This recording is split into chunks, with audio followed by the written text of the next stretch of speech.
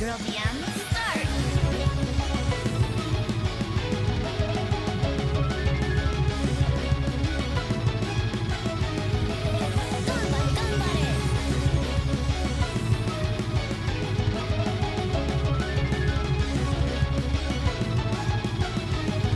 私を信じてね。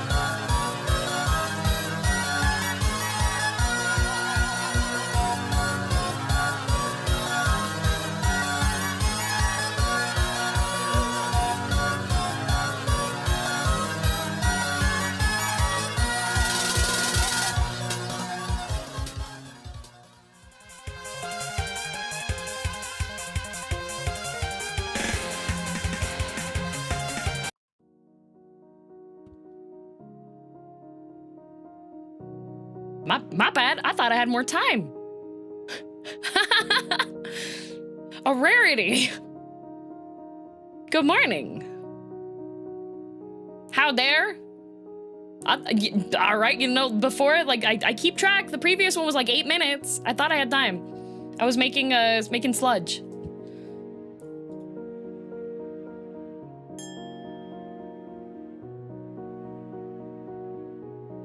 I woke up late because despite going to torture, despite having an extra long stream, despite being really tired, my insomnia acted up. So I was just like tossing and turning, and I did not fall asleep till like 3 a.m. Even though I was trying to go to bed at like, I was in bed at like 11, and then it just, oh, good old insomnia. I was like thinking it, I was like, okay, I definitely will just like stay. I'm extra tired. Like, I'm physically and mentally tired. I should go to bed super quickly. If I would have had the foresight, I would have taken knockout medicine. But by the time I was like, oh God, it's gonna take until past 3 a.m. to fall asleep, I was like, well, you gonna be okay? Oh yeah, no, this is normal, yeah. Thumb hovering over the dislike button for the moment I hear one wrong opinion. This video is gonna have so many dislikes. Please don't actually do that. YouTube will kill me. Is collabing with a friend and not being sure if it's streamed or not just hanging out? Yes. Don't know if it's being recorded or not. So the plan for today is, it's not Silent Hill F. However, Silent Hill F did get an update for an easier, like even more casual mode for playthroughs. So when I do get back to the Silent Hill F playthroughs, it should be much faster. Yeah, they have an action difficulty that's easier than the story difficulty. So they have like a casual one. So I'll be able to go through it'll be much faster to speedrun through it, yeah. Yep. Too late, I already upvoted for the bravery of having an opinion on YouTube. I'm just gonna point out.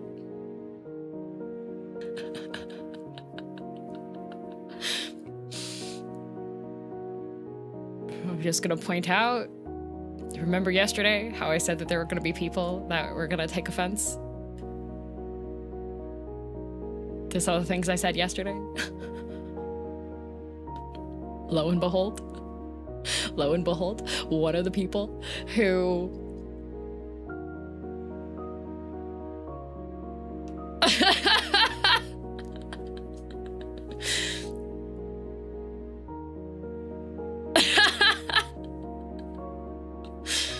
I did see. Yep. So not like the Digimon update where they removed a convenient glitch everyone used. Oh, that sucks. Taking away your comment reading ability? I did not take any damage from that, all right? What's the tea? Oh, the tea today is it's gonna be tier lists. So on YouTube and on Discord, I made a...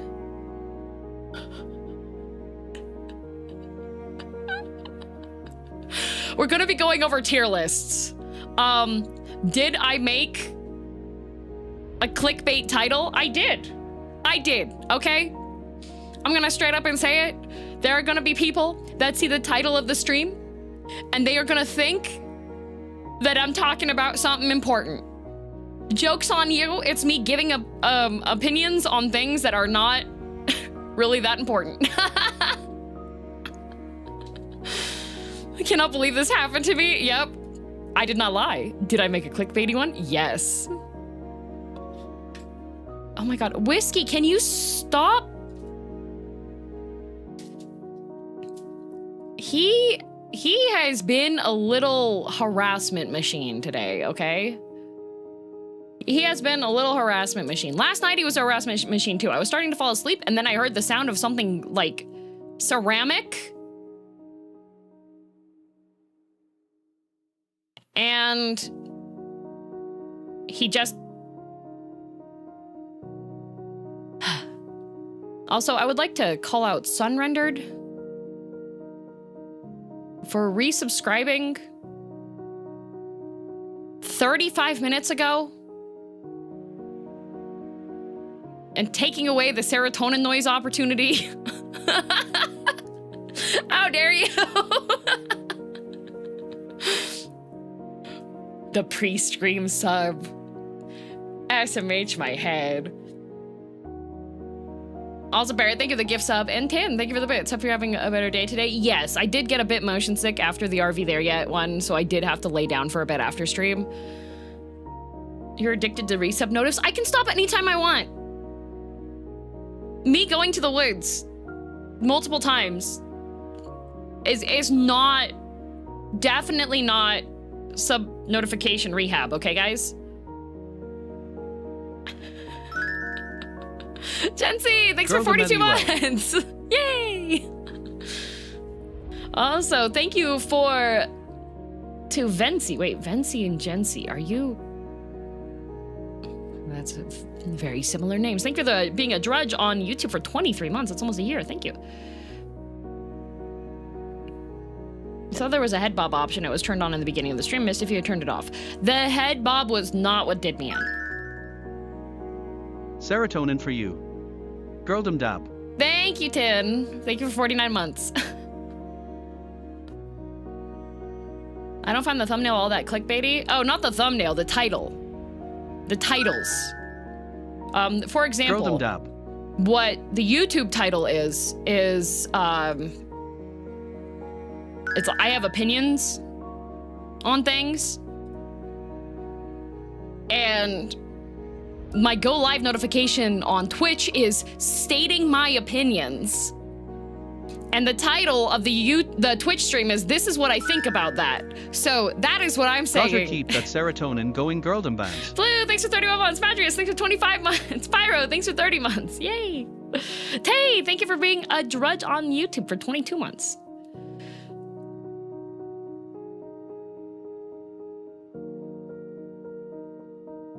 Are they wrong though? I think not. They're not wrong. Oh, Sad. Thank you for 5 gifted. Thank you, thank you. You've already gotten all of the... Sad, why do you continue to gift? You're already there. Year. Oh.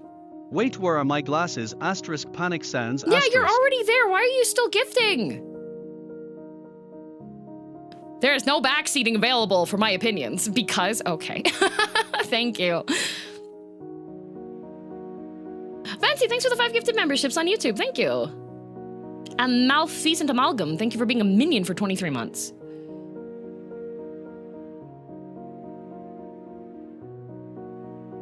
Whiskey, what is up with you? What do you want? Adlum, thank you for being a drudge for 8 months. How the heck would you backseat an opinion anyway? That's just called arguing.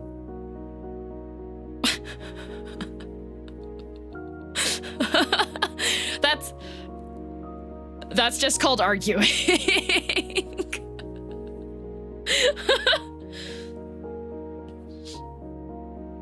Stay tuned to find out. Or maybe lobbying. I mean, if you're paying to change my opinion on something, I would say that's lobbying, and thankfully, since I'm not an agent of the government. You know what? Thanks, Mr. Bezos, for paying the nice green-haired cat girl for 40 months. Oh, thank you. Thank you, kid, for Whoop, 40 months of Prime. Forgot Thank to you. switch from YT to Twitch for a minute. Oh, thank you. Gotta make the sub worth it. Thank you, Super Kristen. Thanks for the 10 months. Actually, would you like my hot take? Would you like my hot take? I think that anyone that is put into a high position power in government should be required to live in poverty for a month. I think that they should have a specific apartment and they have a specific budget that they have to stick to for food while they try to do their job. A month minimum. I think that should be required. It should be, oh, you wanna make the buku bucks? Oh, you wanna dictate how things go? You have to live here and you have to take public transit to get to your job. And you have to be minimum wage. Only a month? I've been here nearly 30 years. At least a month.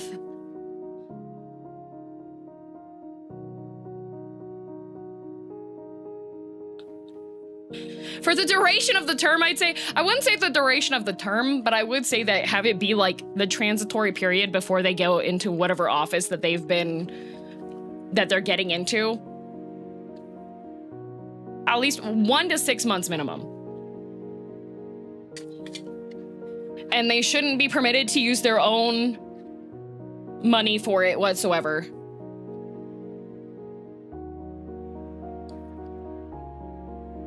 That's what it should be. It should be just requirement.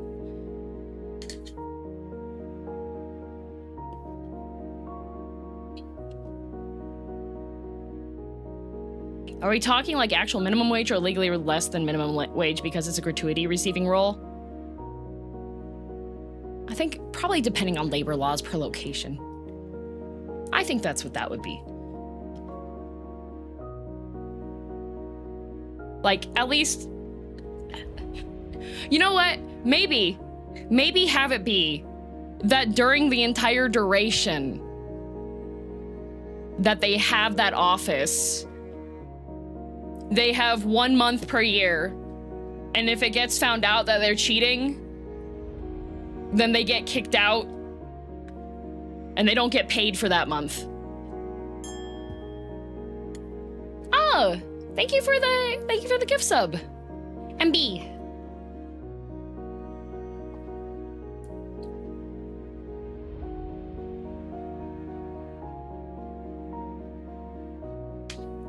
I think it should be like a specific apartment situation and they have checks on things. Question is, do they make it a reality show? Like, God. I don't know, it's something that ticks me off when people are like, oh, it only costs this much for like food and stuff. It's like, where are you getting your numbers from? Because the last time I checked, that was not how that works, you know? Anyways.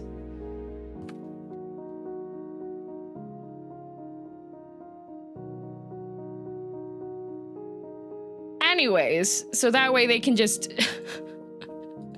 what are we talking about?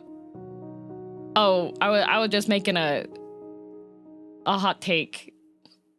That's not a hot take, but it's currently one.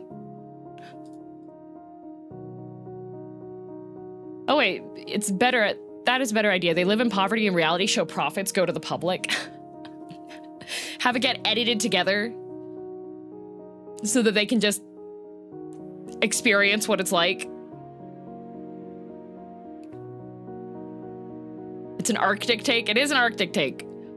But if you were to ask people that are in those positions, that would be a very hot take, I would say.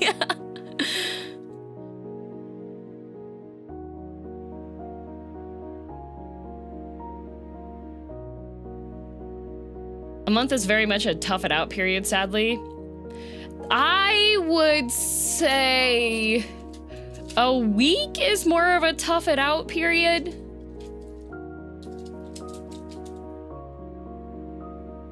Because you can go by for like a week and not have it be too hard, right? When you've hacked up your food budget for the month, because you spent it all in the first week, that's when you start to actually feel it, you know? A month is still easily tough it out. No, a month is tough it out if you are, if you have had the unfortunate experience of having to tough it out. A month is fine. I could tough it out for a month. If I was given, if I had $100 for groceries, I could tough that out for a month. I know how to because I've had to. If you have somebody that swipe credit card and have no idea where their money is going, those are the ones that are going to have the hard time toughing it out. What the point of it is not supposed to be like, now you hate everything. It's supposed to be, hey, this is what X percentage of the people you're responsible for are currently living as. And that's their everyday, you know?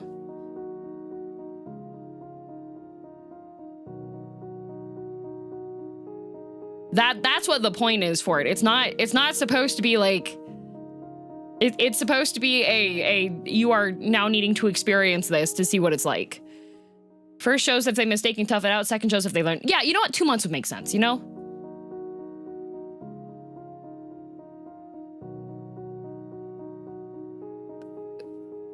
That's what I think. I think if you're going to be in public service, you should know how to perform for the public service. That's what I think.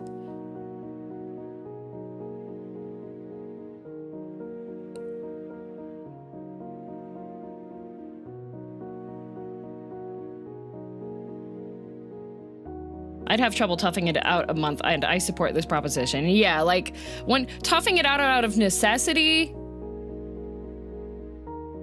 people are very resilient. So people are like, oh, a month would be too easy. You have not been a Sherpa for friends of yours that have not experienced difficult times. The number of friends that I've had who have been like, why don't we just call a taxi for this 2-hour bus trip? Okay?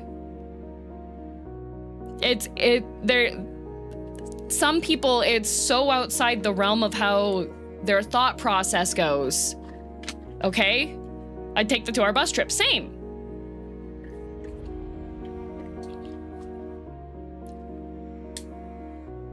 Oh, is it Canada? This is as far as I'll go. So in Canada, we can fire our government. That's if we the people are like, y'all aren't doing your jobs, we can fire them.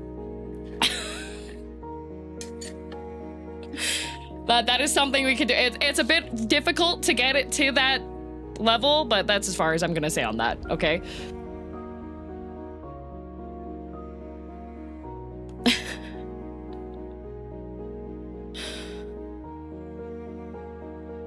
All right, politics over. Yeah, that's as far as I'm gonna get into that. Girl University claims she grew up lower middle class because her family only went on 2 out-of-country vacations a year. Oh my goodness. The first and only time Dad DM has been overseas was he came on a Japan trip with me.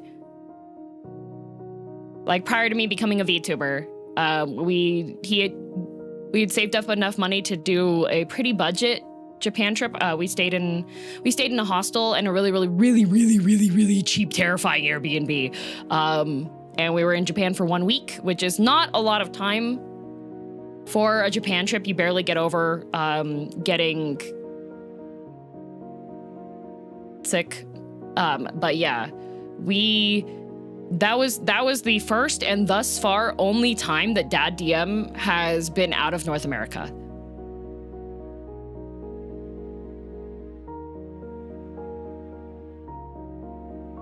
Did he have fun? Yes, he did. He was also terrified and just mimicked my actions every time because he did not understand a word of what was being said. Surprised he's never been to Germany with your mother? The last time Mom DM was in Germany was before I was born. Mom DM also hasn't been on any trip out of North America since then. Guys, we didn't have money.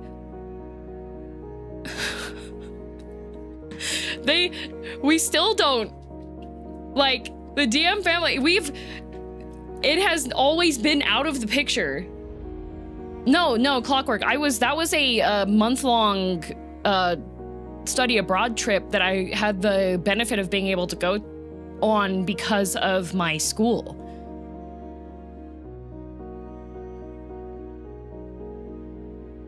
All of, like, the only trip that we've been on as a family that required us to fly was last year. We went to the States. We went to Colorado because one of my cousins got married. That is the only time that we've been on a flight together.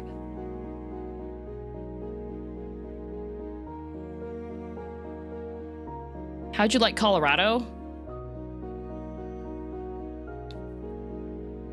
Okay, being on the roads and seeing the signs that are like, do not pick up hitchhikers, high security prison nearby, do not pick up hitchhikers. Seeing those signs was really funny.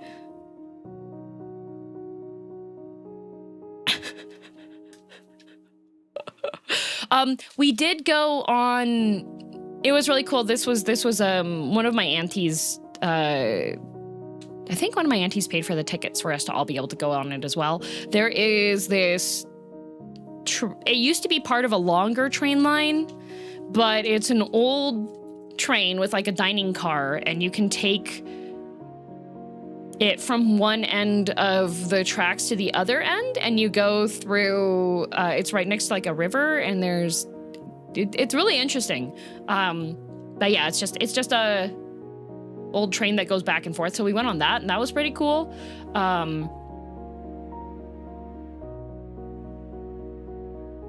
That sounds amazing. I'd love to ride a train like that. It was really cool. They had like an observation deck section, and you could see where the really old wooden pathways that had been built by people that had to traverse this area. It was really interesting. I like trains. If there's anything that's like, oh, you can ride an old train, I'm like, oh, you can ride an old train. Sounds like one of the heritage. Yeah, it was a heritage railway. It's in Colorado. I don't remember the name of it. I think there's only one. The train was like bright yellow. Did you ever go on trips in Canada? We would take like some smaller road trips, but mostly kept it to like BC and Alberta because gas is expensive, and staying somewhere overnight is also expensive. So food's expensive. Like, vacation when I was growing up was visiting another family member's house that was within a 16-hour drive. That was it. Staying at another family member's house. That was it. Can you not chew the monitor, Whiskey? That's fun though. It is fun. It is fun, but yeah, like as far as trips go, yeah. I don't think Mom DM has. No, she hasn't been out of North America for my entire lifespan.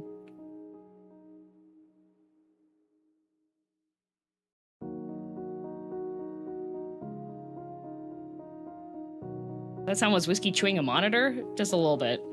Just a little bit.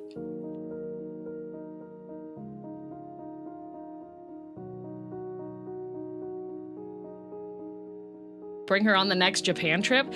So, Mom DM has an irrational fear of heights.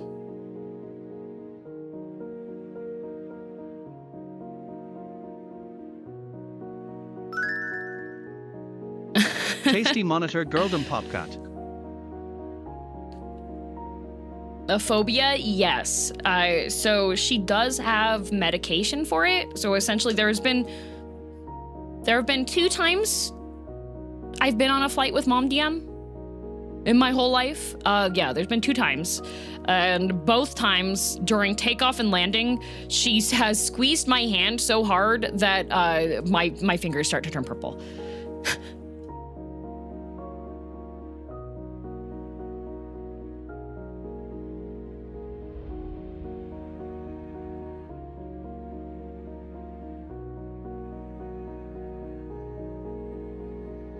Yeah, but yeah, she has medication for it, but she has to get pretty much she just has like a prescription that she re-ups when she, stop it, Whiskey. Yeah, I would like to go with Mom and Dad DM on international trips so that they can go and do them, but I would have to. It would take a lot, but I think that would probably be what the upcoming plans would be for spare budget I would put towards taking them on trips, because they haven't had as much of an opportunity to, because when you don't have money, you can't really do trips. You can't really go on vacations, right?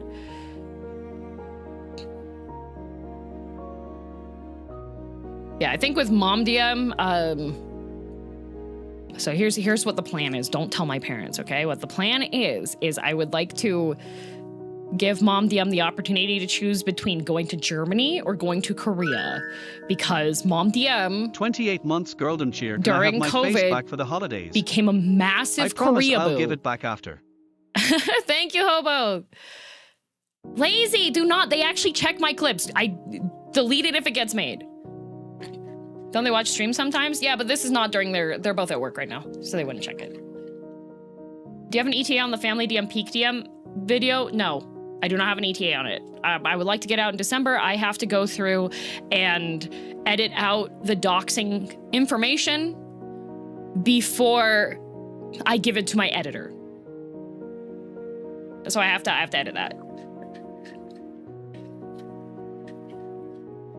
Yeah, for Mom DM would be a choose between those, and then for Dad DM, I think I would just like, I would probably ask him where he would want to go, but Dad DM's a troll. He would probably be like, let's go to Namibia, and I'd be like, oh, okay, well, I guess I gotta plan a trip to Namibia now.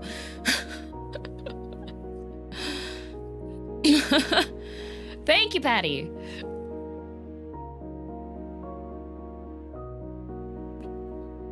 Germany or Korea? All Germans would recommend Korea, probably. Well, so Mom DM has family that's in Germany still.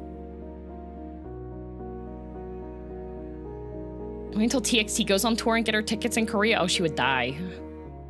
The problem is with like Korea, I do not speak Korean. I can ask for food.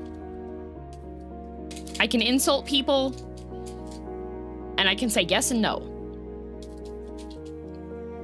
No, Lazy, I actually deleted if a clip got made. If a clip got made, I actually deleted. That's what I'm saying that right now, directly to you, Lazy. Take Mom to Hongdae. It got made. Lazy, please delete it.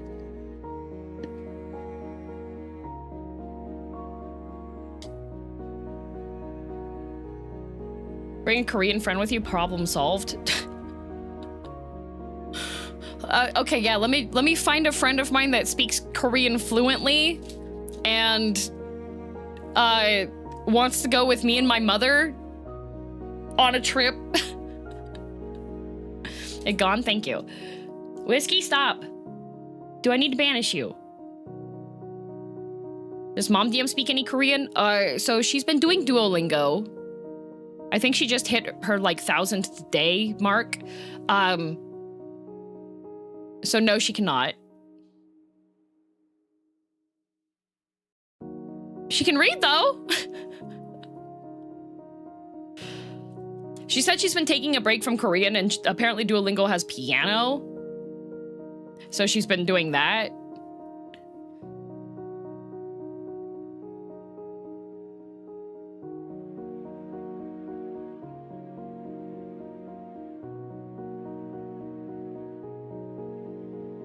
almost gonna be streaming on. Oh, fair. Commander Zem, thank you for 34 Hello. months. The piano isn't a language. I know. I've arrived for the opinions. Good. Duolingo has piano? Apparently. Oh, there's a couple of good ones. Okay. DM Games tier list. Oh, Neo made an actual tier list. Horror/thriller films tier list. I don't know how well I do on that one because there's a lot of horror movies I haven't seen. Dark Souls characters tier list. Community rankings. Does that have, is it just Dark Souls 1? Elden Ring characters tier list. Community. Ooh. Bloodborne characters tier list. Japanese snacks tier list. Rodent tier list. Higurashi characters tier list. Apothecary Diaries tier list.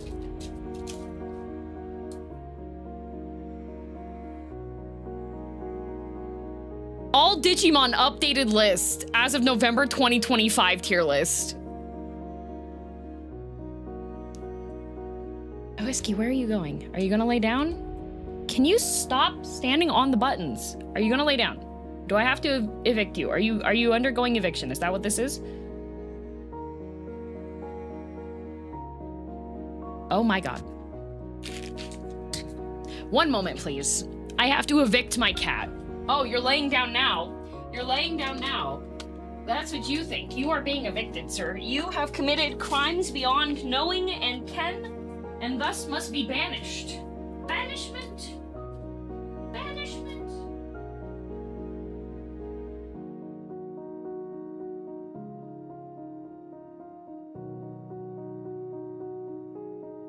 Okay. He has been banished, henceforth from the kingdom. What is the crime? A succulent Chinese meal. No, the crime is chewing both monitors.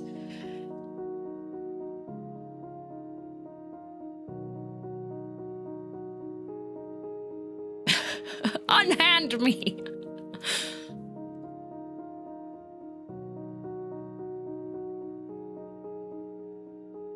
Greedy today, aren't we, Whiskey? Yep.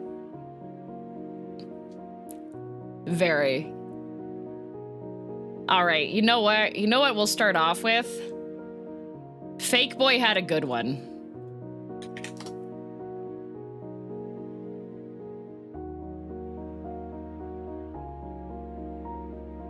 You know what I do need, though?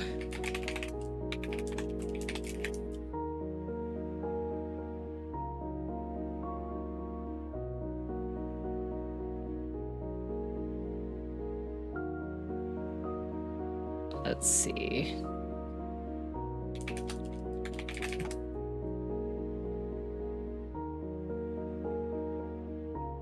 Soup, not soup.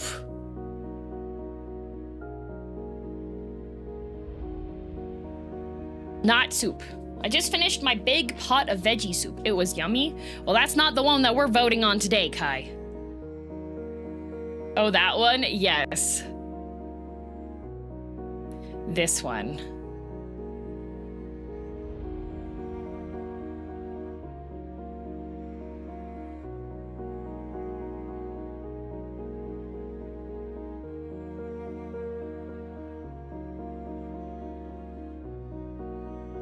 Oh, this is gonna be interesting. Okay. Okay. Thought you'd appreciate that one. Yup. Yup. All right, let's see. We're gonna go to here and get a good window going for this.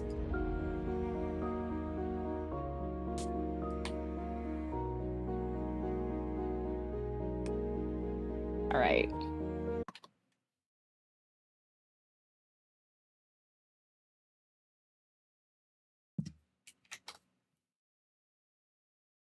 Okay.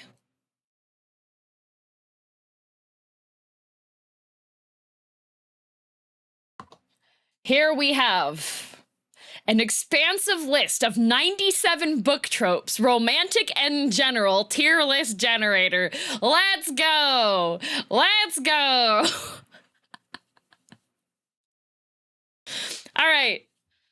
So the options we have here are inject this into my veins, love it, good when done right. I don't really feel any way about this. Pass, wouldn't touch this with a 10-foot pole. Never read it, don't know it. Perhaps interested. Never read it, don't know it. Doubt I'm interested.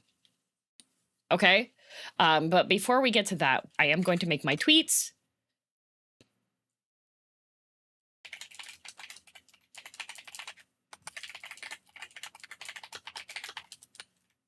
I'm making it clickbait again.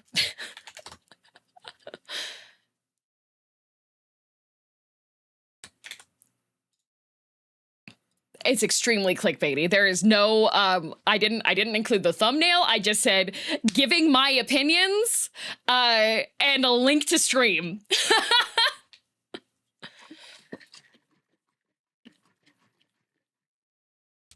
Clickbait. Oh heavens. Oh heavens. I know, right? Peak clickbait. All right. So here are all of the tropes that we have here. We have abusive parents, accidental pregnancy, bad boy, good girl, good boy, age gap, AI robots, ally turned antagonist, amnesia, antagonist turned ally, apocalypse, arranged marriage, avenging dead friend family, beautiful MC doesn't know it, betrayal, child of MC sequel, chosen one, billionaire romance, boarding school body swap, bodyguard romance, best brother's best friend romance, bully romance, crazy ex, MC dies at the end, coming of age, controlling dystopian government, don't end up together, dragons, curse / wish gone wrong, damsel in distress, dark-haired hot male villain, dark mysterious brooding love interest, dead / missing girl, dead parents, death threats, murder attempts, diary writing style, drunken confessions, enemies to lovers, grumpy / sunshine, huge height difference, ex best friend forever to popular mean girl, fairy tale retelling, fake relationship, femme fatale MC, forbidden love, found family, forced proximity, friends to lovers, heist, high school, looks like they could kill you, a cinnamon roll, looks like they could kill you, they could... I hate everyone but you, immortal mortal, instant love, love at first sight, knife to throat, letter style writing, long lost royal, looks like a cinnamon roll could kill you, looks like a cinnamon roll is one, love triangle mafia romance, multiple POVs, mutual pining, magic academies, makeover, mates meet cute, mirror description, miscommunication, misfit / outsider MC, multi-generational story, mysterious new guide, next door neighbor romance, one of us saves the other's life, opposites attract, normal MC, paranormal love interest, not like other girls MC, old warrior reluctantly helping MC, Omegaverse, one bed, one horse, one of us is dead, one of us is famous, paranormal, past trauma, second chance romance, secret relationship, prophecy, rags to riches, rebellion, reluctant hero, riches to rags, right person, wrong time, rivals to lovers, royals, self-loathing, protag, single parent, tending to wounds, treasure hunt / race, slow burn, soulmate, sports romance, spunky comic relief, BFF, strong sarcastic female MC, summer fling, super sassy protag, teacher student, unrequited love, vampire werewolf, villain POV, who did this to you, workplace romance.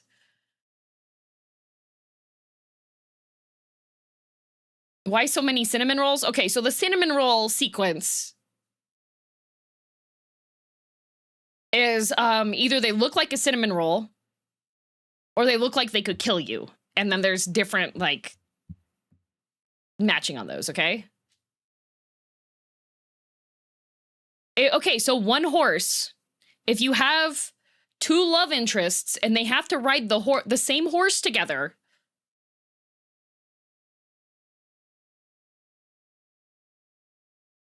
especially, do you know, it's like, it's like riding one bike, but I think it's even more intimate because there's only like, if you look at where you're sitting on a horse when you're riding a horse together,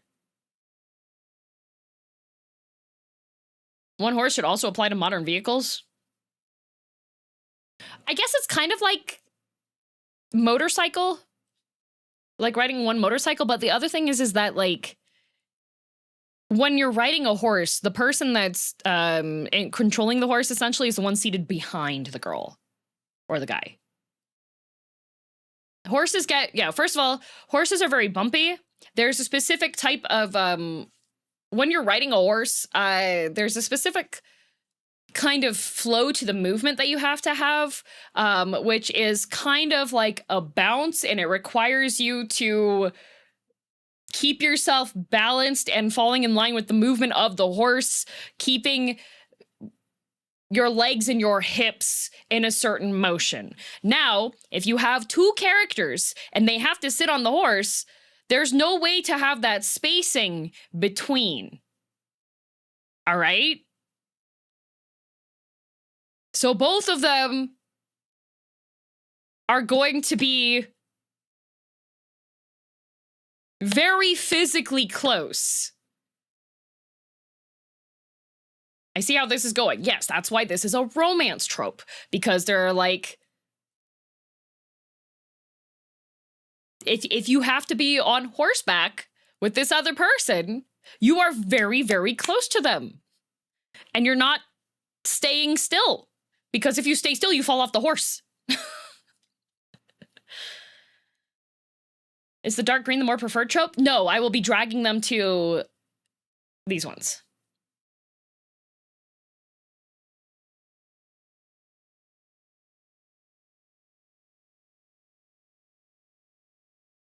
I knew the horse trope was good, but now I have the deep lore. Yeah, like you also have to hold the other person for balance, or the girl has to like, for example, if the horse needs to go fast, if it needs to gallop, then the rider has to focus on being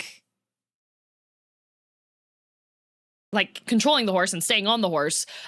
So usually what you have to do is have one arm around the other person while the other person that's like not the one controlling the horse is holding on to the torso of the person that is the rider.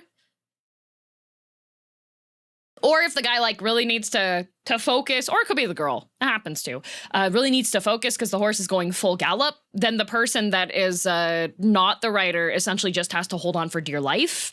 So that is also another romantic trope to it. Do you understand the vision?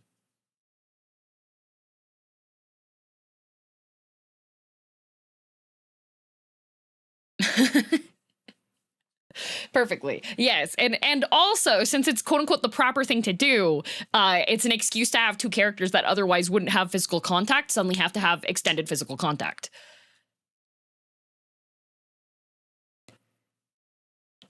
So, abusive parents. I feel like this one's good when it's done right. For those who can, this is romance and general tier list. So this can apply to the ones here, okay? Can we do a tier list where you put tier lists on a tier list? Oh no. This is romance? Abusive parents? There's so many good romance ones with abusive parents. Like there's even ones with faux abusive parents. So like Father, I Don't Want This Marriage. That one, that's faux abuse.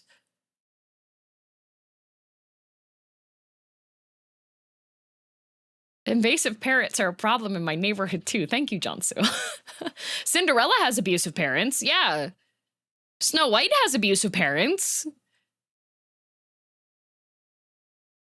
Does Romeo and Juliet count as abusive parents? No, I think both of their parents were just really proactive, trying to keep the 14-year-olds from killing themselves, but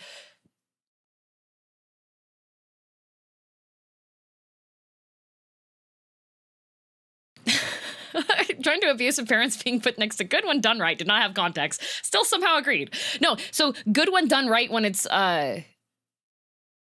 when there's some specific reasoning behind it, it can be really good in the storyline and such. But sometimes, especially with manhwas, the parents are just like jerks just to be jerks. And when that happens, it's just like, okay, this is just a vehicle for the story, I see, you know? Oh yeah, the one with the Pope daughter and her creepy brother? Yeah. You know? This is story beats, not IRL tropes. Yes, this is book tropes. We are talking about books, everybody. This is going to be a bit difficult for people to stay on top of, I feel. Book tropes. Here, I have an idea, actually. I have an idea. Let me...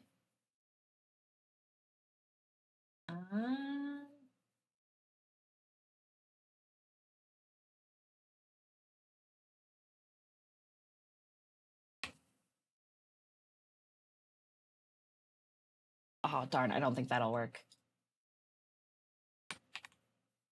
I thought I could maybe make it so that I could keep that up at the top, but since I'm scrolling, it won't work. Dang it. Comics, manga included, or just traditional? Comics and manga included. Most of my stuff is probably going to be based on manga. Okay, accidental pregnancy. Tree pregnant.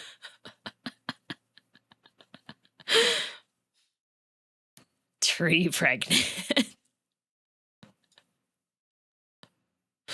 That one's also good when done right, I would say. Tree pregnant is not accidental pregnancy done right. Tree pregnant is that was just like, we need to have additional, I would say accidental pregnancy that is good is oh gosh, which one is that one?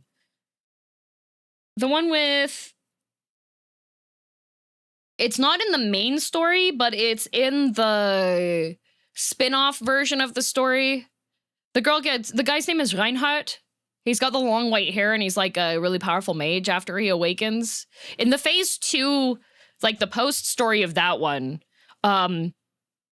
he kidnaps the MC that's still alive because in his reality, she died.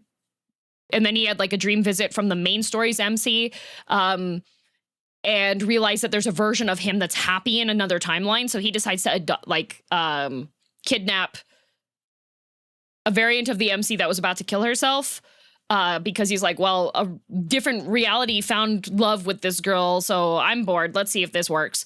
So he accidentally gets her pregnant, and then she runs away and lives with the vampires for a bit. So that one? Yeah, that one. No, that's not Love in Deep Space. There's no accidental pregnancy in Love in Deep Space. That's not part of the fantasy there. That one had a whole story as a side story. Exactly. So that one, I would say the accidental pregnancy was really good in that one because he didn't realize that she got pregnant. I failed to oust the villain. Is this the guy from the I failed to oust the villain? Is it? It might be. I don't remember the name of it. I don't want to go through the Dragon Bride. No, not the Dragon Bride. That's a different one.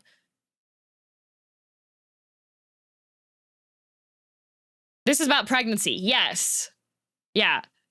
That one, I think the accidental pregnancy was really good because he pretty much, he winds up killing a bunch of people in order to find her, and like the vampires live in a pocket dimension, so he just starts like killing the vampires when they go out to feed.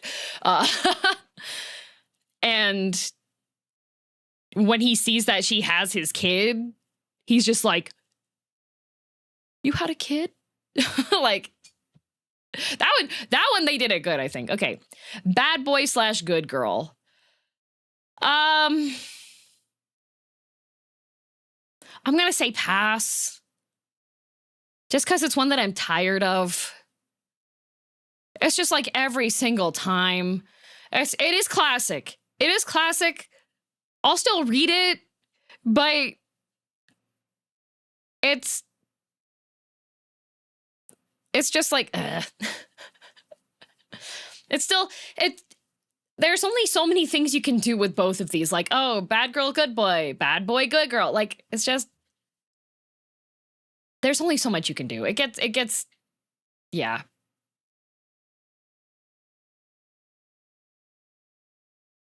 I love bad boy, worst girl, villain. Yeah, you know what? I like when both of them are terrible. That's good. It's just like, it wouldn't be the reason why I'll read it. Exactly, yeah. That if I see that as like the main tag on it, I'm just like, okay, I don't care. Age gap, good when done right. Smoking with you behind the supermarket, that's got age gap. That they have a 20-year age gap, but it is done right, and it is so nice when it's done right.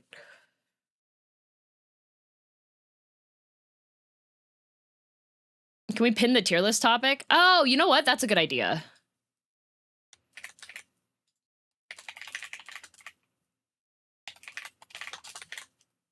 There. Could I have one of the mods pin that, please?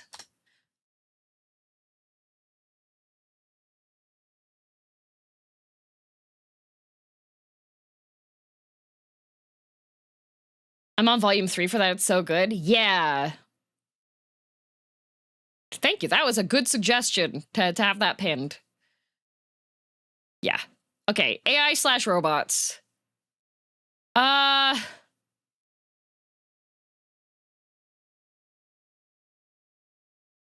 That's all. I get so tired. I don't like when it's like the tech focus on it, that's no, nope.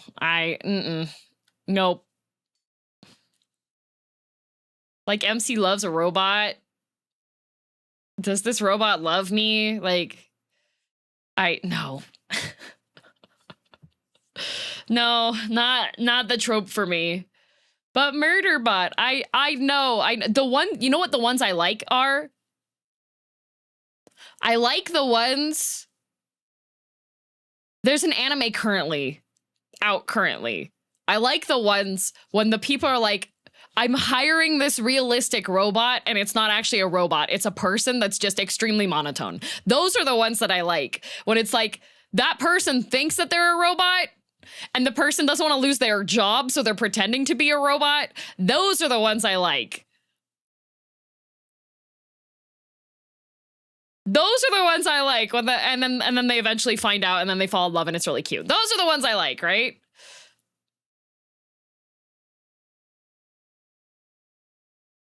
There's a K-drama about that. There's a anime right now too.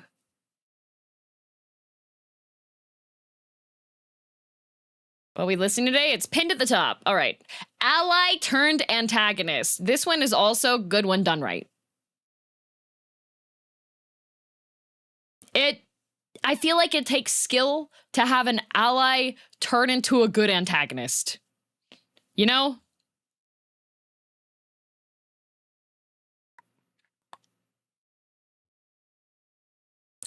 There's a couple times that there's just a heel turn and you're just like, okay, well I guess we just needed a new bad guy, I suppose, right? The anime is Mechanical Marie. Yeah, that's one of them, yeah. In Kamen Rider Gaim, it was not done good in my opinion. Nope, it was not. Any examples? I would say Nishiki in Yakuza. I think that one was a pretty good ally turned antagonist.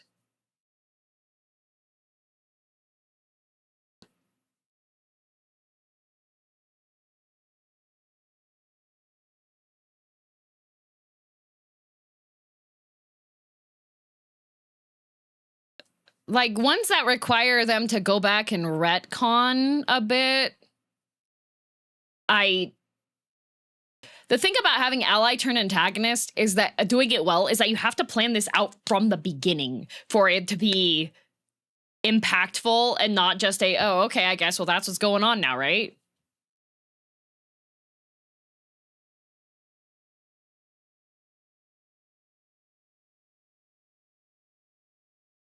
Berserk. Oh, you know, Berserk, that's a good example too. Amnesia. Also, no, Amnesia is good when done right, but very close to wouldn't touch this. The number of times Amnesia has been added as just a freaking padding at the end of something when sometimes it's okay. Sometimes it's okay. If it's done well, I like it a lot. What I really like is when the main character has amnesia and nobody knows that they have amnesia. Like this is pre events of the story impacted amnesia. That's what I like. But DM Withered Flower, yes. Serial killer amnesia, that one's done right. That one's done right. That one's done right. That one's good. That one's good.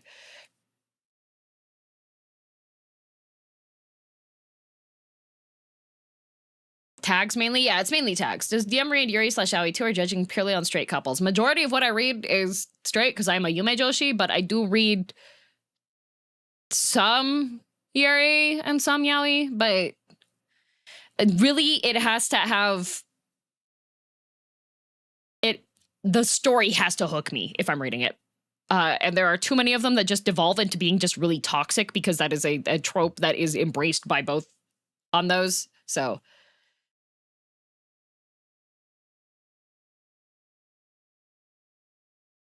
Flowers of Allure Amnesia? Yeah, that's the one. Yeah. Not Withered Flower. Withered Flower is the age gap toxic romance one. Flowers of Allure Amnesia is one I like a lot. Yeah, it has to be done well. Antagonist turned ally. I love. Oh, if you give me a bad guy, and we're friends now. The only thing I liked about Persona 5 Royal, the only thing I liked, Zuko, my beloved. We're friends now. Yeah, exactly. That was Xenos. Oh my god, I love when the bad guy's my friend now. It's so good. So good. I love that. Yummy. Apocalypse. I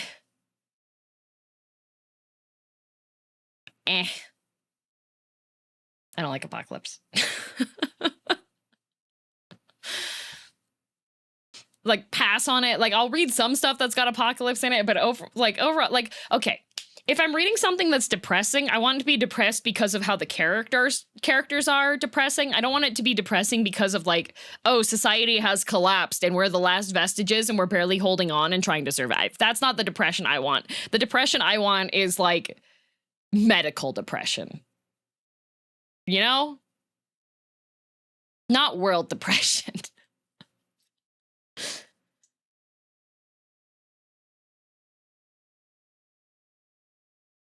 Girls Last Tour, that I like the concept of that one a lot, but God, it's so sad. I just read the environment is what makes me depressed in that one. It's just like, God.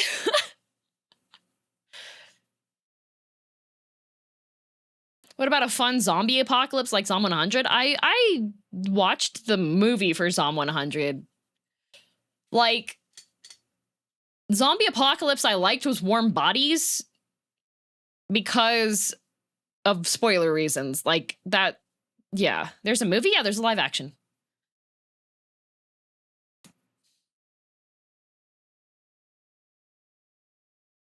World is going to end and there's nothing that can be done. Yeah. Arranged marriage. Good when done right. I have some that have like really bad arranged marriages that I liked, where the girl is like trying to get out of the arranged marriage, or you have the one where they both hate each other at the start, but then they gradually fall in love, arranged marriage, or you have the ones where the girl has an arranged marriage and she has some kind of situation that every time she kills herself, something like progresses with world stuff. I like those ones too. Almost everything can be good when done right. Well, this is an opinion piece, right? Avenging dead friend / family. I like some revenge ones, but I feel like a lot of them lose the plot. You know? Warm Bodies was kind of mid, but also very cute, so I like it. Oh, Warm Bodies is extremely mid. Warm Bodies is Romeo and Juliet, but Romeo's a zombie. That's what it is. Beautiful MC doesn't know it. I hate this one. Oh my god. Oh my god. Oh man, I never realized how beautiful I was. Bruh! Like, okay, if there's a makeover sequence, if there is a like a life improvement sequence, okay, fine, we're okay. If the character is like, oh my god, Mirror's outlawed, right? A lot of time it feels like fishing for compliments. A lot of the time it just feels like they're just like, oh, okay, ready guys? Are you ready? I didn't realize I was so beautiful. I hate that.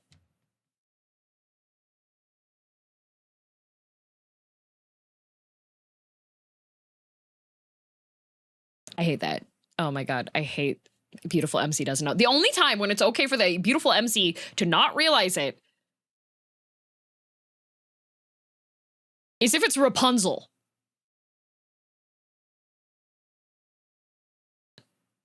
Didn't know they were beautiful because her family crushed her standards. No, Pyro.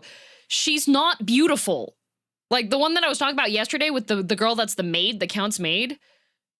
She's not beautiful. She thinks that she is like horrendously ugly to the point that people looking at her is offensive.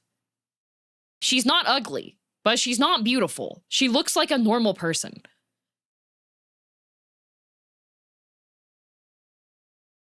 There are people like that, though. Oh, I'm sure, but we're talking about book tropes, and majority of them that I have read are not done well. Not ugly and not beautiful are different. Yes. She disappeared for a second. Betrayal. It really depends. It really depends how it's done. It's not like a trope that... I feel like these ones here, the good one done right, this is the iffy category for me, right? What about ugly but think they're beautiful?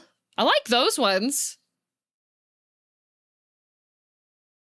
Secret Maid of the Duke? Yeah, she's just a normal person. Yeah, she's a normal person. She thinks that she's like levels of ugliness where she needs to wear a paper bag in order to work in retail. That's what she thinks.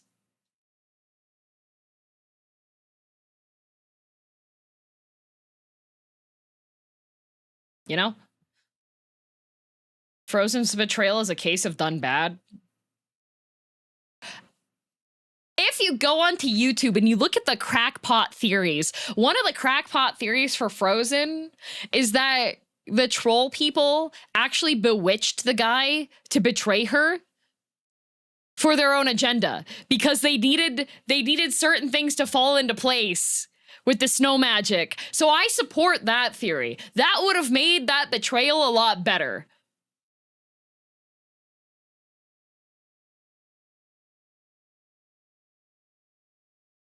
Wasn't that made canon in Frozen 2? Was it? I don't remember. I don't really like the Frozen movies all that much. I hate Olaf with a devious passion. Like, oh my god, ooh, if we had a list of Disney mascot characters, Olaf would be in my I want to kill him. Never come back. I hate that stupid snowman. Bedrotted over ocean, then became insta beautiful. That one I don't like that much. The kiss him, not me. That one, what made that one funny was because she's a Fujoshi. That's what made that funny.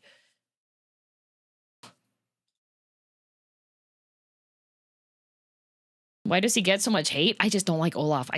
God, I hate how he looks. I hate how he sounds. I hate his stupid quips.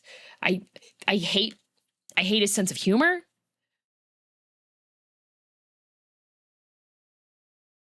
I hate the fact that him being established as like a cognizant living being means that Elsa has the ability to bestow life upon her homunculi, which that is not a question that is answered anywhere else.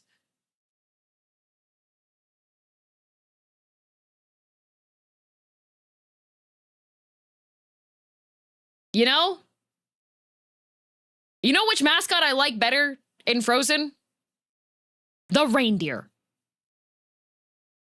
That's what I like.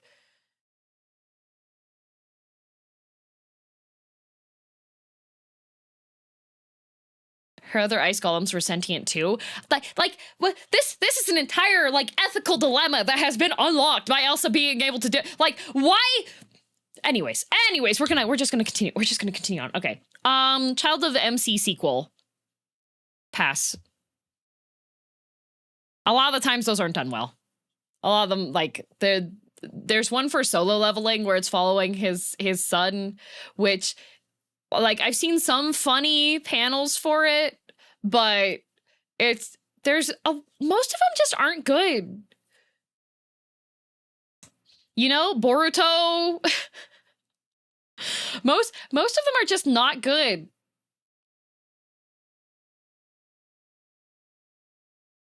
Solo leveling is bad, though, let's be honest. It is my guilty pleasure. All right? The reason why solo leveling is my guilty pleasure power fantasy series is because it's one of the few overpowered MC ones where he just doesn't care about any of the women.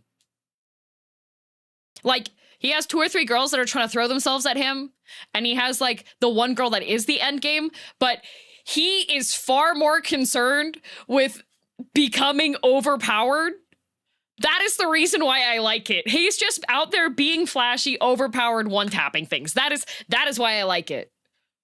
Because there are so many other ones that all of a sudden he's got 20 women around him, and now he's trying to. We have to deal with the petty squabbles between. I want to see him kill things and look flashy and cool while he's overpowered, and that's why I like it. You know, that is why I like it. And he wants to help his mom. His mom is in the hospital, okay? So that's why I like him.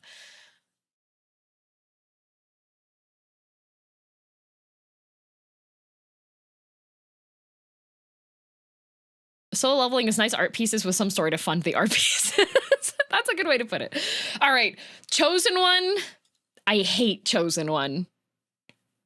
I hate, because there's this other trope that annoyingly goes hand in hand with Chosen One, where you have the person that is like, they're trying to break free from their destiny, and then it turns out that, oh, they were fulfilling their destiny all along.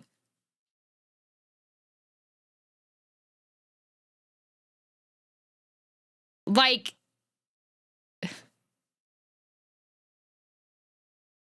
I'm gonna say it, Warrior of Light.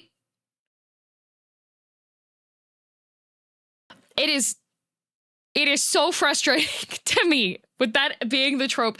Like, part of the reason why I liked, like, the origin story for World of Warcraft, which I know has shifted now because there are some, oh, well, you were destined for greatness kind of stuff that came into play. But if you're looking at, like, classic and such, you start off as just, like, you are a grunt. Okay?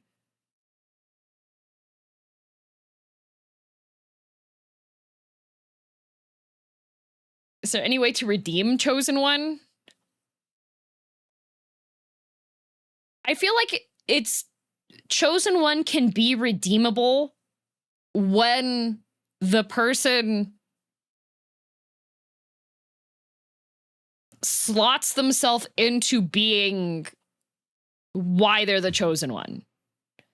So Endwalker kind of lifted that a little bit on the Chosen One aspect because time shenanigans, retconny stuff.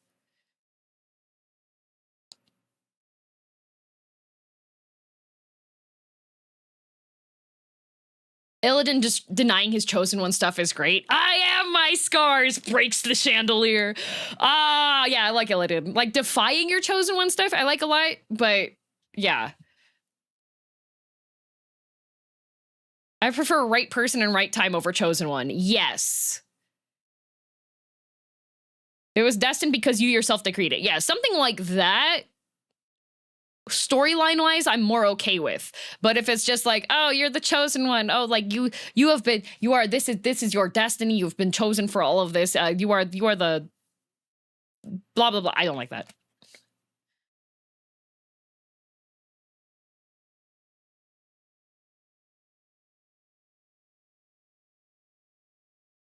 Screw the rules trope. Yeah, I like that. Hunger Games did the Chosen One right, in my opinion, because she's just a normal girl that got swept up into nation's politics.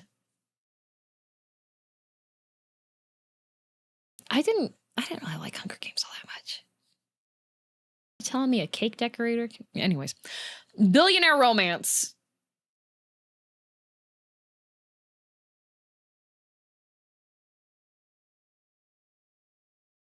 Okay, hear me out. Okay, hear me out. All right, there are so many trashy manhwa romances where the girl, okay, the billionaire romance that I like is the one when the girl is like, I don't really care about your money, but the billionaire's out there who are being like, but I'm a billionaire, I have money, I can buy you this stuff, and the girl's like, I don't really care. It's slop and I love it, okay? It's cute slop. I like it because it's bad, all right?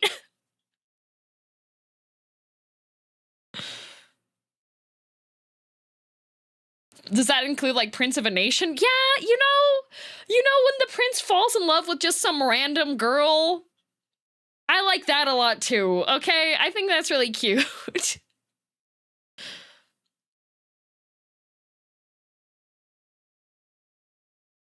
I like those ones. Okay, it is junk food. It is 100% junk food slop. There's one that I like currently, where it is billionaire romance, and the guy is pretending to be a trainee at the company that he is going to be the CEO of. Oh, hi, Bandai. It's because she's special. It is. Bamco, if you stick around, there is going to be an Elden Ring characters tier list. I think it's in spite of Billionaire, not because Billionaire is cute. Yes, yeah, that's a better way to put it, yeah. All right, boarding school. I don't like boarding school. Sometimes it's done okay, but most of the time I'm just like, this is so frustrating and stupid. Like, I'll be back later. Yay! Is that the Bandai Namco official account? Yes, it is. What the heck? We'll just hit that. What set you off? You don't like the billionaire romance? What?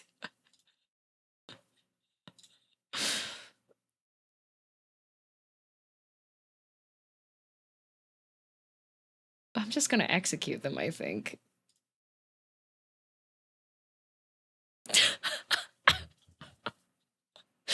I think a YouTube commenter got confused on the fact that I like reading about wait, what? Oh, there was a spammer in the YouTube chat that was doing hashtag cancel girldm after I said I like billionaire romance.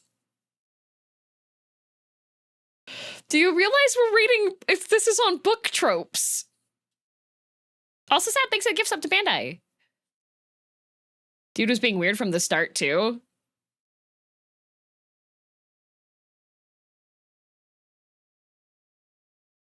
Do you think they were upset because they're poor?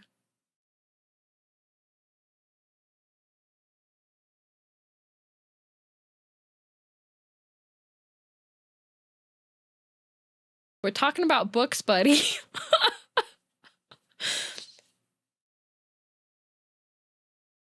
Was that dog? Yes. I know I'm frequently upset because I'm poor. I mean, I've always loved the like girl falls for guy that ends up being rich series. Like, I grew up poor. Like, if my taste in books reflected me as a person, I would be in trouble. For real! Oh, they were looking for attention? Oh, okay.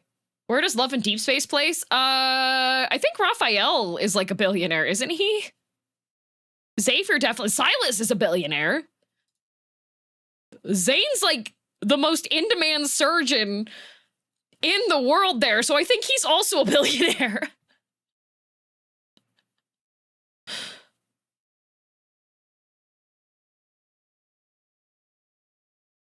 It's like Pride and Prejudice. Yeah! You know what? Pride and Prejudice I would also classify as a billionaire romance. Because Mr. Darcy does come from money.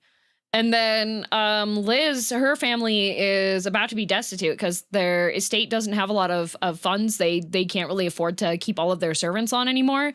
And that's part of the reason why the daughters are being married off, is so that their family can continue.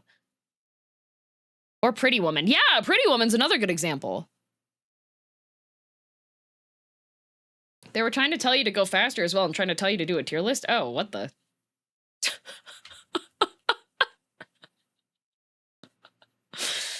Okay. Pride and Prejudice is honestly pretty great. Oh, I got my my BBC 6-hour edition on Blu-ray. So I need to set up my Blu-ray and then start watching that. Would Willy Wonka count as a billionaire romance? Clearly it's not an actual couple courtship, but the tropes are kind of broadly the same, winning them around.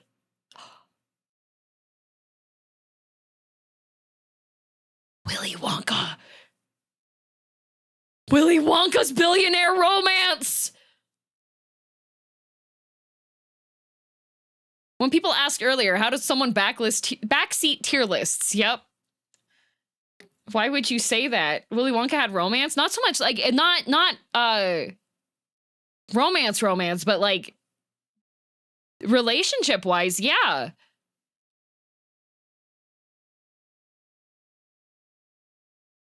It follows the trope. Yeah, Ask if Chat cared about the tier list in a very rude way. Like, duh, we're here, so we do. It's fun. Oh no, this person hate. How much you want to bet the person that was spamming was like 13 years old or something and doesn't even read? The romantic ideal of having money. I just saw that movie, the new movie with Keanu being an angel, not the old movie with Keanu being an angel, where Aziz and Seth Rogen.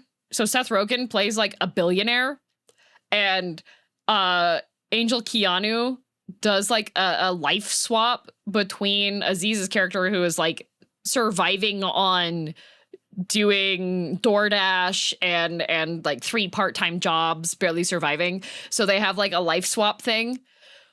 And Angel Keanu, the reason why he did that was because he wanted to prove to the guy that money is not like the answer to all his problems. And then it turns out money is the answer to all his problems. So like, I think that is part of the guiding factor, I would say. So Peter Parker and Rich Guy Friend is the same. Is Spider-Man and Green Goblin billionaire romance? Is Spider-Man and Iron Man billionaire romance?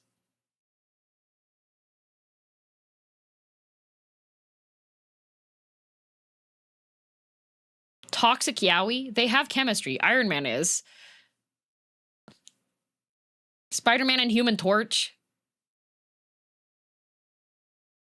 Spider-Man, Iron Man is 100% billionaire toxic Yowie. I'm related. The smile is cute. Thank you. Thank you. This is the villainous undercover casual one where I horrify you with my opinions on things. Body swap. Good one done right. So there is one. This is going to sound horrible. There's one. There's a romance manhwa. Okay. There's a romance manhwa. I've talked about this one before that I really like a lot. Okay. That is body swap and arranged marriage. And essentially, the royal family is being dissolved, and they're having like a new government go in because there is a coup that happens, and the coup it winds up working. The girl was the princess, and she gets arranged marriage to be with the guy that was like one of the military leaders. Okay. And he started off as a mercenary and worked his way up and got adopted by a noble family so that he could have a title, essentially.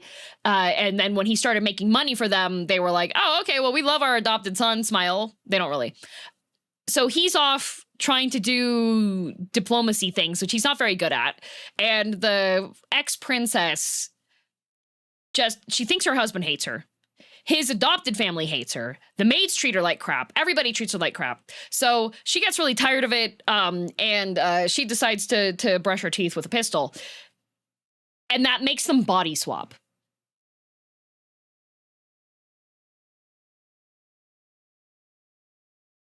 And the mercenary guy, her husband, is in the middle of trying to do a diplomatic negotiation.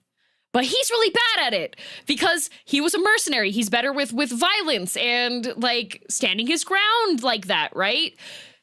So when she realizes that she's like him right now, she's a princess. She was trained in diplomacy. Like her job, what was expected to be her job, was to like smooth things out with relationships and interactions and stuff. So she winds up negotiating a really good deal. And when they swap back again, because like after a certain time period, I believe they swap back. And the guy realizes that this deal is continuing on. So she's actually good. Yeah, she is actually good. Like she's a decent person, but she has no power here, and she doesn't have any allies or any ground to stand on because she's part of the disgraced royal family. So when he finds out so she's like, well, that was weird. Things continue okay for a bit, and then she herself again, and they body swap again. So now she realizes that her trying to kill herself is what's setting off the body swapping. So she figures that out. And she's upset about it because she's like, oh man, I didn't want to be alive still. But then her husband doesn't know that's what triggers it. So every time there's some kind of diplomatic negotiation, he asks her to body swap them. Because he doesn't realize that every time she does the body swap, she's killing herself.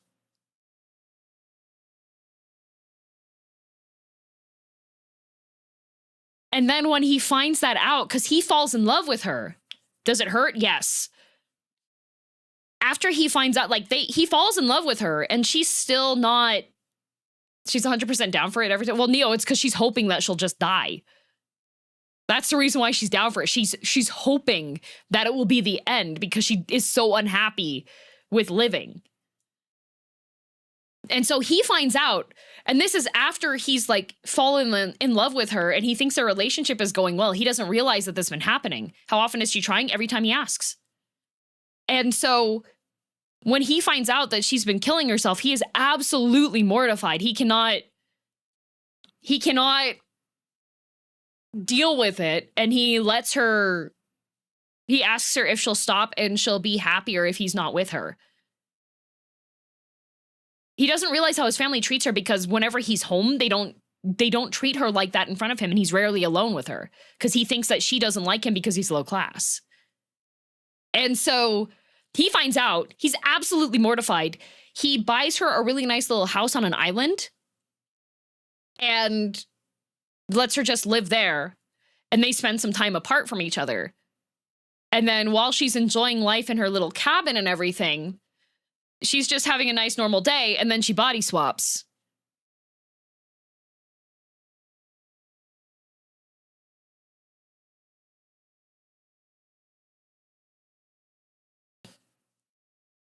And it turns out it's a two-way street.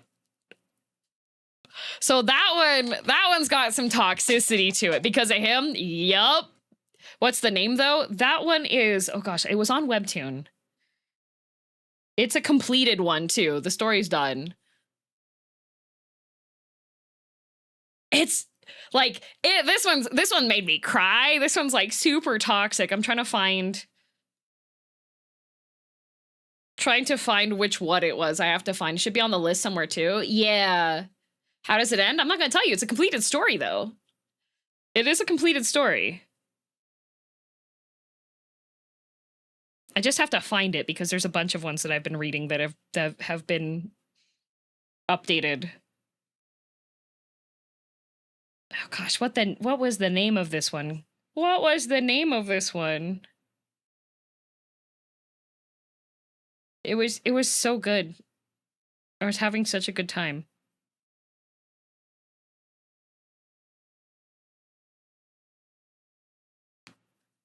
I think I have talked about it before. I'm trying to find.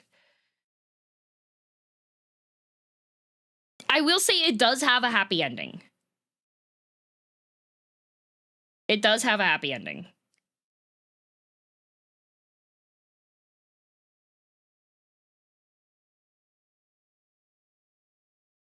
So if you're concerned about reading it and it being like horribly depressing, there are horribly depressing moments to it, but it does have a happy ending. Endgame is happy.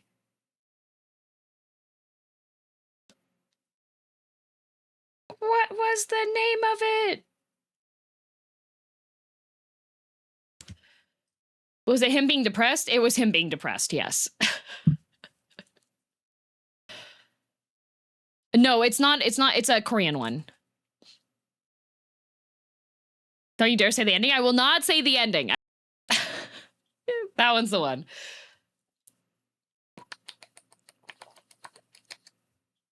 Good name. Yep. Just found it in the list too. Yay. Yep. We can see your Chrome. It should be okay. I'll just double check again to see if it was okay. Yeah. There wasn't anything. There was YouTube, Chuck Norris, Blue Sky, Reddit, inbox having 24,000 unread messages, Amazon, Twitch, Google Calendar, Twitch, and add a shortcut.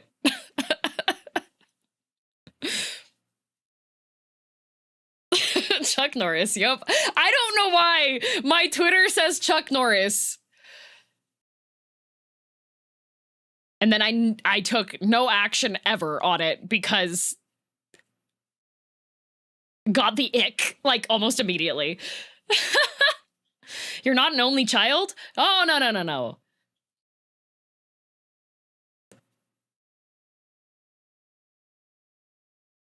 No, no, no, no. The ick! Sibling friends can give you the ick very easily. Oh, 100%. 100%. Same reason you don't romance at work. Yep. All right, bully romance. I also don't like this. Don't like that. Nope. I got bullied, so that's my reason why I don't like it. What kind of ick? What's the ick? Oh, so the ick is just like either some action or something about the person that you immediately lose all attraction. That's the ick.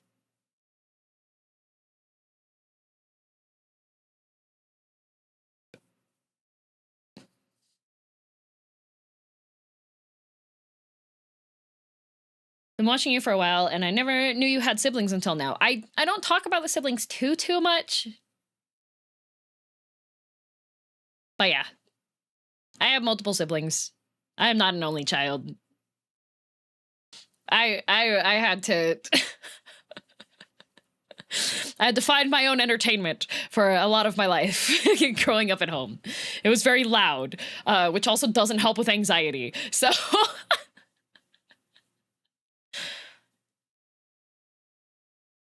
I have multiple siblings that are gamers.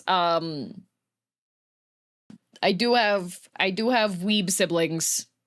One of the siblings really likes Azure Lane. So yeah. I keep it very vague. Yep.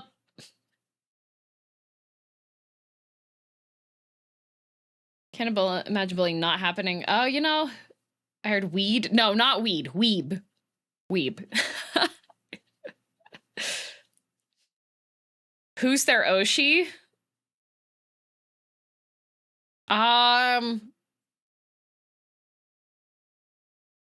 Okay, so the siblings do watch VTubers. I will say, of the VTubers that are watched,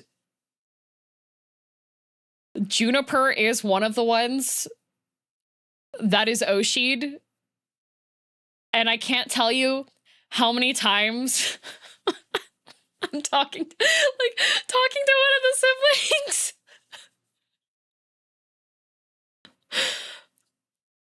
And I'm just like, I see, it's not me. Amazing choice. Yeah, it's pretty funny. I do need to get Juniper's autograph for that sibling eventually. But yeah, it's pretty funny. What are you ranking? There are it's pinned to the top. Be such a weird feeling for your sister to be friends with your Oshi. Actually, I've seen screenshots of clips where apparently Muna of Hololive, Muna's brother didn't know she was Muna. She's a nice moth. She is a nice moth, yes. All right, Crazy X. I do like Crazy X. I like Crazy X when Crazy X is the antagonist, and I also like Crazy X when the X wins them back.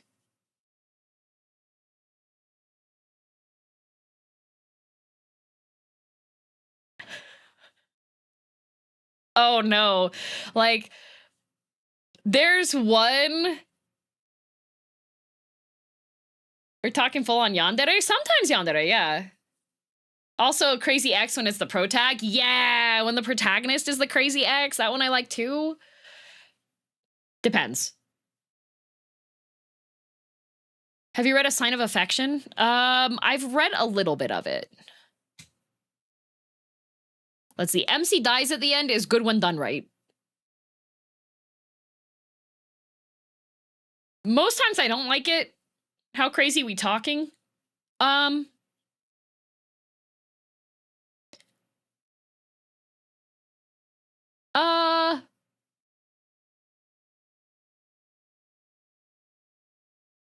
Depends. I mean, some of the fantasy ones, the guy like threatens to kill her whole family. But he does it in a way that's hot, so it's okay. I feel like Crazy X is just an excuse to be mean towards people. No, Crazy X is an excuse to have people dying. That's what it is. DMY? It's books! It's books! Like, what if... Okay, all right, the Crazy X in this situation, okay? The family sucked. Okay?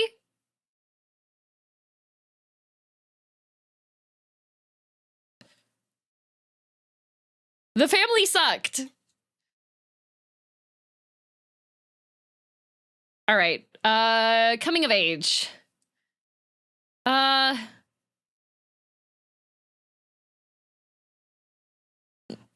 Those ones, I'm like, eh.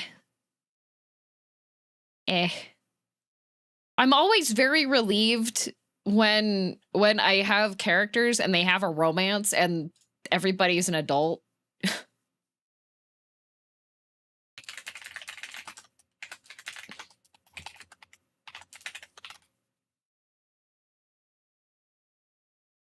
You know? I feel like at this rate we get 2 lists max. It depends on how long it is. This one has 97 of them. We'll go faster. Controlling dystopian government. Meh. Don't end up together. I get so mad. I get so mad when we're supposed to have endgame and then they don't end up being endgame. You're telling me I invested 200 hours of reading this garbage and they're not even going to end up together? The only time that I've been okay with it, is the one where with the evergreens, where like the girl dies and the guy spends the rest of his life being a better person. You know, those are the ones that one I'm okay with.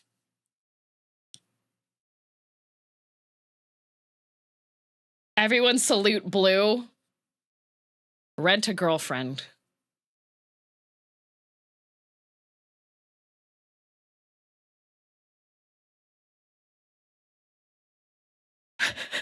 everyone salute Blue for continuing to read that series. Oh boy. Okay, dragons.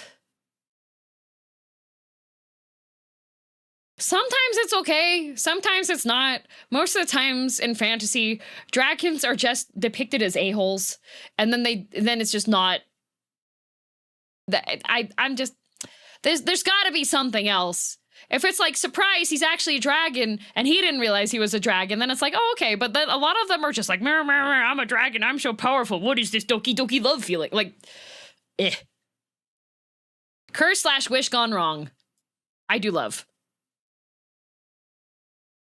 I love wishes that are not granted properly. I love curses. Those are great. Isn't dragons just billionaire romance in disguise? Sometimes. It depends on the type of dragon. Most of the time it is billionaire romance in disguise, but I'm a dragon. You know? Not in a way that I like it most of the time. Most of the time the dragons don't hide the fact that they're a dragon the whole time. You know? Monkey paw wishes, yeah. I love that. Damsel in distress.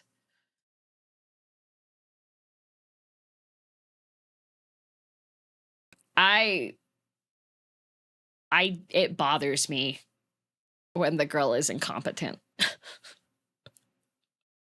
Like, if she has a couple moments where the guy has to come to the rescue, that's fine.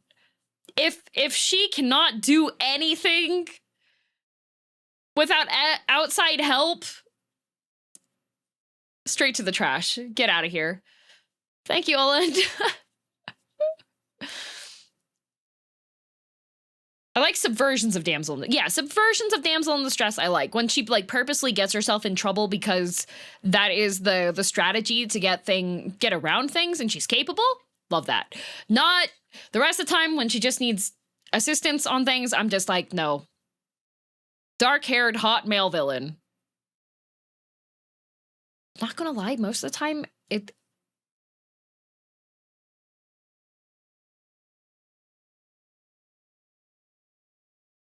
like if he's just a hot villain, then it's okay. It's okay. It's not the reason why I'm like going for it. Kazan, like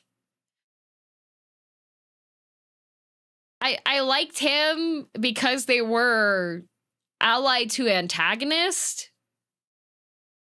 Him being hot helped, but yeah. Yours are mostly white / light haired. No, that is also correct. Ozma was good, yeah. Not a bad thing per se, but it's just like dark, mysterious, brooding love interest. Yeah. Yeah.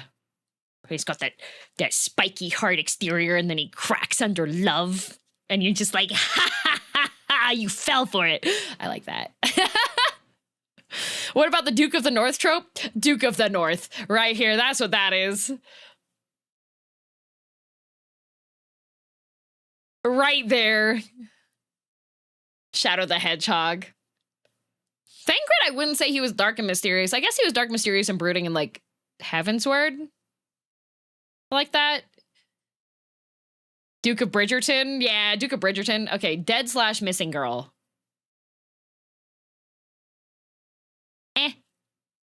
Dead parents.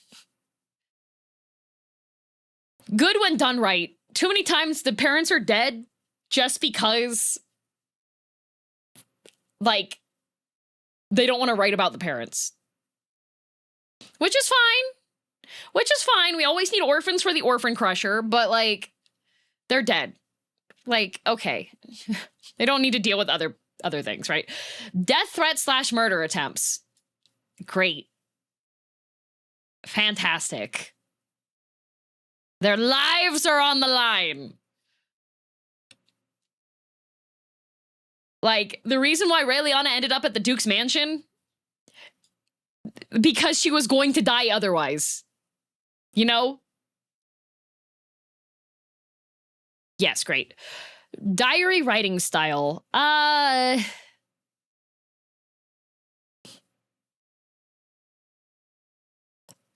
gonna say pass. There have been some that I've read that are good that way, but most of them, no. Most of them, no. Drunken Confessions? Yeah. Yeah.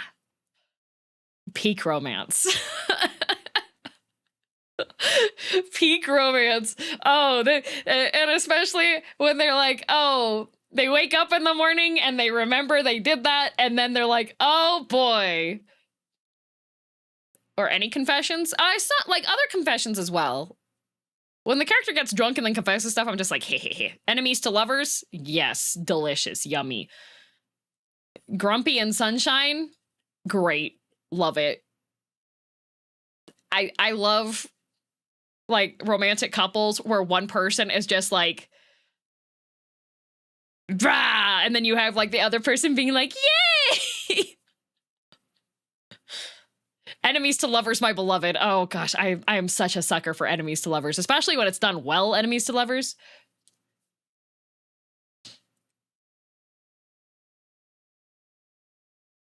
Black cat, golden retriever, yes. Huge height difference. Good when done right. I'm gonna say for that one. Good when done right, because okay, in manhwa, there is a problem, okay? The problem with things in manhwas is that there are so many characters that the guys they look like refrigerators, okay? They're built like a fridge. Like, these men cannot go through a standard door frame. That is an issue. Okay? And also, another when done well is tall girl, short guy. It is so hard to find ones of those that are done well.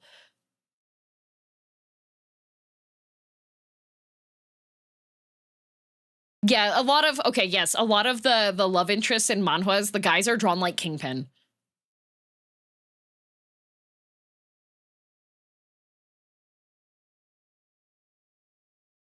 Like that, I can't handle it. I can't handle it. The guy is like, this man cannot go through a regular door. No, they do have necks. Sometimes the neck is way too long. It's just like the width, you know? What's the minimum distance for huge height distance? A foot? No, I feel like a foot is too like reasonable. Like 2 foot height distance.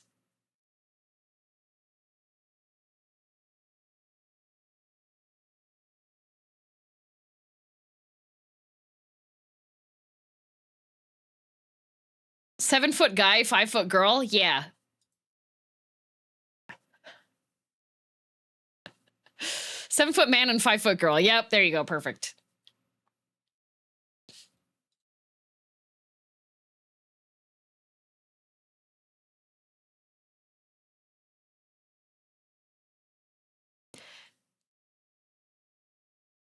Ex-BFF to popular mean girl. I hate those. When you have, like, the girl had a best friend,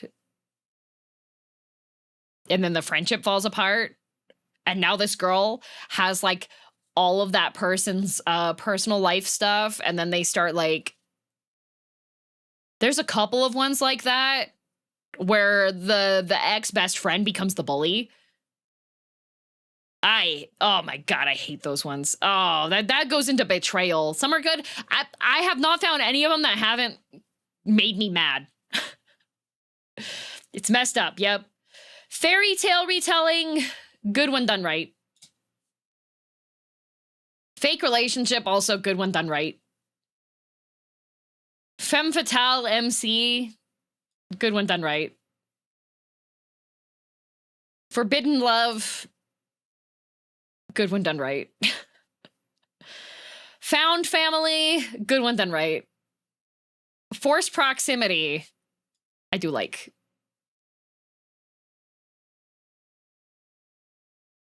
I do like. When there's some kind of force that's requiring them to stay close to each other.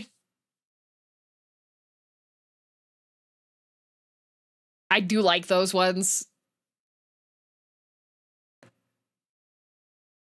Found family moves my soul. Found family is good. I know found family resonates with a lot of people, and it's good, but yeah. Some of my favorite manga romances has forced proximity or arranged marriage. Always fun. Yeah, when they're just like, oh, they have to be close. Friends to lovers.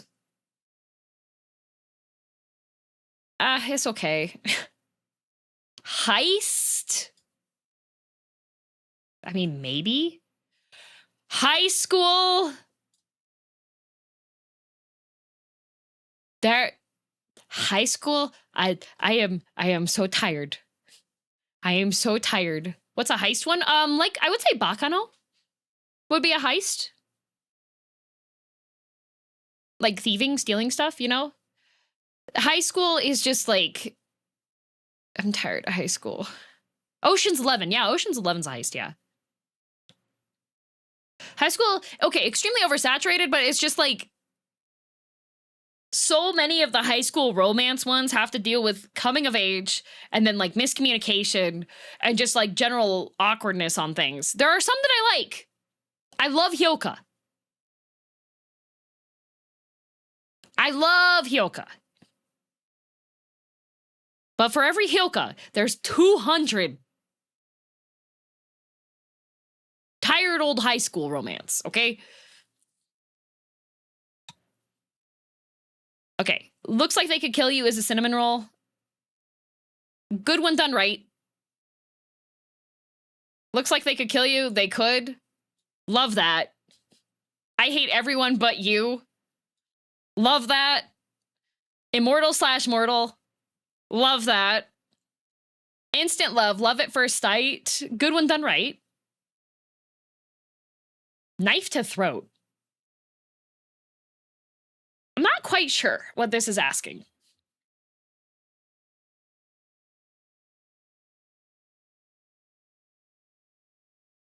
What even does knife to throat mean? Is it love me or else? Like yandere? Literally? A rare reader who doesn't hate instant love. I do like love at first sight. Like, do it. You wanna know what's love at first sight? Hyoka.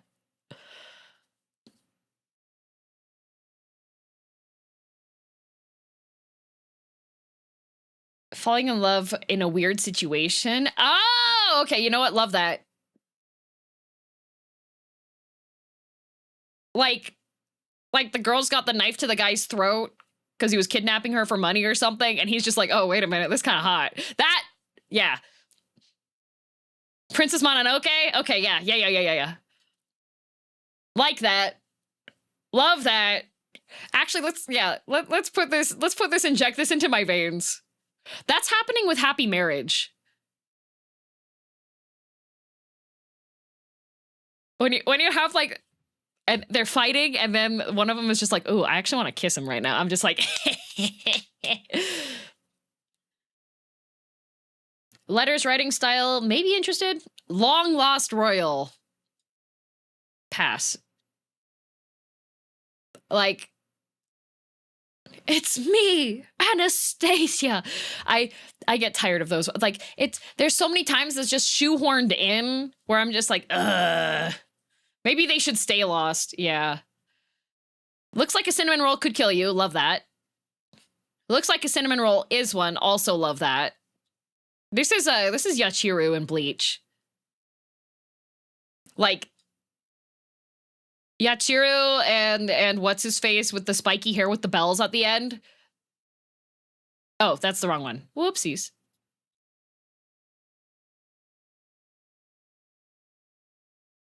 Kenpachi. Yeah, this is Kenpachi and Yachiru, okay? Villains are destined to die got the long lost royal.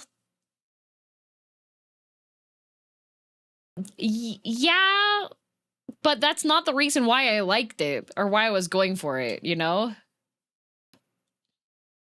feel like it's better when they have to retake their throne because they earn their position in the end. Yeah. Yeah, they also have Grumpy Happy. Like, Yachiru and Kenpachi are just, oh, love them. Love them.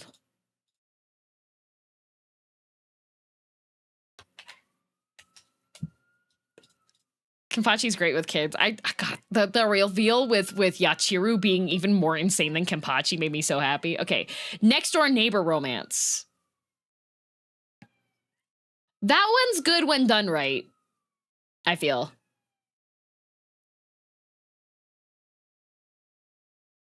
Love triangle.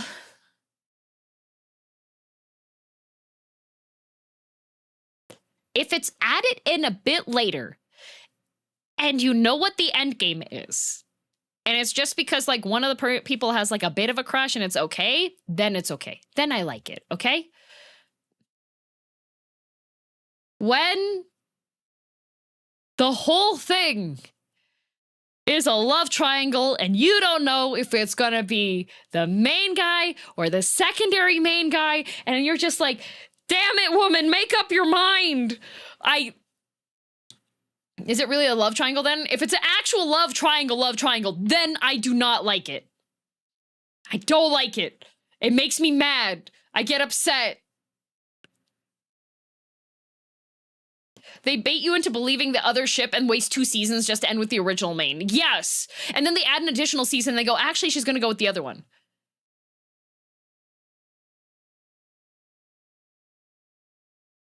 Where can I find this list? It's the pinned title at the top there. Okay, mafia romance. Don't really feel any way about this. I currently am reading one that's a mafia romance that I like fairly well, but I feel like it's the romance part of it's getting too dragged out, you know? Mafia romance is like, it's very Romeo and Juliet-esque, I feel. Multiple POVs, good when done right. Otherwise, you start getting stuck in Wheel of Time situation.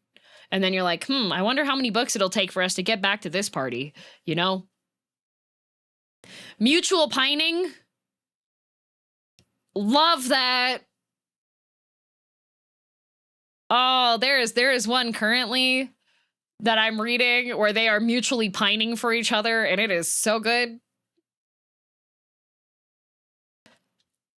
It's the one with, oh gosh, what was the name of that one? The guy pines for the girl so hard, and she's just recently realized that she's actually in love with him, and it's just like, oh, it's so cute. Where is it?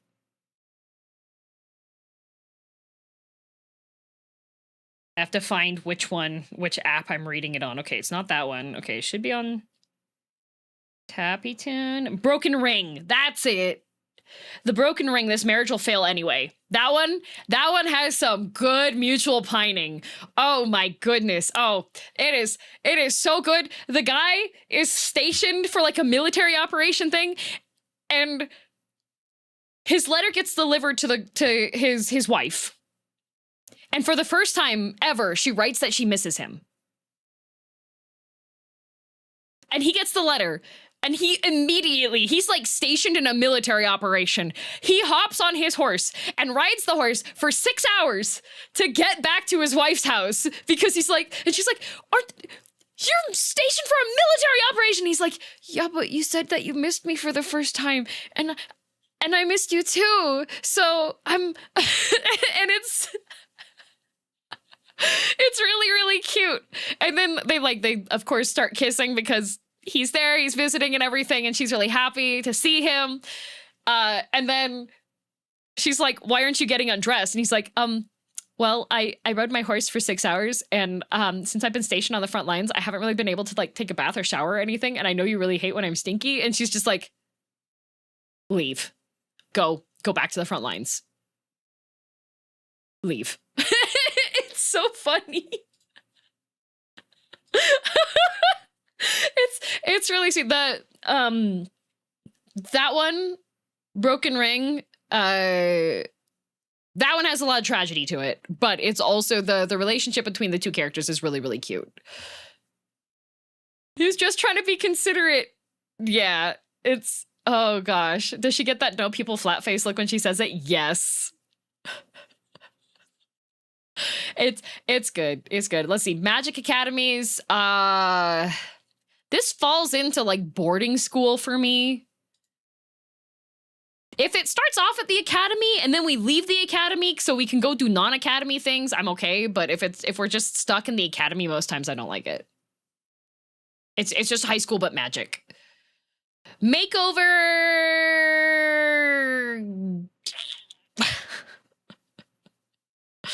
This is a personal choice because most of the time the makeovers that are happening in the manhwas is they're giving the guy a makeover, okay?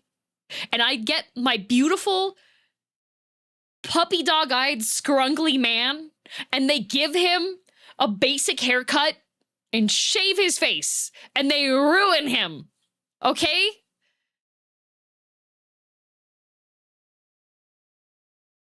There are too many makeovers where it's not an upgrade, it's a downgrade.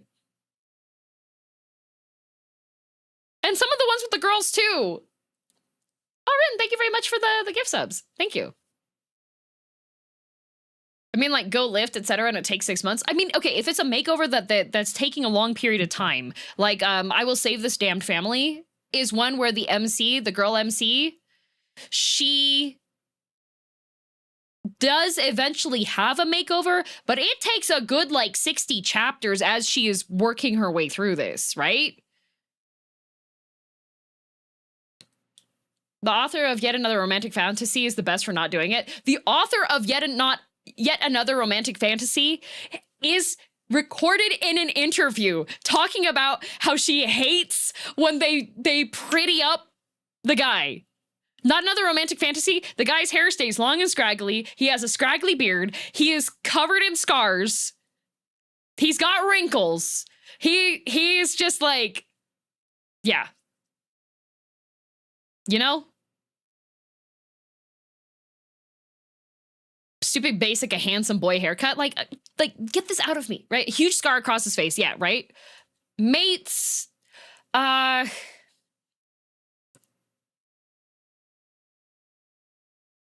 gonna say sometimes. Good when done right. I am not talking like Twilight, like I've imprinted on your daughter situation, not like that. I do like when, like, this happens with the dragons sometimes, I feel. Where it's very much like they only choose one partner for life situation. That can be good. That can be good, you know? Meet cute. This is another trope one that probably has some kind of established lore. I don't know what meet cute means. I hate, yeah, fated soulmates I don't like. I like when there's like one guy that, or even the girl when they're just like, no, this is the one that I've chosen. I like this one. A cute first meeting. Two people literally run into each other. Girl slips and guy catches her in a romantic fashion. Sometimes it's okay. Sometimes it's okay. I like it when they do it for funniness, but no, when it's not actually like, meet cute is like spilling coffee on them or something. Yes, Matt, I heard about that one, yeah. Mirror description. What's that one? I don't know what that one is.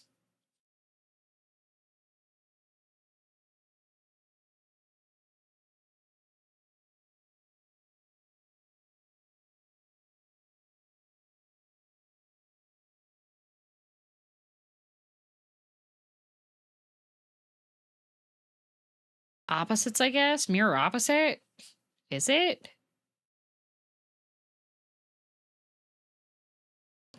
Or is it like looking for a guy in finance? Is that what it... Mirror description trope. Oh, have the character look at themselves in a mirror, describe what they see.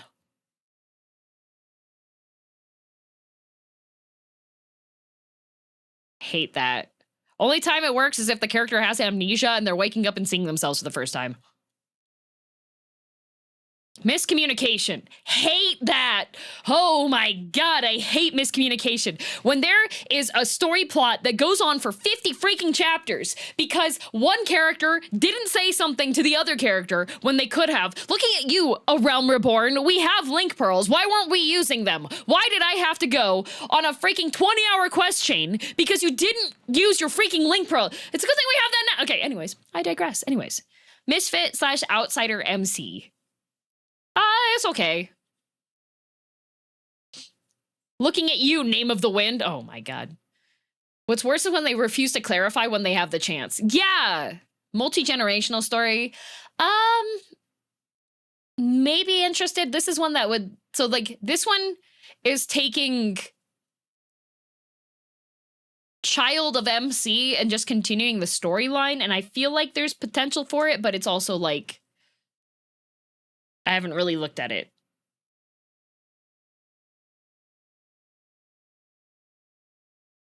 JoJo's be like, yeah, you know what? JoJo's is multi-generational story. Yeah.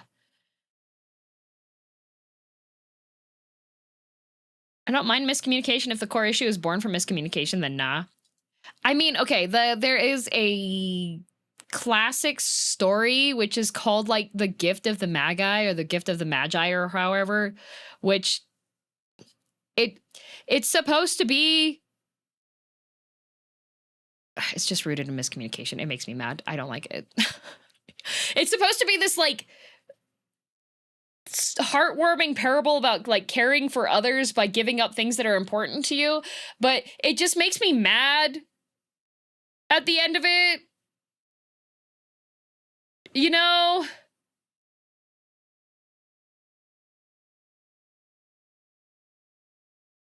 it's the gift of the Magi. Essentially, there's like a couple, and it's Christmas time, and they want to get a gift for the other person, but neither of them has any money. So, in order for them to get the gift for that person, they sell off their most precious belongings so that they could buy a gift for the other person. So, the woman has really long hair. The guy wants to get her a really nice comb for her hair. And so he has a pocket watch that was gifted to him by his father or something, and he sells his pocket watch so he can buy her this nice comb. And then she wants to get him, she knows that the pocket watch is his most treasured thing and that the chain for the pocket watch is broken. So she cuts off her hair and sells it so she can get the chain for his pocket watch. And then it gets to Christmas time and they gift each other the gifts. And that story is supposed to be like there's some moral to it, but it just makes me want to hit my head against a wall. I'm just like, oh my God, really? Like, all it would have taken was some communication, and both of them are just like, they talk it out afterwards about how it's okay, but I'm just like,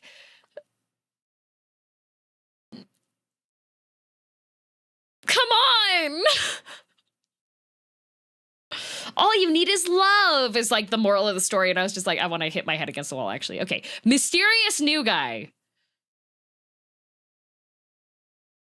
Only if he winds up being the bad guy am I okay with it.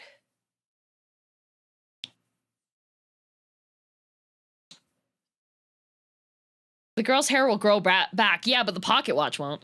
One of us saves the other's life. Good when done right.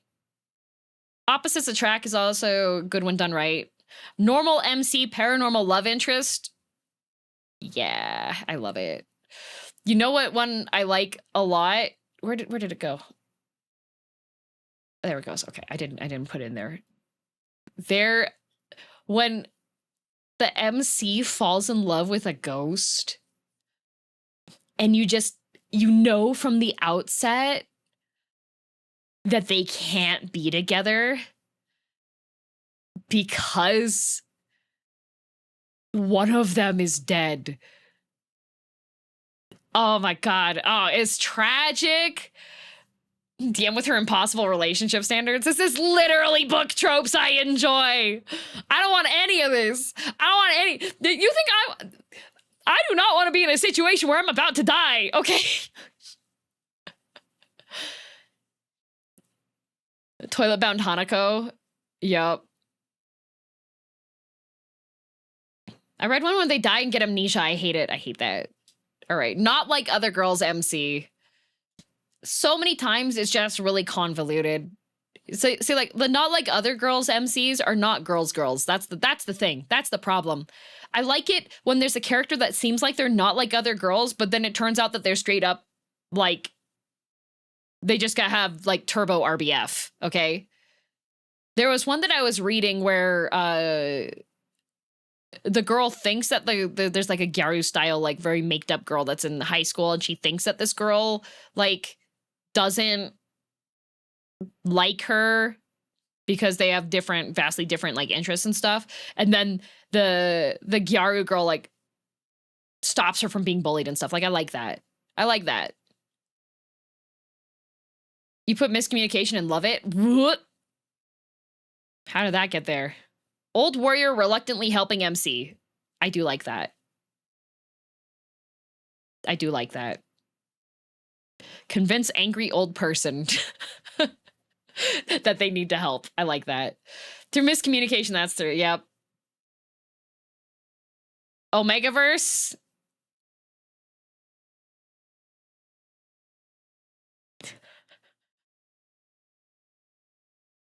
Okay, hear me out.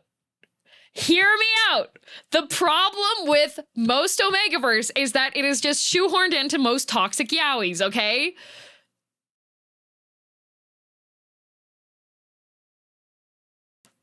When it's done right, What the heck is an Omegaverse? It's a literary trope to make it so that guys can get pregnant. Anyways, continuing onwards. One bed. I also like this one because it leads to some very cute moments. Like when there was one that I was reading and the girl insists on sleeping on the floor and the guy is just like, well, then both of us are going to sleep on the floor. We have a bed. Like,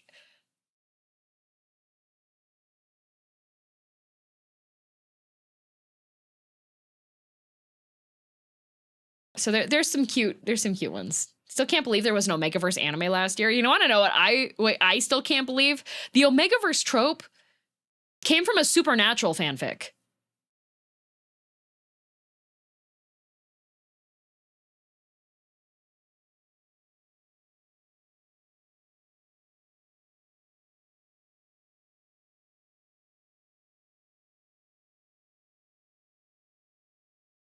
That's wild, right? Who got pregnant in that one? I didn't read that one.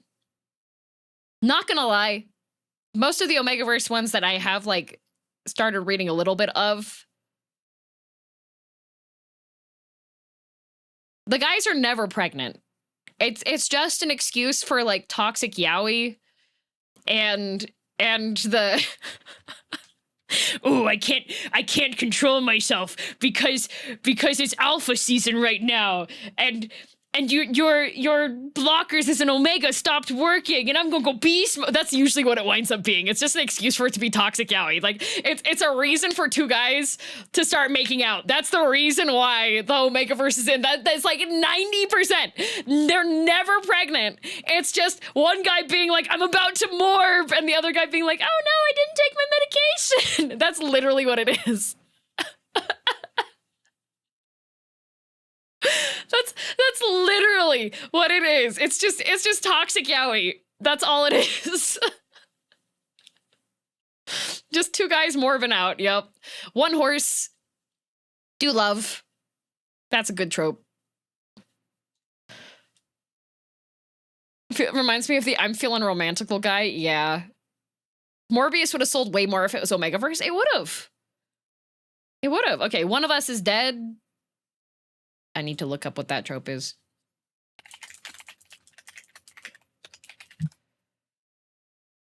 Knowing someone is dead and not disclosing it until the end. You'll know immediately who is dead. Wait, what? That's not... Does it mean that they're actually dead? The whole time? You know that they're dead?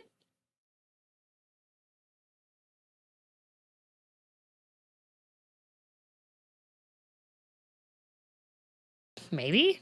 I don't know. One of us is famous. Good when done right. Our guild's idol is one of us is famous. Oh, when done right, in my opinion, Sixth Sense. Oh, okay.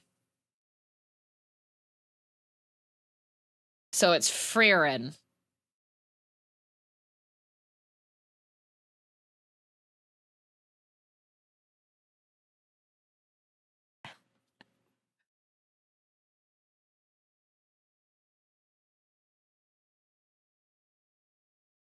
Oh yeah, sure. Paranormal. I do like paranormal a lot. As someone who has constantly been trying to have a real life paranormal experience her whole life and never gets any paranormal experiences, I have stayed in haunted hotels. I've been to haunted restaurants. I've gone on like spooky tours. I've taken tours of cemeteries. I have been to all the places where you're supposed to at least hear some kind of whispering voice that you don't recognize saying things to you. And never. I haven't even seen ghost orbs in person. I like paranormal.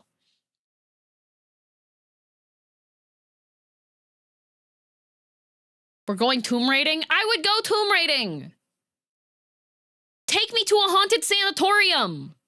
All right, past trauma. Good when done right. There's the oh gosh, Matt, is it how to make my husband love me? The one with the girl that she's got the eating disorder?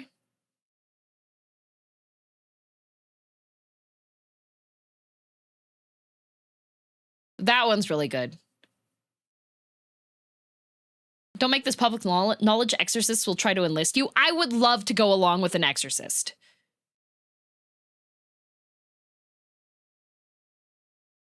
Don't know if I've read anything that doesn't have past trauma at this point. This one, the character legitimately has PTSD. I've searched for someone in a haunted mental health hospital. I would go there. I would do that.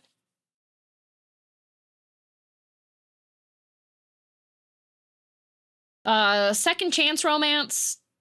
I also like second chance romance. Like My Beloved Oppressor, that one's a second chance romance. Oh, that's so good. Yeah, it's so good. So sometimes mistaken as human shape. Maybe DM's eyes just resonate at a different frequency. We gotta test which frequency my eyeballs resonate at, guys. See you later, commentator. How to win my husband over. Yes, that's it. Yes, yes, yes, yes. How to win my husband over. That one's a really good job. Really good one for past trauma. How do you test that? I don't know. Get a tuning fork and see when I start seeing ghosts. Secret relationship. I do like. Because you know they're gonna get caught. How to get my husband on my side is the other name. Yeah. Prophecy. I don't like. That falls into like same category as Chosen One. Rags to Riches. It's okay. Rebellion. It's okay. Reluctant Hero. Good one done right. Riches to Rags. Heck yeah. Go broke.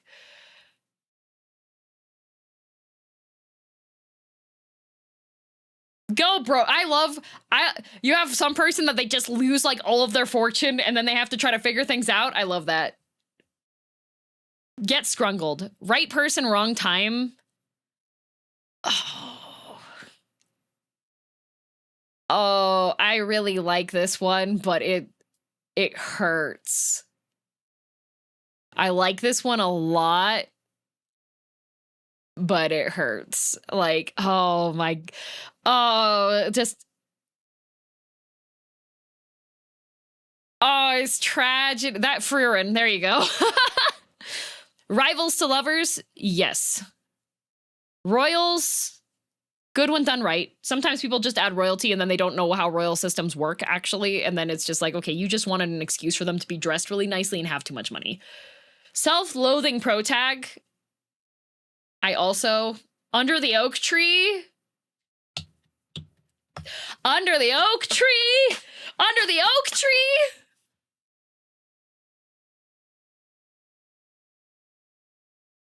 Oh my goodness.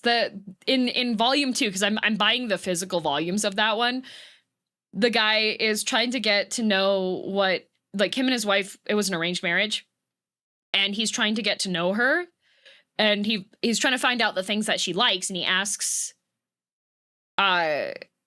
what she likes, and then they're out riding horses together, and he asks what she hates, and she says I hate myself, and then she like rides off because she was like, whoop, got a little too real with my husband there. And then he's so nice afterwards, and he like they're underneath a tree in a field, and he's like talking to her about that. Oh, it's so cute. Oh, I love them. Single parent, good one done right. Tending to wounds, good one done right. Treasure hunt / race. Slow burn is good when done right. That is the only category that can go into. Soulmates, Sports romance, Spunky / comic relief best friend, good when done right. Strong sarcastic female NC, good when done right. Summer fling,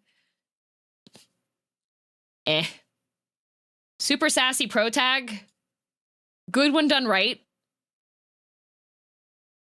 Real estate developer. Teacher student, good when done right. I'm not talking Cardcaptor Sakura, the girl that's 6 years old being engaged to her teacher. Not talking that. okay? College professor or listen. One of them is in their final year of high school and the teacher's their substitute and it's their first teaching job because they're fresh out of school, okay? And then they wait.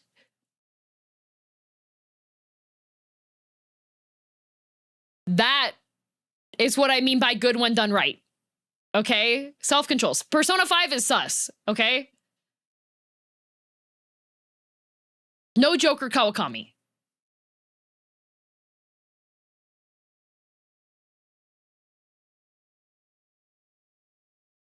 That's when it's okay. That's what I mean by done right for me, okay?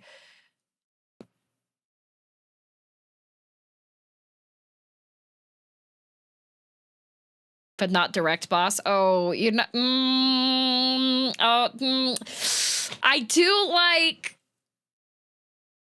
boss and employee romance ones as well, but those ones have a whole host of ethical dilemmas. Like one that's really good is What's Wrong with Secretary Kim? Because that one's really good.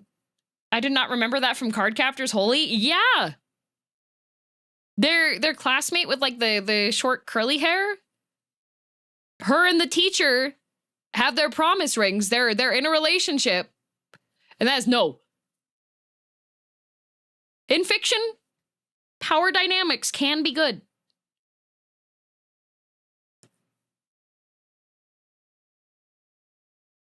Was that adapted in the US version? I don't know.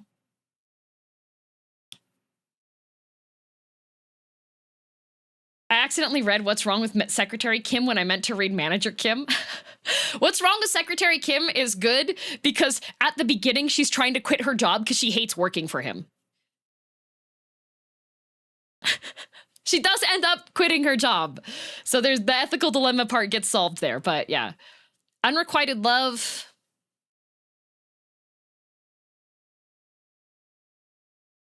Sometimes it's okay, but most of the time it's just sad. Vampire werewolf, good when done right. Villain's POV, also good when done right. Who did this to you? Oh, it's so good. Oh, it's so good. Oh, it's so good. Who did this? And then, oh, such a good time. That's such a good time. And then one of them goes like crazy. That's so good. I love that. What's Who Did This to You? It's pretty much when one of the characters like finds the other one's been hurt and gets righteous vengeance. That is Who Did This to You. Like, and it can range. It's just like when especially in some of them the character's just like, oh no, it's fine. Like I fell, I got hurt or whatever. I just want to talk to him into a slaughter. Yep. Best when someone who's a soft Care Bear otherwise gets angry. Yeah, that one's also really good. Also, Quadra Bananas, thank you for the sub. And then workplace romance. Good when done right. Good when done right, okay?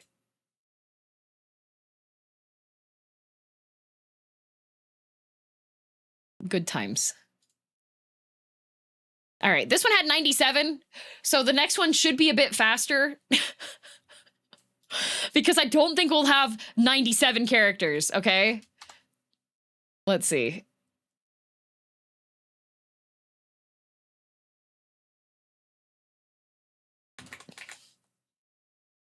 Okay, yeah, this one's way faster. This one's way faster, okay? Way faster. This one was good, though. This is a good exploration of all of the tropes that I enjoy. I cannot tell you how many toxic romance ones that I've read. Mine Ain't Happening got 250 games in it. I could go speedy like. I could go speedy like, you know. I think this one is probably pretty visible on what it is. This one Liza counted 113. What the? This one's pretty fast. Was third act breakup on there and I missed it? I hate that cliche. That one was not on there. That could have been bad. All right. Oh. Okay. This guy's S tier. So this is the first invasion that you can fight. And he bows to you. When I was battling this guy, he shows up in the round table hold. When I was fighting this guy, I bowed to him every single time. Most of the time what people do is they cheese him because he'll do the bow and you go up behind him and you backstab him. But every single time I insisted on bowing to him. His scythe was BS because it had frost magic on it and that does a build up and it would like take you out very quickly, but I bowed to him first. Is this an Elden Ring romance tier list? No, this is just the ones that I like. You have to jump down to the lower area. Yes. This is one of the noble guys. Is this the noble guy that screws you over? This is not the noble guy that screws you over. Is it? Anybody not on mobile can see?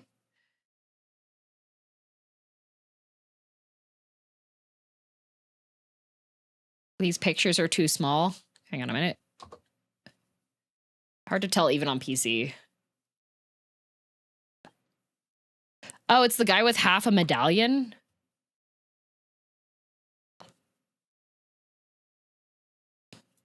I guess he was okay. Alexander's S tier.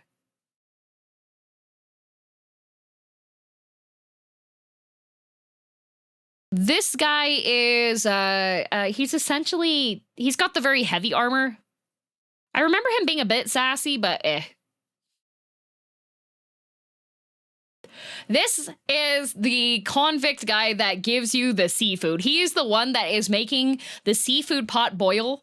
And if you actually manage to continue like the Loathsome Dung Eater quest line and continue with him, this guy's really funny. I love Prawn Dude. He's great. Blythe is also great. I'm not Bao. Bach, also great. I love Bach. Our priest friend that goes insane, also great. Love him. Kind of messed up twin brothers. Their questline was really interesting. I like them a lot. Oh, this is the daughter that winds up getting killed, right?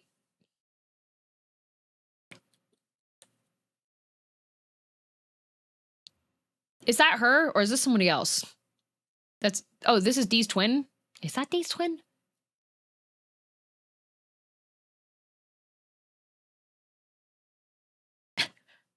I did see him, but I was just like, I'm continuing on. I'll put him in an E.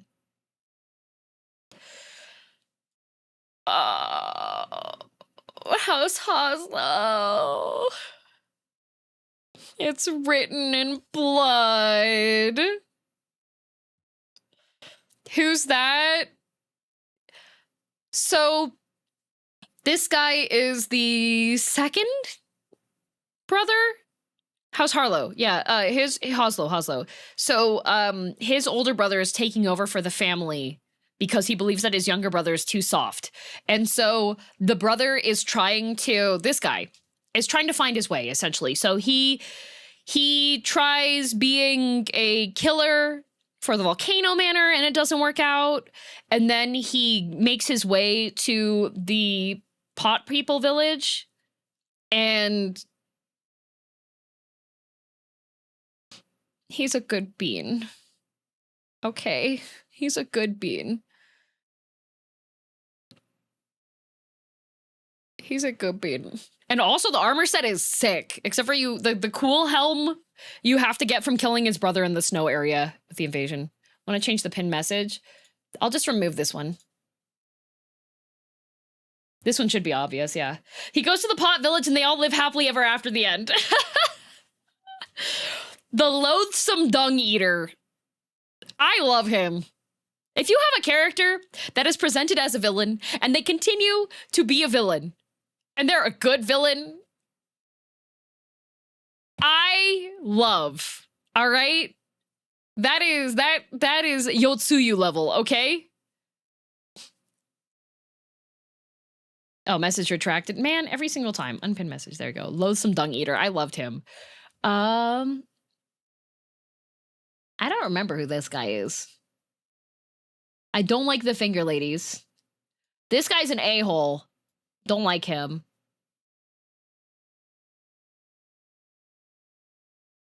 But he kills Prawn Dude? Prawn Dude is alive in mine. I saved him. If you do the questline properly, Prawn Dude lives. Edgar? Oh, that's the captain you find on top of the castle at the bottom of the map. Oh, okay. The hug debuff woman. I'll put her B tier.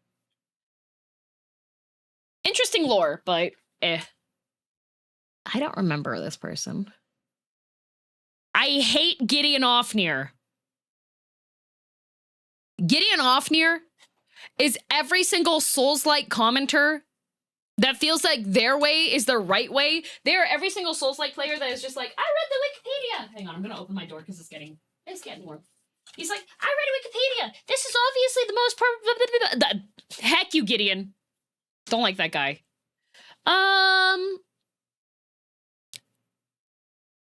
Good old King Louis. See it here. His fight was fun. His command grabs were fun. Interesting things. Sad lore. Don't you hate it when you marry your wife and she leaves you so that she can turn into a man and then go marry a magic lady? You know?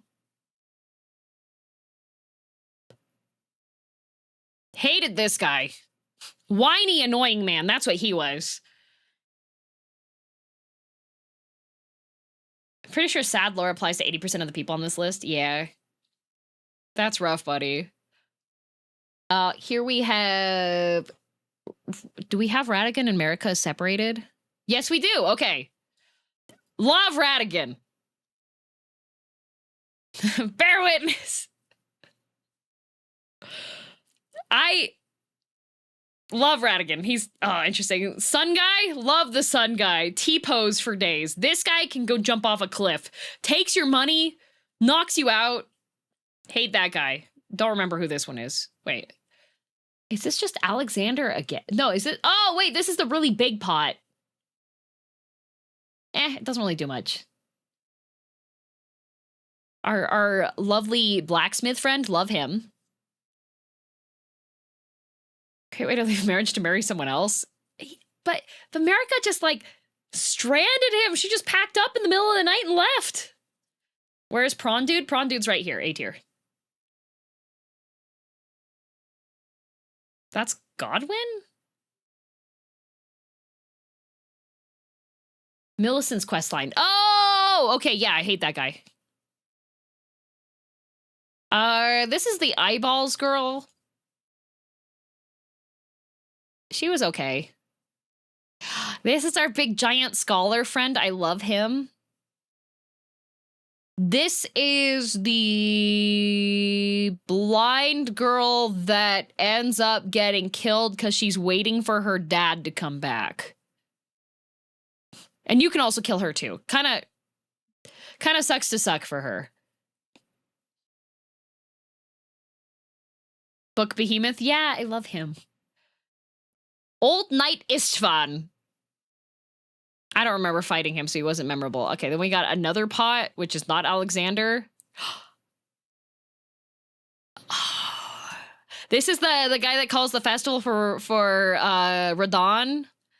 And he looks exactly like Dark Souls 3. That's the small one from Jarsville. Oh, okay, wait, move that to B tier. That's the Jarvan. Okay, the orphan sounding one. Yes, okay. We put him up. This guy though, I don't remember what his name is, but I never did find the blind girl's dad. That questline bugged for me. Oh, Slave Knight Gale lookalike. Yes, with the fun pants. This is one of these is Juno, and the other one is a different name. But these are the brothers. Love them. Kale! I love him. I love Kale. This is the guy that offers you to make a deal and he'll make you like a leader and everything, and he's slimy and I hate him. This is one of the homunculus lady. Dialos, yes, thank you. Is that the first merchant you meet? Yeah! I liked her. She was interesting. The reason why they ride the wolves is because none of their legs work.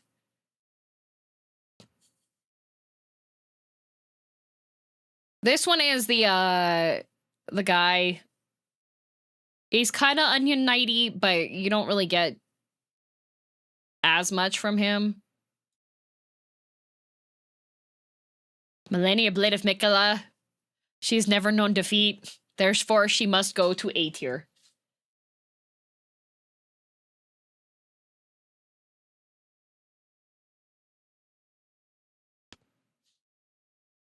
Oh, Deathbed Companion stand guy? Yes. You first made him dead, then you made him spirit form summoned by the woman who lays with the dead. Yeah.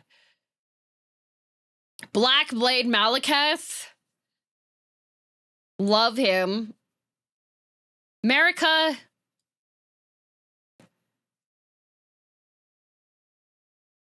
Like, I know she had to do her job because of like all of the, you know, there was a whole bunch of reasons why she was making her decisions. She has a very tragic backstory and everything, but I feel like they had a good thing going, and I feel like she broke his heart, so that's why she's in B tier and not A tier.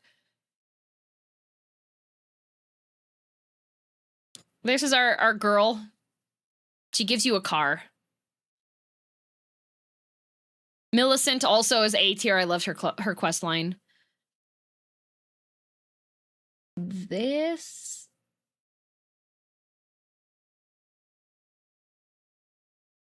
What?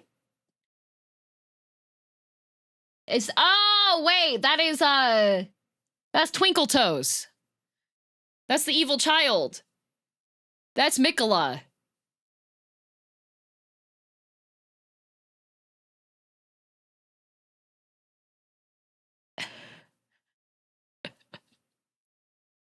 I love him. Twinkle Toes? Yeah, it's Twinkle Toes. Turtle Pope is S tier. Here's Moog. We thought... It turns out... Turns out that Moog actually wasn't that bad of a guy. Mikola's influence made... Yeah, he beat the allegations. I think... And his fight is really cool, too. All right? The Nihil, the first time you hear that happen, you're just like, what's going on? It's really good. Except for the blood god worshipping and stuff. Yeah, but like, can you really blame them for worshipping the blood god? Because in the DLC, there's the cool grandpa, and he worships the blood god, and he's cool. I can't tell who that is. Fortunate grandpa. This girl's cool. Neff, her questline's good. Marge, yep. Margot. I don't remember most of the invaders. I do remember this guy. Heck, this guy. Patches, patches, patches. Always being patches.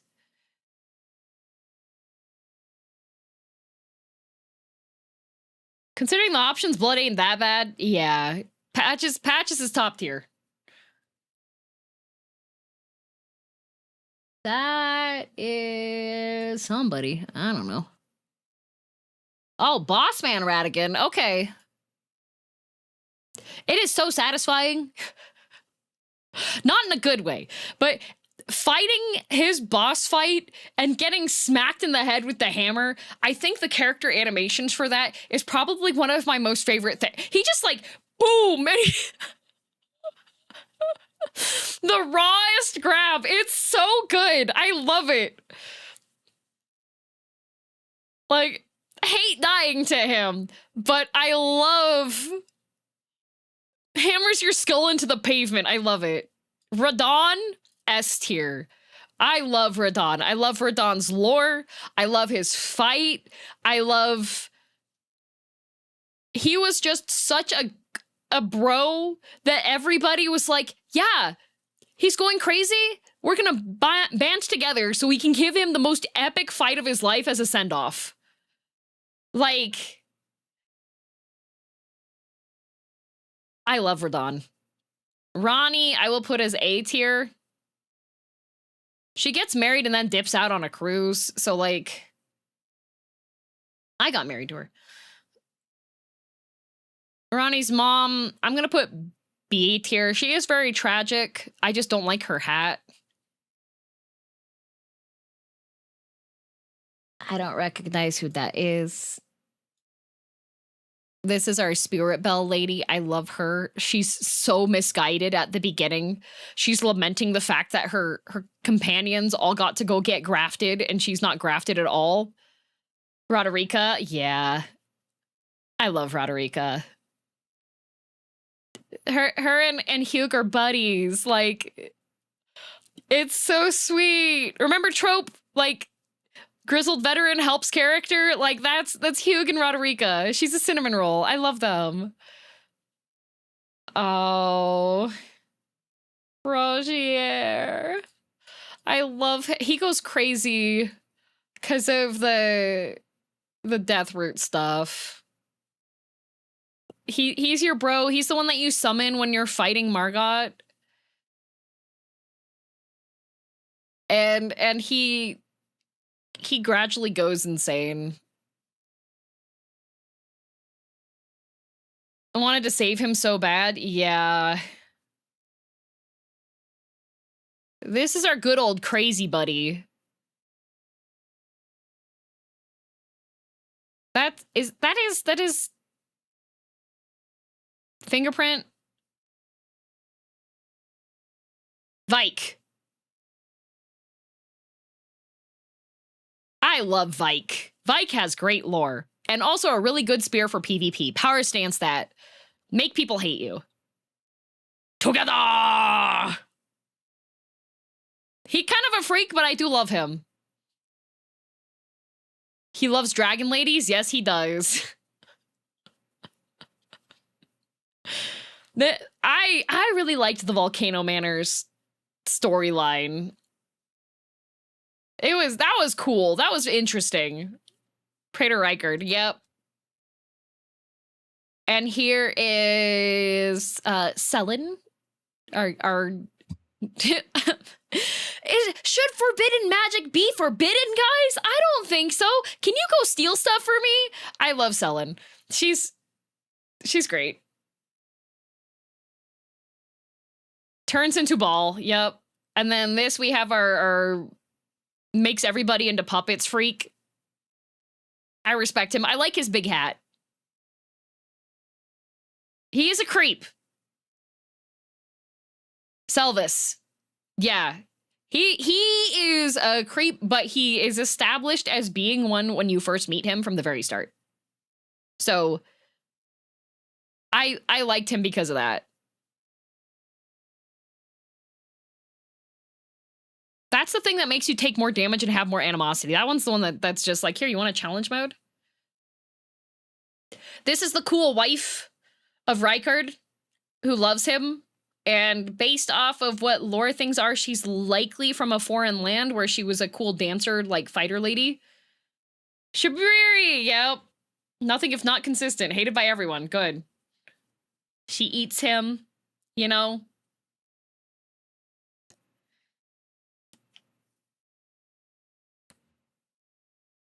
Tanith. Yeah, Tanith. That's her name. Oh, and okay, S tier. S tier. So this is the mage guy that's super depressed because he doesn't think his magic is as good as everybody else's. Thops. And that's where you get Thops' barrier from. That's his final work. He just wants to go to college, but it's hard. I liked Thops a lot. Is that the fingers? Is the three finger that heck the fingers? I hate the my horse.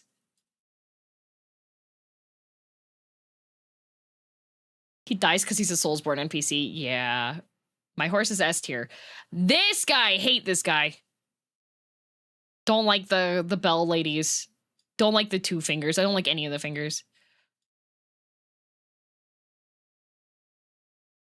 No maidens. Maidenless. Really? I love him. Vare, like his quest is great. He gives you the shortcut to Moog. The number of people that when the DLC got announced that you had to beat Moog in order to get to him, and then they realized that they had killed him, and then they had to go the long way to get there. Fari's an a-hole. I love him. Yeah, I love him. Like, he's another one that's like, what's the labeled on the box is what's in the box, okay? And he gives you a bouquet. He gives you a bouquet. He gives you a bouquet.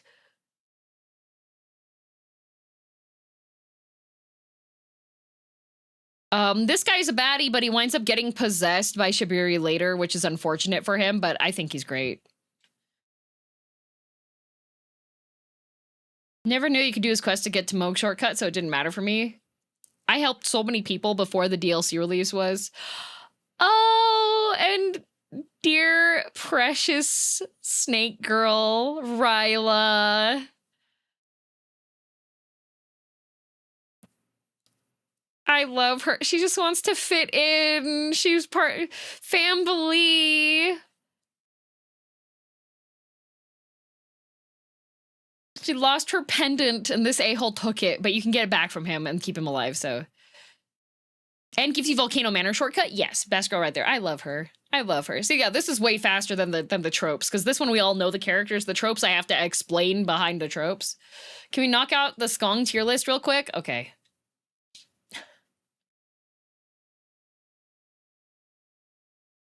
Let's see.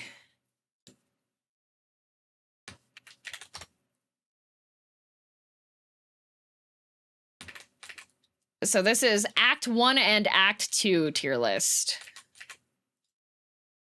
So it should be all the ones we've seen thus far. I'm being careful now with the thing, even though we've already seen that it didn't reveal anything except for that I searched Chuck Norris on Twitter. There we go. Skong! All right. This one was okay. I got clowned on by some people because it was, you get the Hunter Crest and you don't know, like,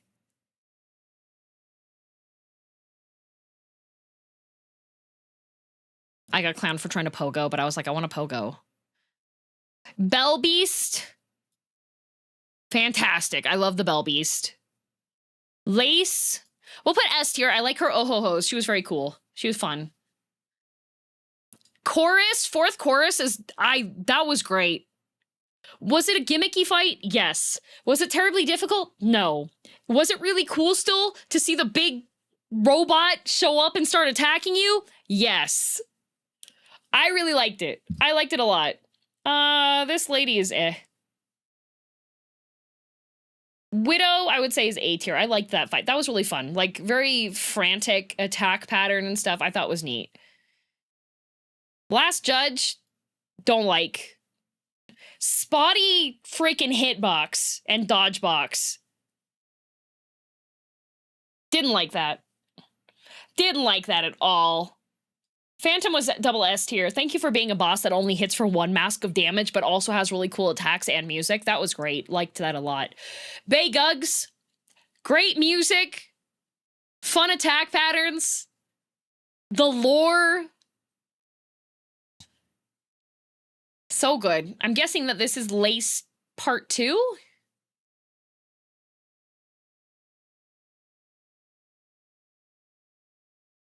Lace Part 2, also really, really good. Really good. The Grandmother Silk was cool, but the fight felt really telegraphed, which isn't a bad thing. Not a bad thing. It just...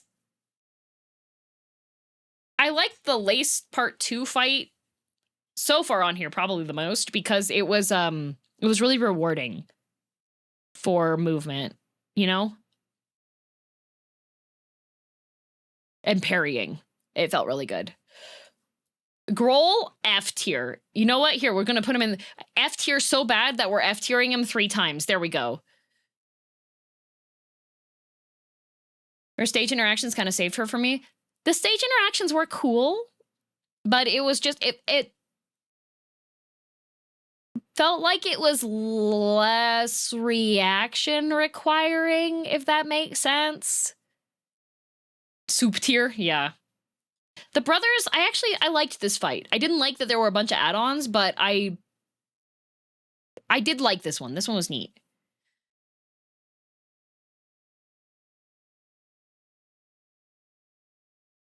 Big dog. S tier, big dog. 2 moss moms. No thank you. This guy. Also C tier. Savage Beastfly wasn't that bad. Not that bad. This guy also not that bad. Part 2 not that bad. This guy also not that bad. Gross Fly. Eh. I didn't fight. This guy I did not like very much, but I did not fight him after the update. Broodmother, yeah. Not even a boss? Not even a boss, yeah. Lugoli, I liked the concept of the fight, and it helped a lot after I got the upgrades. There's only one more wing, yeah. Conebug, hate. Conebug Part 2, hate. Zappy thing, it was okay. The Bed of Chaos, I actually had fun. That was a fun one. That was a pogo boss. First Sinner, great.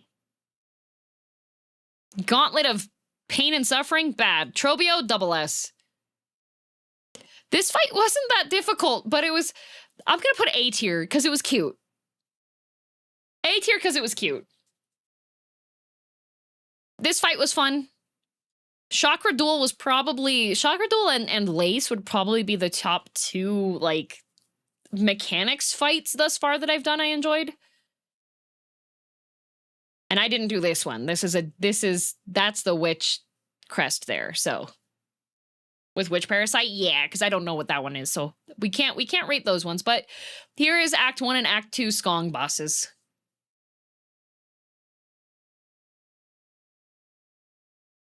Hey, that one's pretty speedy. That one's pretty speedy.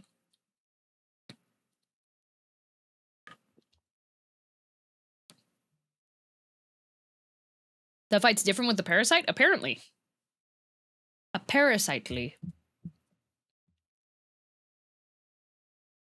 Let's see here.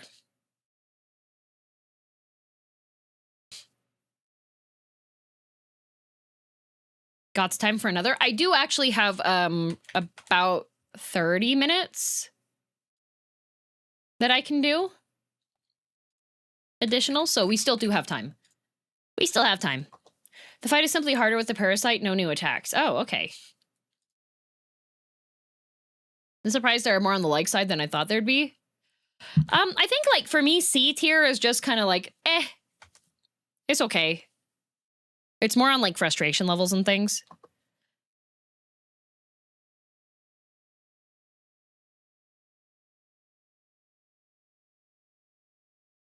Back from gym, which ones have been done? The romance tropes took the longest, and then I did Elden Ring characters, not including DLC, Skong bosses for Act 1 and Act 2, and now we are on the Japanese snacks tier list maker.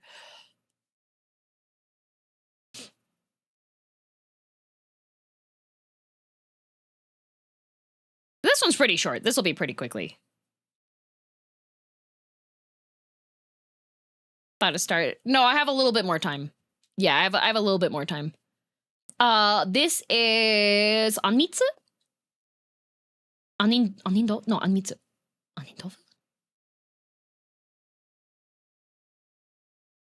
Anmitsu. Yeah, Anmitsu. I like this one. It's like these like gelatin cube things, and then usually you have bean paste and some other stuff, and it's a refreshing traditional snack. I will warn you, when you see maraschino cherries in Japan, they are not sweet, and they still have the pit in the middle. So they look like they should be like the Shirley Temple style sweet maraschino cherry. They are not. They are just bright red. It's got all the color dyes. It's got your good old red 40, but it does not have any of the sugar syrup. Why the short stream today, if I can ask? Collab. I don't think it's one that's being streamed, so yeah. This is the strawberry chocolates, which they've cut off the top of it, so I can't read what the katakana is. I recognize them though. They're okay. They're like really slightly strawberry-y. I find that you don't really get much flavor out of them.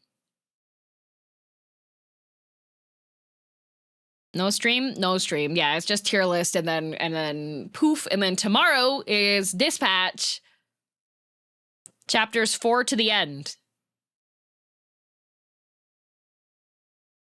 These are just little, like, slightly sweet bread balls. They're kind of like cereal. They're called Eisei Boru, which I've had. They're okay. Oh, don't worry, Neo. The Bandai account did get pinged, but I think that they weren't around anymore. These are okay. They're just like slightly sweet, but I don't really.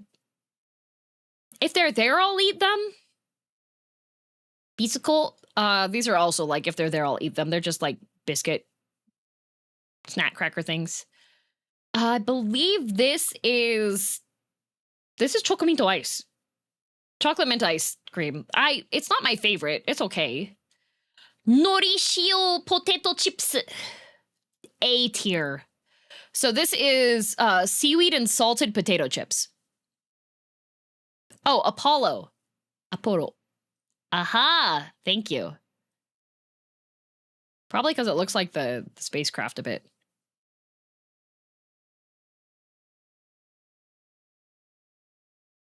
Not black sesame? Nope, because it's got mint on top. I'm pretty sure that's chocolate mint ice. Black sesame ice cream is usually a darker gray.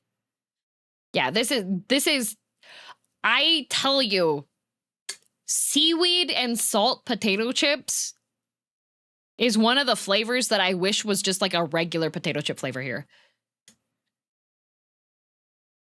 This is good. This is good.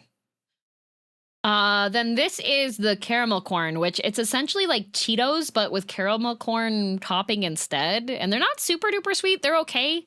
They're all right. This is, Castella?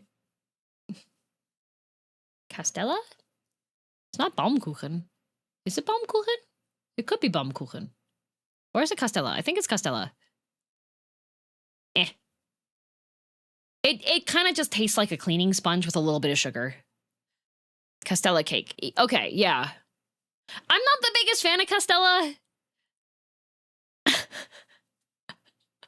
Don't. It's not my thing. It's just like, it's like mid-pound cake. It's just egg and sugar, so yeah. Yeah, it's not my favorite. Choco Baby, these ones are also just kind of, I don't like the candy coating on it. Like, eh. This is probably Daifuku. Yeah, so this is just mochi with red bean paste inside. They're also okay. I like it when they have other things. You offended an entire transcontinental relationship between Japan and Portugal. I like baby Castella. I like baby Castella. I don't like the regular Castella. I like the baby Castella. Because it's got the crunch on the outside of it. This one ends up being just too soft. Good for cleaning dishes, though. This is mitarashi dango. Mitarashi dango is little balls of mochi, and then they are covered in a soy sauce-based syrup. So it is sweet and it is savory. My only modification on this is that they are A tier if they are warm. If they are cold, they are C tier. Most of the time you find them, they are cold. But if you go to Japan and you can find like a little mom and pop shop that's doing fresh mitarashi dango, they are best when they are hot.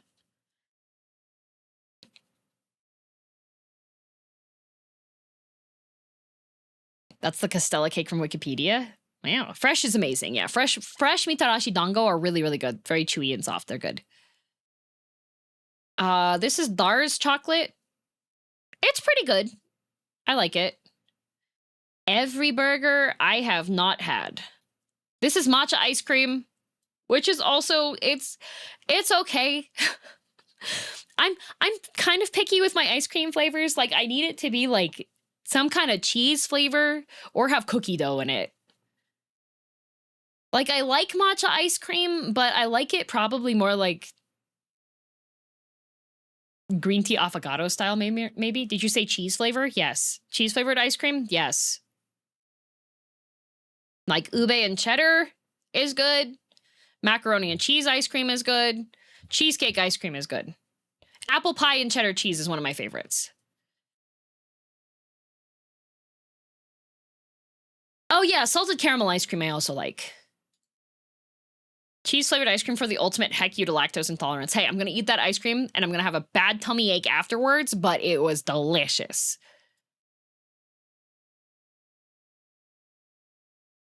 I need names, what brand and make. Oh, unfortunately, Gargantar, the ones that I get are from a local ice cream chain that's called Made by Marcus.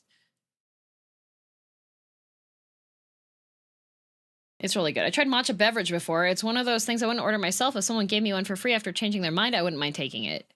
The thing with matcha as a beverage, is that there are different grades of matcha. So when you have matcha, if it's properly made good matcha, it should be this shade of green. This shade of green that you see here, that is the color your matcha should be. It should look borderline radioactive. That is good matcha. If your matcha is a dark green color, that is oxidized, it's not good.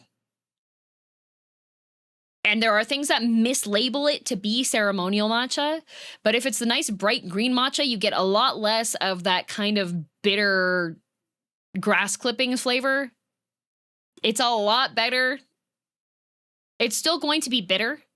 Tea ceremony, you're supposed to have sweets that are essentially just made out of sugar to follow up with the matcha because it is a strong thing if you're having straight up matcha. If you're having a matcha latte, they better be using good grade matcha. I don't recommend, like, if you're in NA, Starbucks' matcha is like dog water tier. It is powder that is already pre-mixed with sugar. Makes me so mad because it's like sickeningly sweet and then it just tastes like sweet grass clippings and I hate it. Strawberry gummy candy. B tier. Japanese gummies are actually really good. Hello Pandas are just... Before I went to Japan, I thought they were good. They're actually not. Haichu, I love. I love soda flavor haichu, like ramune haichu.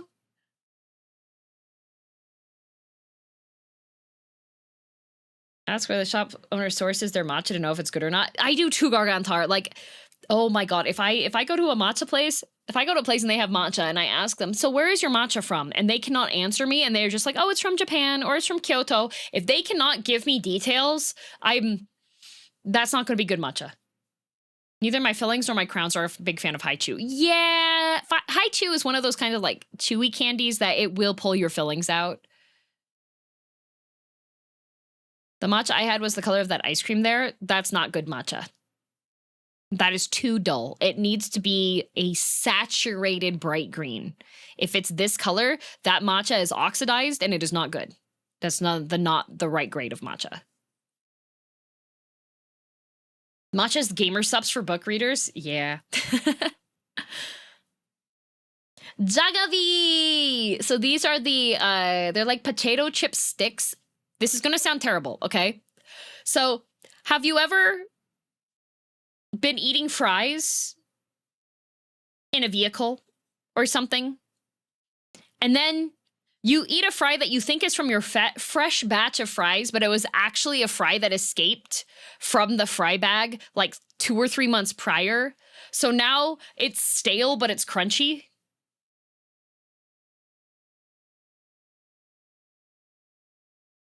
No? Okay, well, all right. Some of you guys don't indulge in floor fries, apparently. But that's what this is essentially. They're like crispy, stale French fries, but they're fresh.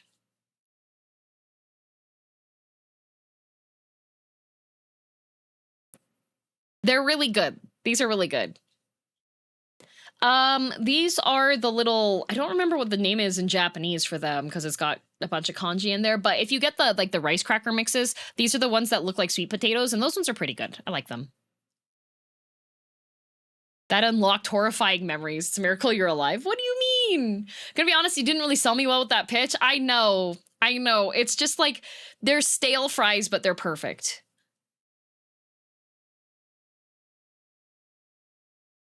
Calling them floor fries. Floor fries. Oh, Karamucho!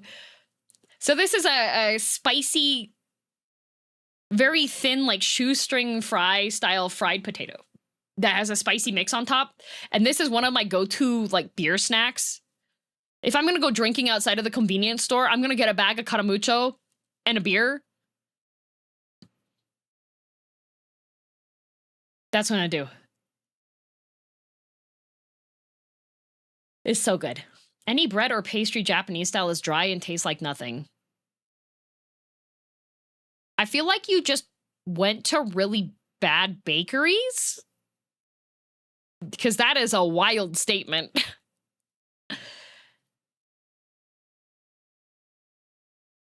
Is this only for sweets or snacks in general? Snacks in general.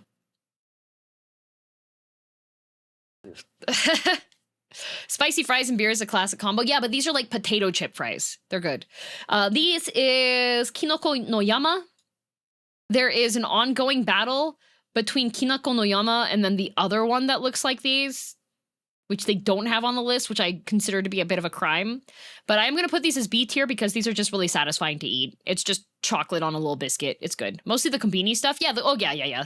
A lot of the kombini things are bad, but I would recommend go to Family Mart and get the triangle soft chocolate chip bread because that stuff is really good. It's really, really good. Oh my God. That was like my go-to breakfast. I'd get canned coffee, like a canned latte, and then the triangle soft chocolate chip bread from Family Mart, because 7-Eleven doesn't have it. And the reason why I liked the triangle soft bread was because, you know those sugar cookies that have a ton of frosting on top and they are so soft that you're not sure if the sugar cookie is all the way baked?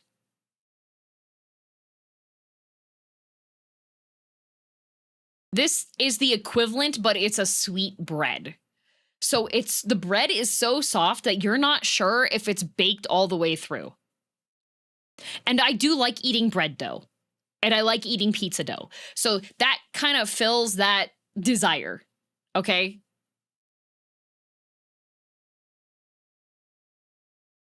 I have some of those cookies. I have to not buy those cookies because if I buy one of those clamshell packs of them, I get them home. I black out. I wake up lying on the couch with an empty clamshell covered in sprinkles and crumbs, okay?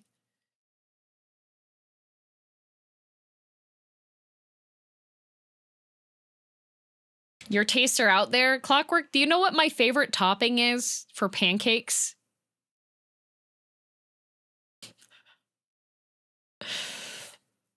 Do you know what my favorite topping is for pancakes? The pancake batter. Yes. I like eating my pancakes with pancake batter as the topping.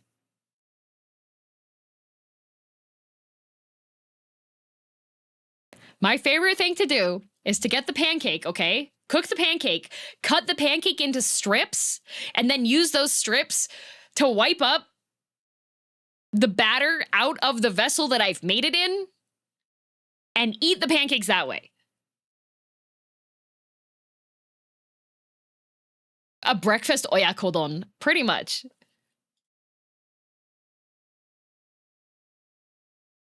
Are you okay? Yes.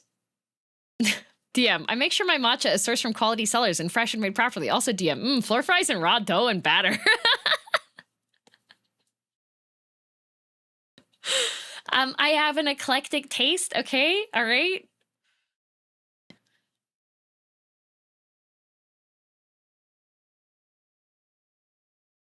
As a fellow batter enjoyer, I cannot fault this idea. Okay, when I'm making cookie dough, I'm gonna eat some of the cookie dough. If I'm making cake, I'm gonna eat some of the cake batter. It's important to taste things at every step of the way, even if you've just creamed together butter and sugar to make sure it tastes properly, because how else are you gonna know that it tastes good?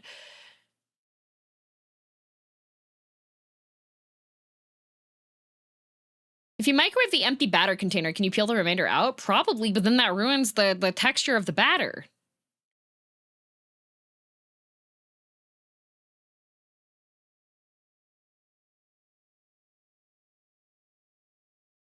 If you undercook the pancakes, they can have a raw center like it's a hot pocket. Yeah, but I like the cold pancake batter. Like if I'm making pancakes and I have to be normal because I have friends over and they're gonna eat pancakes and I don't want them to be exposed to me eating the pancakes with the pancake batter, I'll just have like a spoon of the pancake batter to indulge while I'm making the pancakes, okay?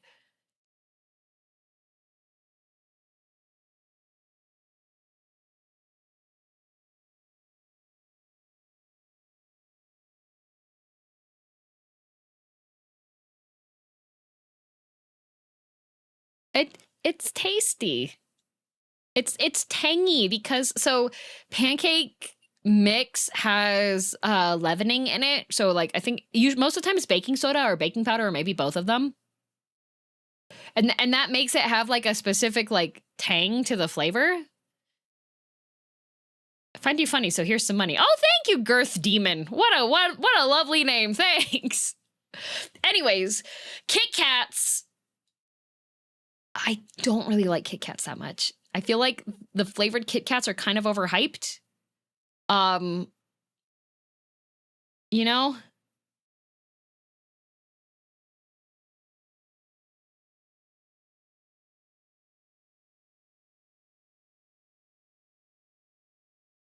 Kitokatsu, I know, but it's Kitokatsu. I won't say no if I have Kit Kats. I love Kit Kats. Good news, Sad, more for you. That means when you go on a Japan trip, you're not going to have to worry about the limited flavors being sold out because of me.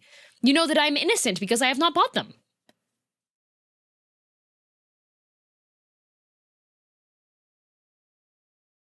You see? You should be thanking me. Koala as well, same category as Hello Panda. I thought they were good and then they weren't. Completo are also, these are just, it's just sugar. It's like slightly flavored sugar, but I do love completo for decoration.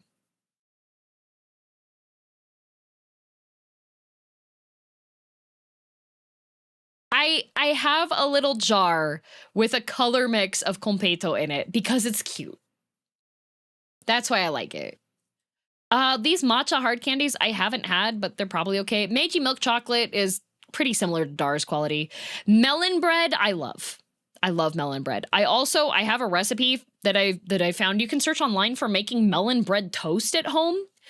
So people get confused about melon bread. It is not melon flavored. Melon bread is just a sweet roll.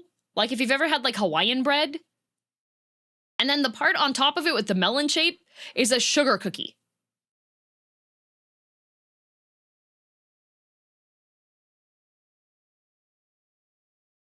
It's called that because the pattern looks like a type of melon, yes. None of it is melon flavored. You can now get melon flavored melon bread, but it's called melon bread because it looks like a melon. Melty Kiss. These are too rich for me. They're essentially like cocoa powder coated little like fudge pieces, and it's extremely rich. It's not my flavor. It's too much for me. It's very strong.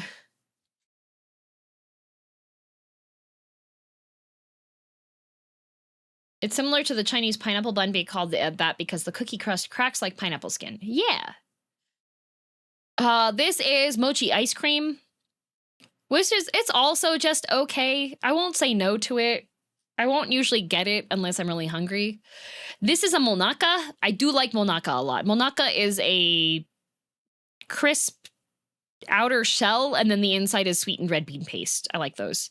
This is dorayaki, but this looks like it's specifically a not dorayaki. It's a oh gosh.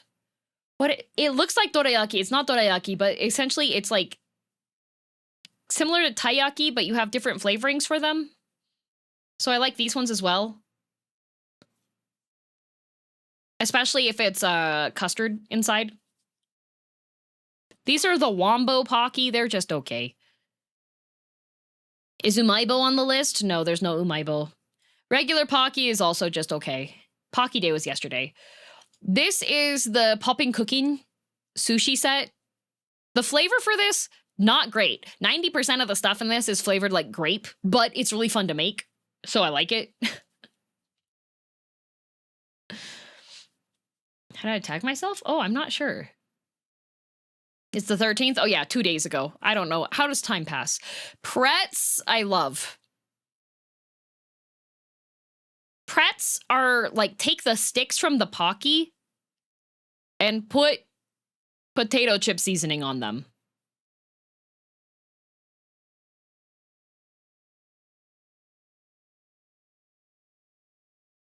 This is also a really good drinking snack. It's like savory Pocky. It's really good. Puchao is very similar to haichu. It usually has little like gummy chunks inside of the thing, so it can kind of give you tryptophobia, but I like them.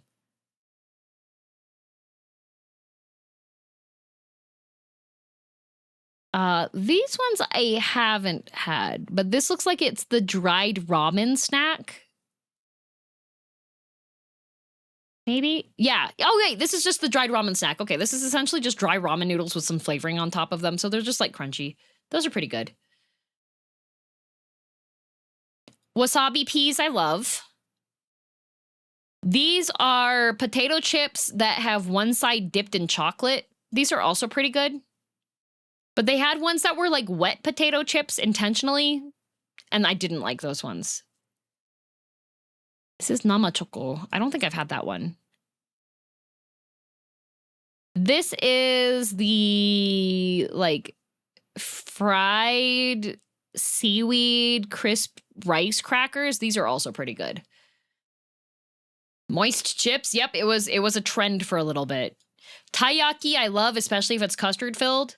This is Monaka ice cream. So it's the same shell like this, but it's around the ice cream instead, and it makes the ice cream a little cleaner to eat. It's okay. This is just more wasabi peas.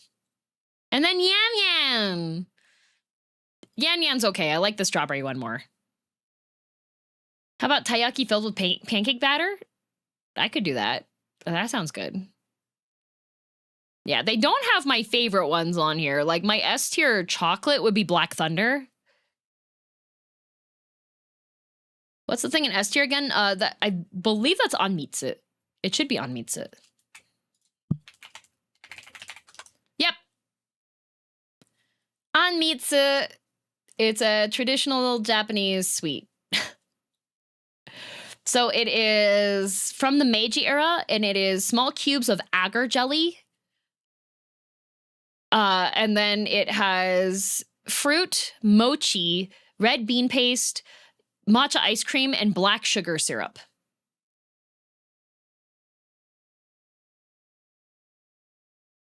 No Umaibo heck list. Yeah, no Umaibo on this one. Umaibos are essentially like really long Cheetos. Big long Cheetos with a variety of different flavors. Yeah, custard taiyaki is really good. I had an apple custard taiyaki once, and it was really good. It was so good. Are the scientific snacks on the list? What do you mean? It translates to tasty stick, right? Yes. Umaibo. Umaibo.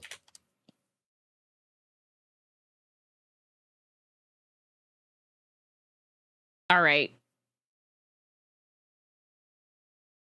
The one where you make your own flavor balls or whatever? What?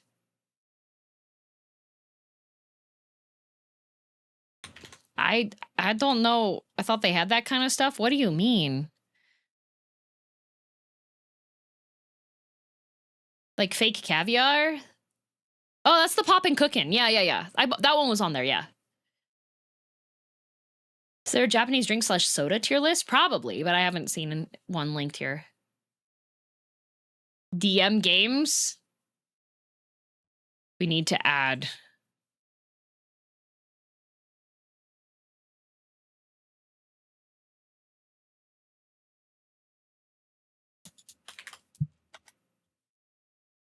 There we go. All right. Minesweeper, S tier, Shinkansen 0. That was fun. It was okay. Hell is Others was also fun, but requires multiple people to play. Love and Deep Space is A tier. Mario Party Superstars, I hate that. Peak is great. Cleo was really fun. Uno. The actual Uno game that's from the actual game company Uno is one of the worst made games I have ever seen in my life. It's garbage. Played Up is okay. Dark Souls is okay. Kazan was good. Double Dragon was fun. Inscription was great. Bunny Game is great. My side, I didn't. I'm gonna add a row below.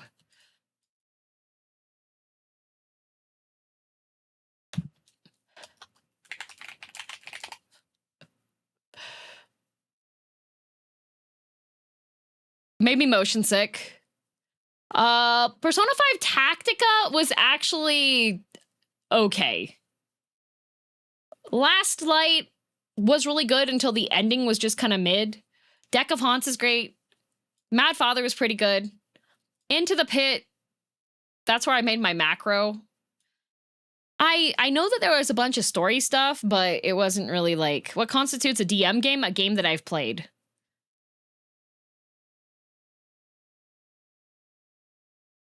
What macro? Yeah. Marble Ribble, it's Overwatch, but with worse power scaling. Repo is great.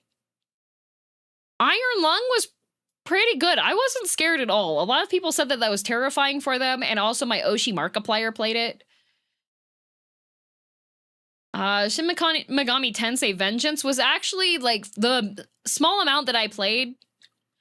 It is really funny when I've told people which one that I've played, and then I give the description that there's two guys, one turns into spaghetti, and then they turn into one guy. Everybody knows what I'm talking about, which is great.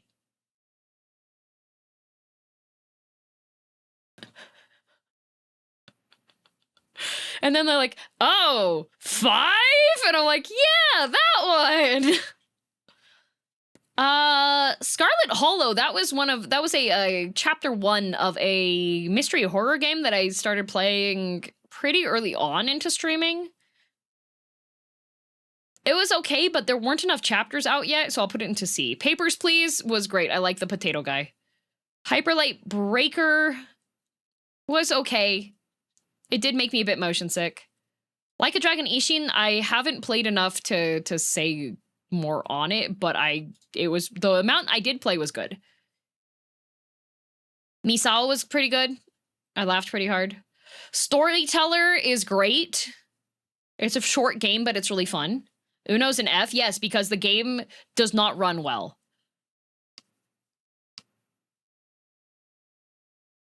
That explains why you don't play more of Breaker. It's not Hyperlight Drifter. Hyperlight Breaker is not released. It was early access, and then they had some dev difficulties. So the game is not out, and they're not sure when it will be out. Raido, the small amount that I played, did seem interesting. A bit slow, but it's a JRPG. Raven's Watch is great. I'm convincing Vanta to play again. Eiyuden Chronicle Rising, I liked the dialogue on that one. It was one that I got sponsored to play because they were still doing the Kickstarter for the full version of the game. This is like the prequel version. It was good. It was endearing. It was cute.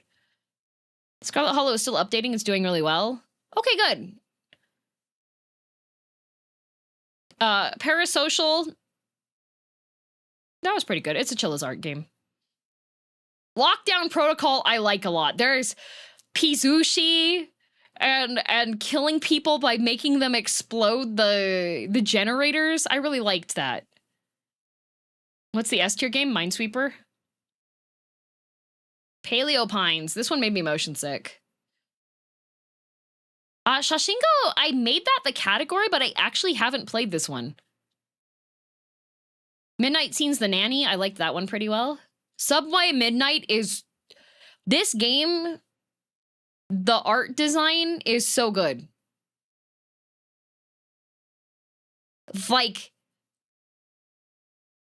if you want to play a game that is an adventure in exploring the creator's art styles and stylization and concepts and stuff, Subway Midnight's really good for that. I love Subway Midnight. It's so nice. It's made by Aggro Crab? Really?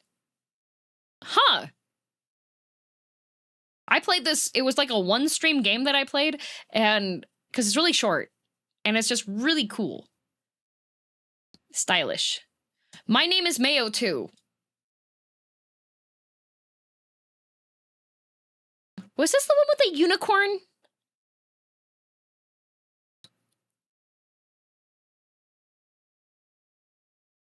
Death's Door was good. I really like Dredge. Neo 2 did make me motion sick. The Fear Business. Okay. This is an extremely biased review.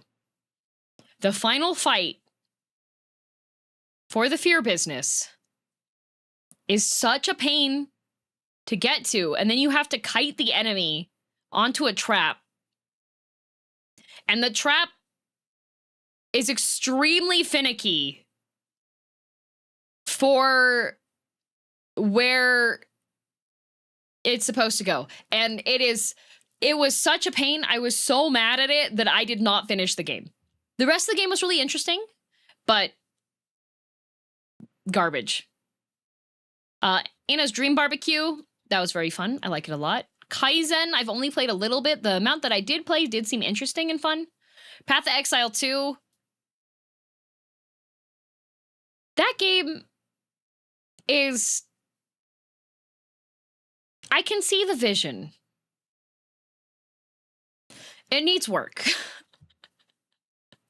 Some of those fights, they're not fun, okay? Still need some work. Yeah, you can tell which classes get, like, more love.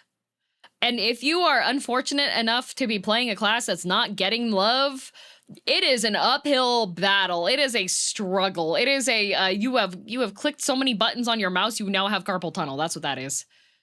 Suika game, frustrating nightmare. Trinity Trigger. I do not remember that one. Did I play that?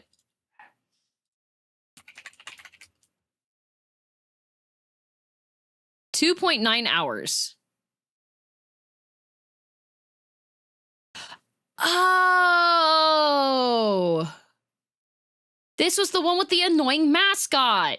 It was very JRPG. Forgettable.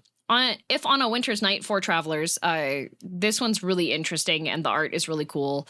Lots of mystery to it, and it's a point and click semi-horror adventure. It's really interesting.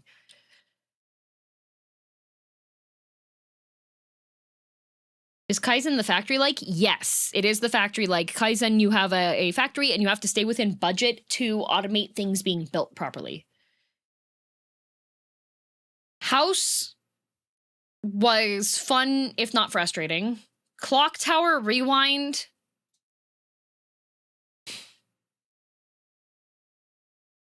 For being an updated version of it, they certainly did not...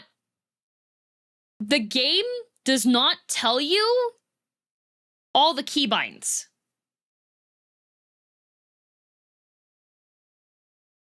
When you start playing the game, it doesn't tell you all the keybinds. And in the settings, it also doesn't tell you all of the keybinds.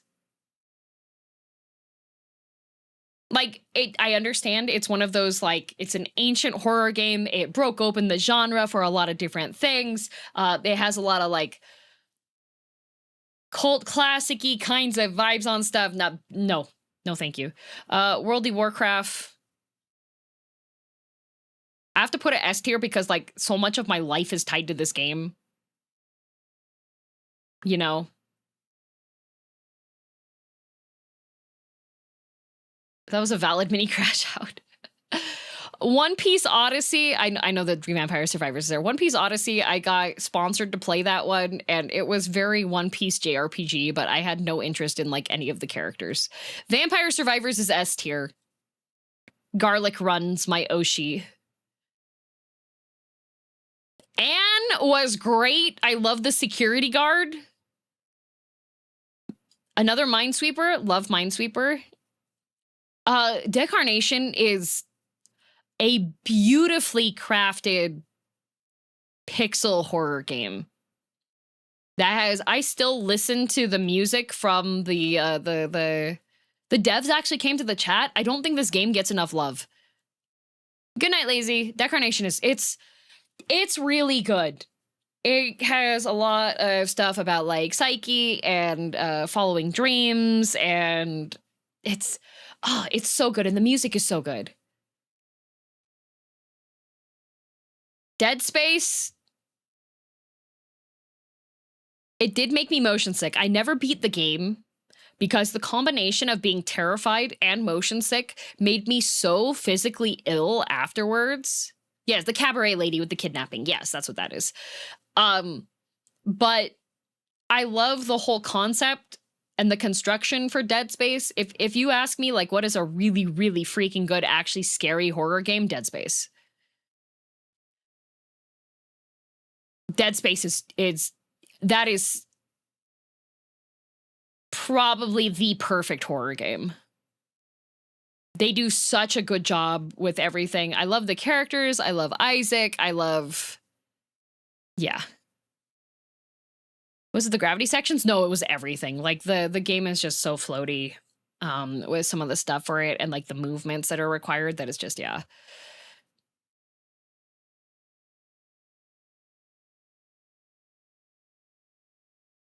Dead Space was also one of the first times you cussed on stream. Yes! Dead Space was the first time I said the F word on stream. Because I was trying to... It was that section that you have, like, the laser that's continuing to go around, and so you have to dodge the laser, but also, like, dodge getting hit by the monsters. It's in the big circle. That clip did get deleted because there were too many people that were just linking it in the chat really stupidly when I was talking about how, like, the intent of my streams is to be PG-13.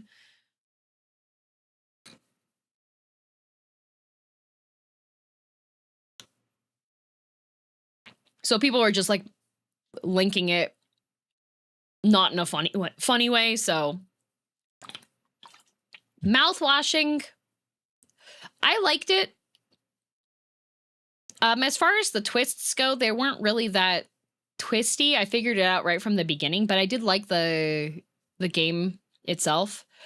The Past Within... Is that the two-person one?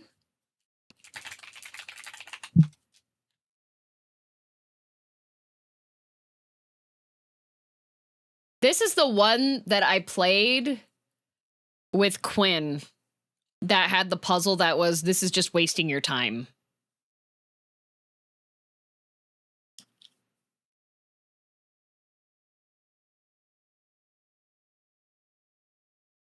This one, that was dumb. The Quarry.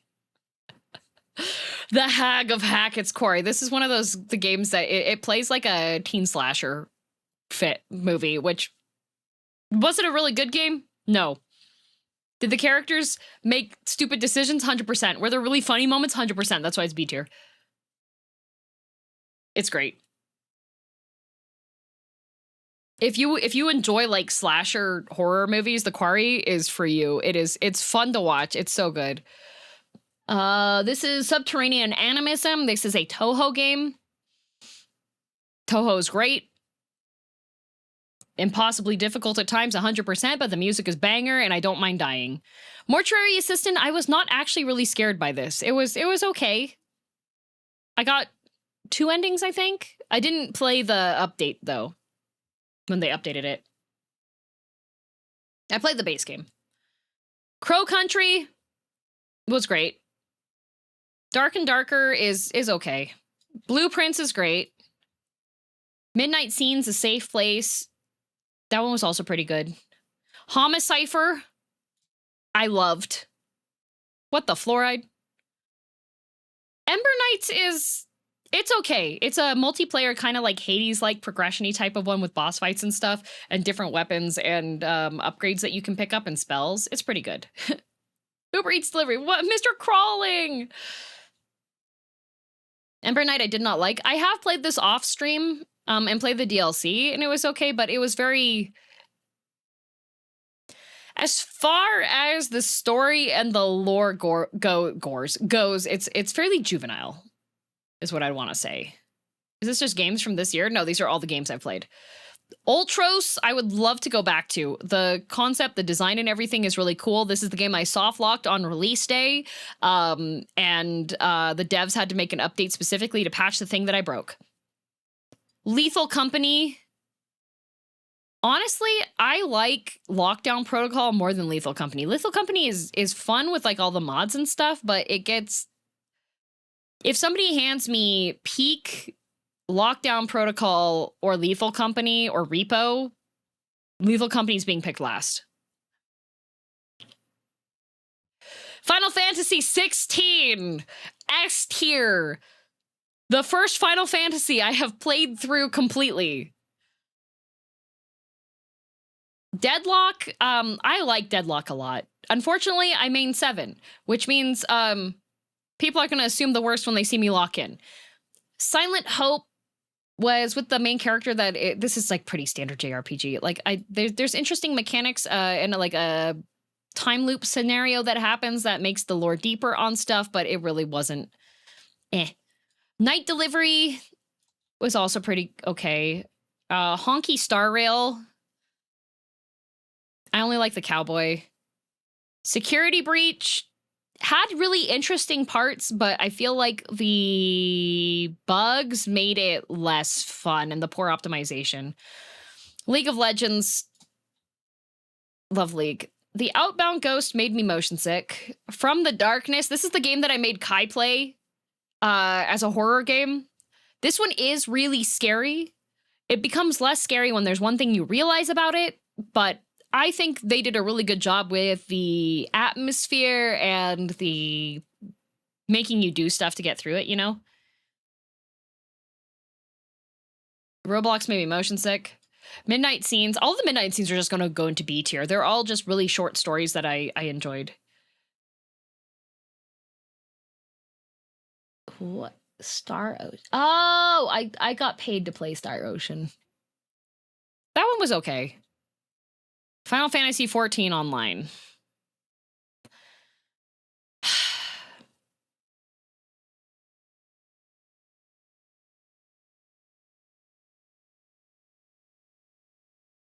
As much as I hate to say it.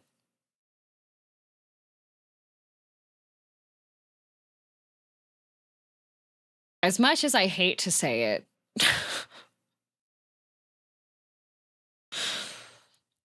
I've been Stockholmed, unfortunately. The fights in Dawn Trail were just really, really good. Like, all for Thancred? Yep, all for Thancred. Like, it's just... Is that with or without the DDoSing? The DDoSing! If I could rank the expansions separately, then there would definitely be differences between where things are. But as a whole... Yeah, unfortunately. Blue Protocol, Star Resonance. I'm gonna put it in D tier. It did kind of make me a bit motion sick with the movement. And the reason why I have it in D tier is because I have seen pay to win stats on it, and I was like, from an ethical standpoint. 7 Days to Die makes me motion sick. Minecraft makes me motion sick. Gartic Phone is C tier because it's good when you have a good group. Cooking Simulator VR is great because I can crash out and lay on the floor, and you can tell I'm laying on the floor, and I can throw knives. Darkwood is really good. I do plan to go back to it. I had to take a break because my family's dog passed away, and there are dog enemies in the game, and it was just a little bit too much for me to have to fight dogs after the family dog passed away. But I will go back to it. Broforce is A tier. What about Darkwood 2? Is it an actual sequel to Darkwood 1? Do you need to play Darkwood 1 to get through it? Type Racer. I like typing. Octopath Traveler 2. I played for a sponsored stream. I haven't gotten to play much further on it. I need to add another tier. Oh, my God. Oh.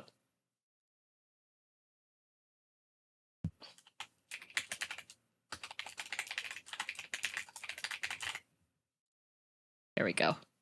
GeoGuessr's GeoGuessr, but they've made it so that it's less free now, so it's F. Hades 2 is really good.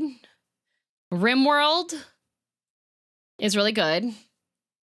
Looks like it's not a direct sequel. Okay. Content warning.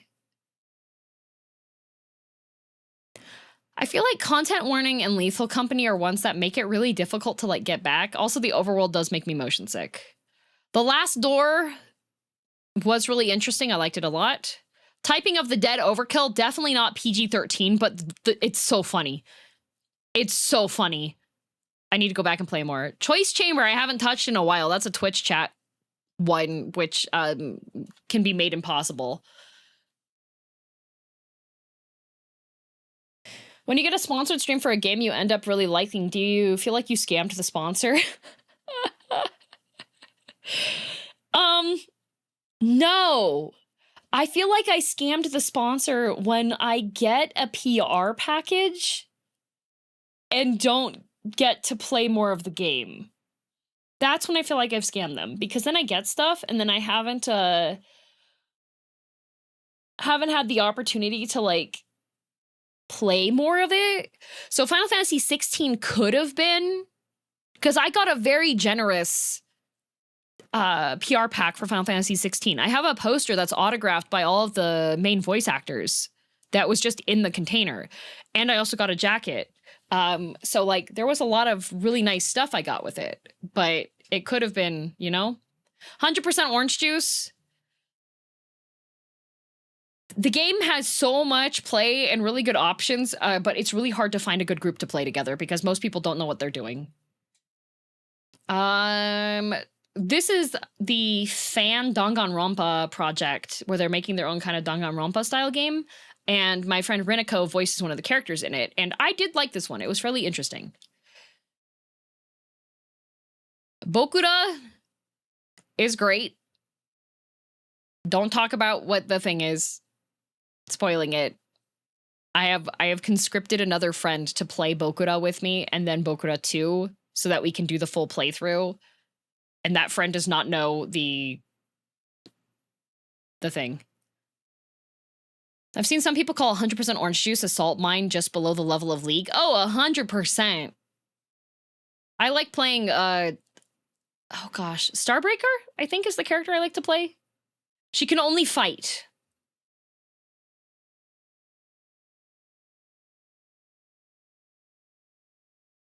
It's either Starbreaker or Starcrasher. I don't remember which one. There's two characters. Starbreaker. Yeah, I like Starbreaker. Starbreaker, is far less complicated. I love Solitaire. Osteoblasts was interesting, but really difficult, and I would need to play more. Night in the Woods is fantastic. If you would like to know what I felt like growing up, Night in the Woods, that entire town is what my hometown feels like. Gang Beasts it's okay. Bloodborne, I will put A tier. There were things that frustrated me greatly about the game, but overall, I would say it was a positive experience. I think FromSoft learned a lot from it. Rogue Spirit made me motion sick. Children of Morta, I need to play more. Overwatch is F tier because it betrayed me. Five Nights at Freddy's 2. Did I beat that one? It was FNAF. It's fine. Don't Starve Together is okay. You have crazy people in your hometown? Yes. Lost Ark. Oh my god, what a disaster of a game. Hollow Knight is A tier. Dark Souls 3 is S tier. That was my first Souls-like I ever played. And the first game that I think I played to the end to with a controller. Katana Zero is also A tier. I love that game. It's great. It's really cool. Crosscode, I did not like. Golf with your friends, I like that as a party game as long as collisions are turned off. Or on, those are okay. I have hiccups. My Name is Mayo. This game is so bizarre. Count Lucanor is A tier. Vikings War of Clans. I do not remember playing. Crucible.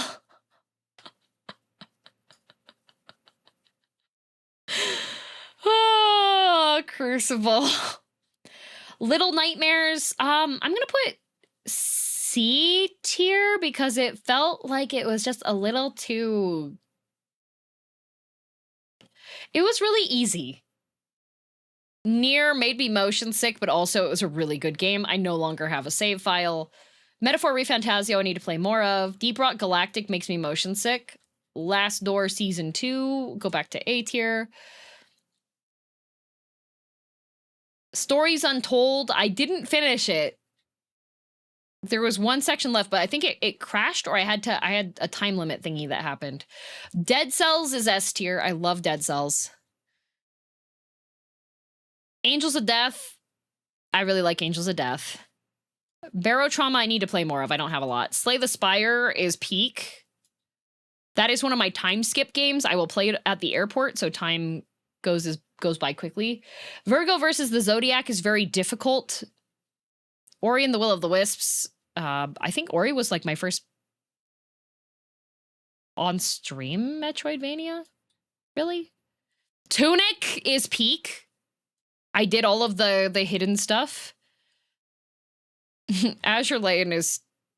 I understand a lot of people like it. It's not for me. There's nothing for me. I am not the target audience. Yakuza Kiwami 2 needs to play more. Untitled Goose Game is... It's okay. It's fun. Midnight Scenes, B tier. All of them. Boyfriend Dungeon is how I became friends with Octopimp. Is the game itself very good? No, but it's still fun. It's got interesting stuff. There's been updates that I haven't seen to it.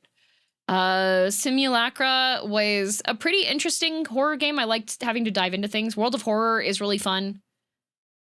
It's a love letter to like Junji Ito and horror stuff. Beat Saber is S tier because I like rhythm games. Yuppie Psycho is S tier. If you would like to know what my favorite indie horror game is, it's Yuppie Psycho.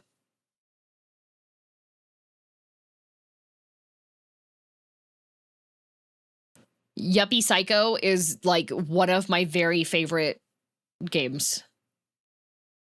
I love Yuppie Psycho so much, okay? I still regularly rewatch your Yuppie Psycho playthrough. Thank you. It's on the archive channel. There is an archive channel, but I don't have the videos on my main thing. I could upload them to the main one, actually. But yeah, I love Yuppie Psycho so much. I have the physical edition. I got the collector's one. Baba Is You. I kept killing Baba. Baba Is You is a really good puzzle game, but it does make you feel stupid. Uma Musume, I haven't played a lot of. Master Arena. This is the first sponsored game that I threw up while playing, and I messaged them. And they asked me if I could keep playing because I had a specific amount of time that I was supposed to play it. Noita is S tier! Omori is... I don't like Omori. Even if I had gotten, like, the quote, true ending going through... Do you let sponsors know? I do, Clockwork. That was... So, Master Arena was during my first year of streaming. It was, like, the very first sponsor I'd been contacted for. I think it was, like, $150 for I think 3-4 hour stream. I don't remember how long it was. It was definitely a longer than I would have normally said one. But yeah, now I have Charlie. Charlie has reads all the emails, and he's the negotiator one. And when he brings me a game that might have potential, I do look at it and tell him if I may or may not get motion sick from it. So he does warn companies, and then they get to say if they would like continue on that. You streamed that for 7 hours according to history. Okay, then it might have been an 8-hour one. Might have been an 8-hour one. Sekiro is S tier. God, the first time you deflect the lightning is so cool. Yeah, Charlie is great. Sable made me motion sick, unfortunately. Really cool game. But one hand clapping, I think it wasn't done when I was playing it.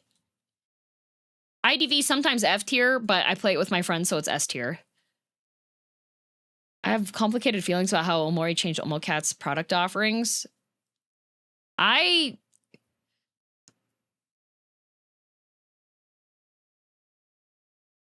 Personal detail. When I was young, I had a best friend unexpectedly pass away.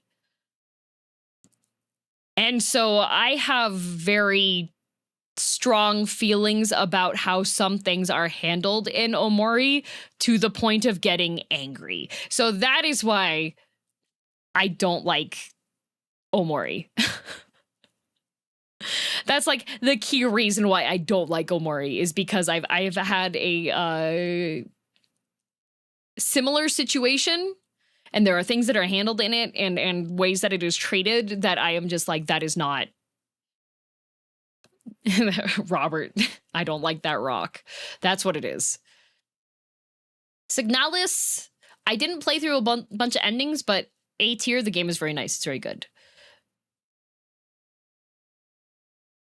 Digimon Survive, I need to play through more of, but it is, for being called Digimon Survive, the kids certainly do not, which I liked a lot. Raid Shadow Legends. Okay, despite what you may think, this game is actually not bad. Raid Shadow Legends is not bad.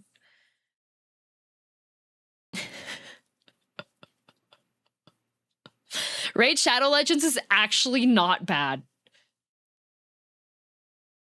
It's really not. The gameplay loop is not too bad. It's a standard like auto battle phone game. You played Raid? Oh no, I played Raid multiple times. They paid me. Like, and also the other thing about Raid Shadow Legends is that they actually pay decently.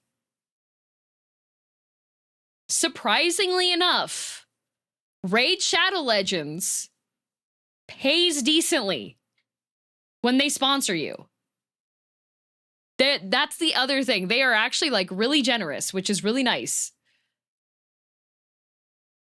It's probably not bad. We're all sick of hearing it. Yeah, I mean, like it gets memed to death, but it's not actually that bad. It's okay. Risky Rain 2 makes me motion sick, but it's a really good game. Marbles on Stream. I haven't used this in forever. I do like Marbles on Stream. It just requires me to talk a lot. Pummel Party is Mario Party, but slightly better. Project Winter is great. I have so many fond memories in Project Winter. Most of it involves killing Kai or Kai killing me or Kai being killed by Harune on his birthday as she beats him to death.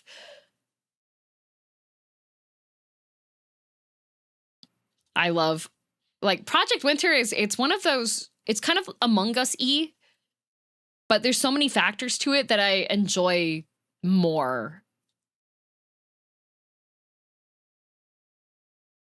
Singing Happy Birthday, hitting him with an axe in a super blizzard. Just us leaving in the escape video and hearing Kai go, guys, guys, and hearing Harune going, are you one? Whack. Are you two? Whack. Are you three? Whack. So good. Among Us is not as good as Project Winter. I have fond memories of Among Us. But it's okay. I think it's also just been memed to death and got overplayed to death. Sayonara Wild Hearts did make me motion sick, but also the music is really good. The gameplay is really interesting. this is a game that I think would actually be fun to do a perfect run of. I love Sayonara Wild Hearts. It's really good. It's so stylish. It's a journey. It's great. Regular Hades. S tier. I love regular Hades. I'm on observation duty. I do need to play more of it. I didn't finish it. Night Security had the Hellevator. Apex Legends is only as good as the party you're playing with it, so it's C tier. Skong. I will put thus far Skong, I will put A tier. It is definitely a well-crafted game that was crafted with a lot of intent and love. There are definitely segments of Silk Song that I highly disagree with, and I have disqualified it from my game of the year. Darkest Dungeon is also great.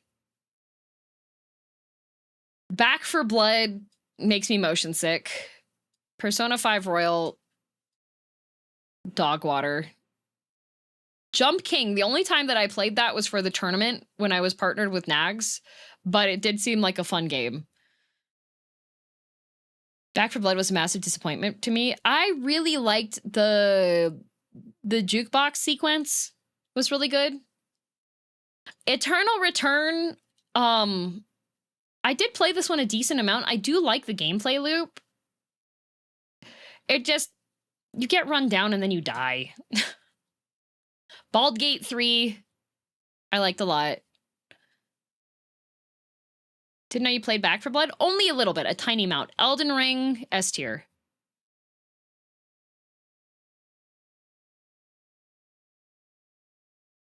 If not for yesterday's trouble, would it be Girl that kicks it off? What kicks it off of being like S tier for me is what I said before. When the devs have been on record for stating specific things about their mentality and methodology for the game, and then having segments of the game that I feel conflict with that, that is what it is.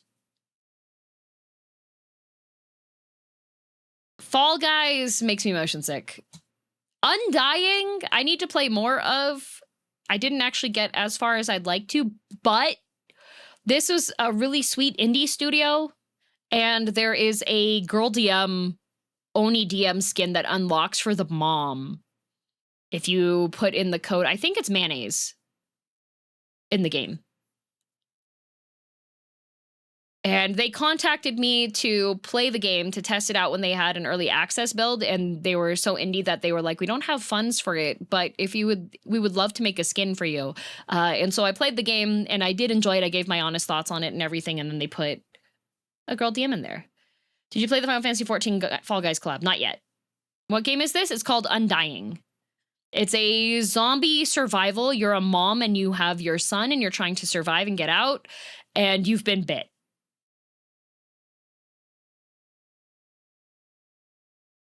Interesting game, tragic, but yeah. Pico Park.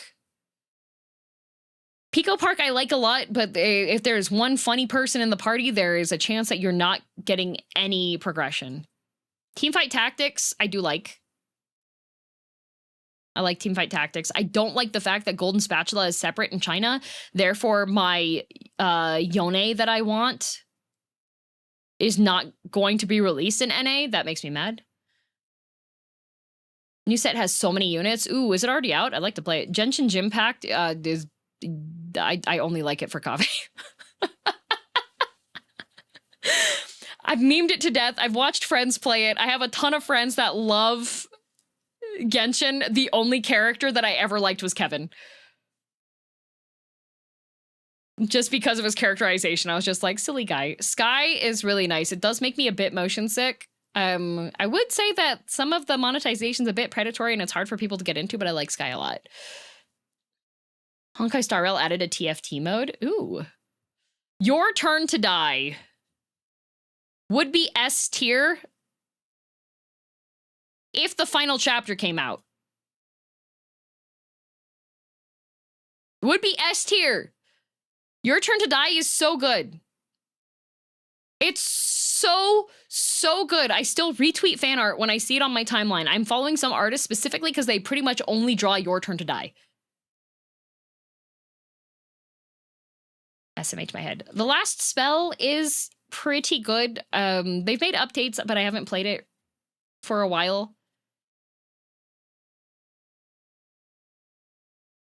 Yep. Give us the final chapter, please. Ghost Runner made me motion sick. Project Diva Mega Mix. S tier. Try L-Sword? Oh, no. I don't want to try that. Ring Fit Adventure. The game itself, the exercises are good. I find the characters in the game to be so annoying that I have lost all motivation to play it. It makes me, all the characters make me so mad. Hate it. Demon Crawl. I need an exercise game that has an actual good story if they're going to make it a story-based one. I remember that rant. God, Demon Crawl's great. It is a Minesweeper. Overwatch 2 betrayed me. Kart Rider Drift is a Nexon racing game that I played a little bit of, but it did make me motion sick. Skull the Hero Slayer is S tier. That is a roguelike Metroidvania where you are a bad guy and you're trying to beat the hero. Skull is really good. PvE right now releases on December 3rd, according to those 100 plus champs. What the? Thank you. Thanks for the information. Ruined King would have been so much better. It gives you a lot of really interesting lore, but it was delayed so much that it really screwed up the release of Viego storyline-wise. I did like the game and I liked the gameplay though.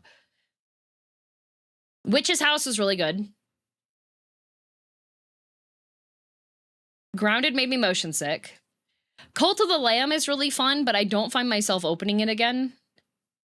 Prop and Seek made me motion sick. Valorant. I like Valorant. I played the friends and family private test for it because I have some friends that are rioters that invited me to play.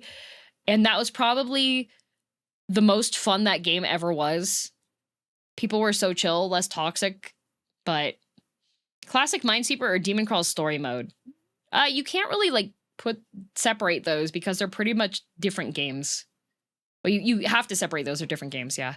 It will never be that fun again. Nope. Project Cat, Paper Lily Prologue. This is a game, indie pixel kind of horror supernaturally game that is still being made. I follow the devs for it. The prologue was really interesting. I had a lot of fun. I would like to play more of it, and I am waiting for them to update.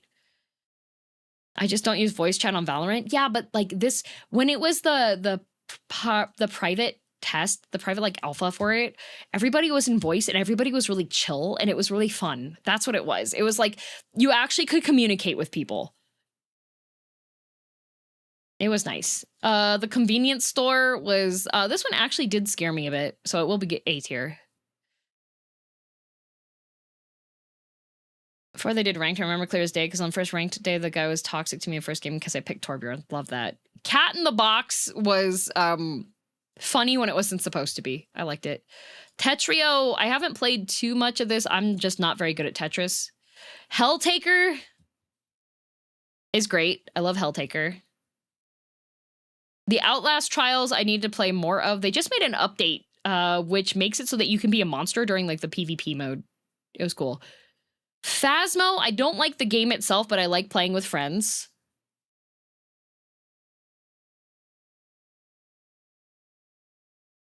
It Takes Two. I hate that stupid romance book, but I like the game otherwise. We Killed the Elephant. Oh my god, Pokemon Unite. This is the Pokemon League of Legends game. With terrible balance. Terrible balance. Monkey type. It's monkey type. Pokemon MOBA? Yup. Yup, there was supposed to be balance, but there was none. Balan Wonderworld. What a game. Fun fact, after Rama and I played the couch co-op, a mod did come out that makes it so that you can actually store your transformations, but man, S tier because Rama's there. Yeah, kidnap Rama. BPM, bullets per minute. I really like the concept of the game. It makes me horribly motion sick, unfortunately. Masks of Deception was an interesting concept. It was like Phasmophobia Among Us, but it was just kind of meh. Itora was another Metroidvania that I played that I liked pretty well. It was really interesting, but not that difficult. Ender Lilies is great. I love Ender Lilies to death. Slay the Princess is great. Love Slay the Princess. Paper Lily Chapter 1. This one was really good. So Chapter 1 and the prologue were both... The prologue was interesting. Chapter 1 was... started asking a lot of questions, and I really liked the story on it, and I really need more chapters, and I follow the devs, and I will continue to do that. The radio station made me motion sick, and I couldn't finish playing it. Dragon Quest Treasures, I did not like. Tekken 8 is fun. I should go back to that. I should have a fighting game era. It has to be after I've gotten through a bunch of other things. Heart, lungs, liver, nerves, heart, lungs, liver, that was so good. Have they fixed Tekken 8? I don't know. Clive's in it. That's the only thing I need. Home Alone Final. Not bad. It's an indie horror game. I liked it. It was interesting. Bridge Curse 2, The Extrication. I played this game because Rama recommended it. It is so funny. It's so funny. It's a horror game. It is so funny for no reason.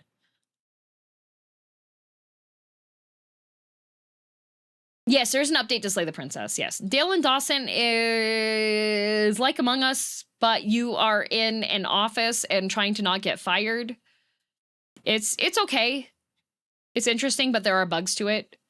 Dream Sweeper, I played when they had an early release version of it, and I discovered that whatever their algorithm was for mapping was generating incorrect Minesweeper maps.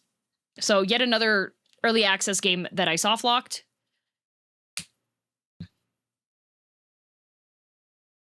Dispatch, I've only played the first 3 chapters. We'll find out tomorrow. I like it a lot. Cursed Digicam was the first time using, I think, Unreal Engine 5, I think. I didn't find this one to be, like, this is a Chilizart, but it wasn't really a banger. I didn't like that one so much. Isn't that one another one you're in? Yes, I am. I do show up as an NPC. In Dreamsweeper, yes. Dead Plate, Cannibalism Yowie game, indie game. I liked this one. It could have had more to it, I feel. And the glitches that happened did make some parts kind of unplayable for other people, but yeah. The slide. Oh my god, the slide. This bed we made was really interesting. This is a Canadian indie studio, and it is a murder mystery that takes place in Canada. I liked it fairly well. It wasn't too difficult, and there were some performance issues while streaming it, but I liked it. It wasn't too difficult of a mystery. Games Around the World. I don't remember what that is. Lies of Peak.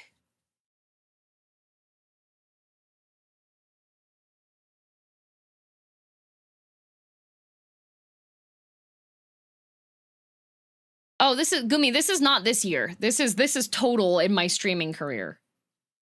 The Devil in Me was so stupid. Okay, if you're going to make the character be a real person, you cannot have them be teleporting. It had such a good concept for it, but if it's supposed to be one guy and you knock him out and he starts to drown in the lake and then he shows up when you've been using a motorboat,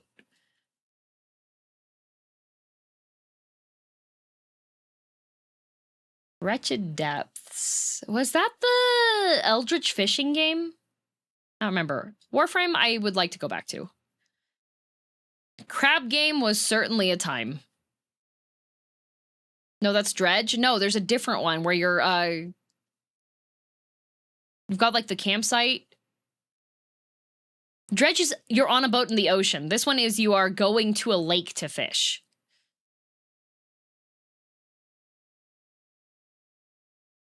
Play a salmon, fish to your heart's content. Sell the fish you've caught. Collect better gear. Yeah, the first person lake one. Yeah, okay, Wretched Depths. That one was okay. Armello is fun, but the servers for it are not. Hextech Mayhem is a League of Legends rhythm game that it's okay. But I don't think it's ever gonna get updates again.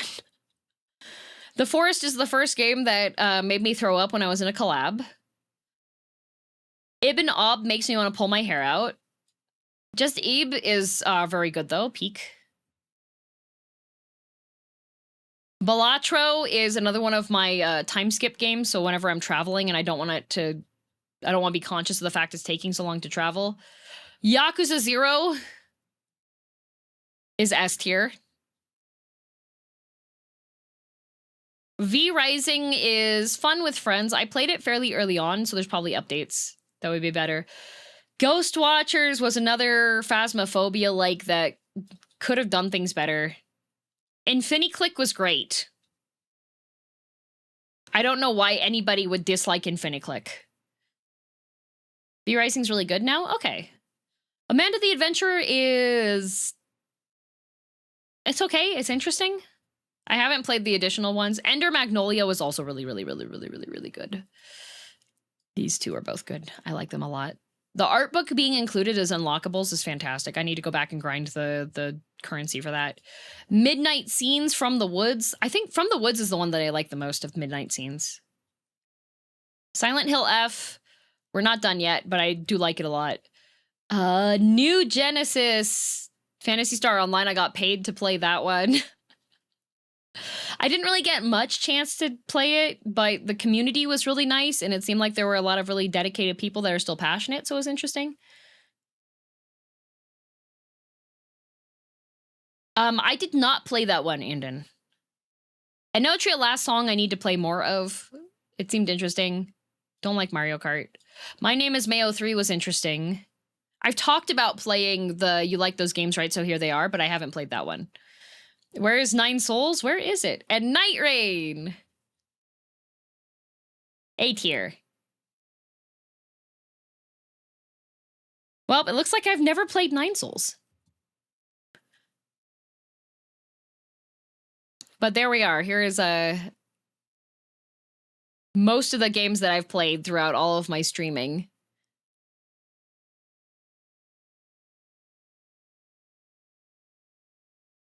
That's a decent number of games. Digimon Survive?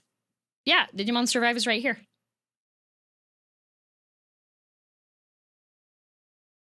$250.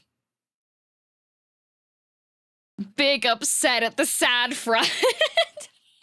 Terrible news on the sad front.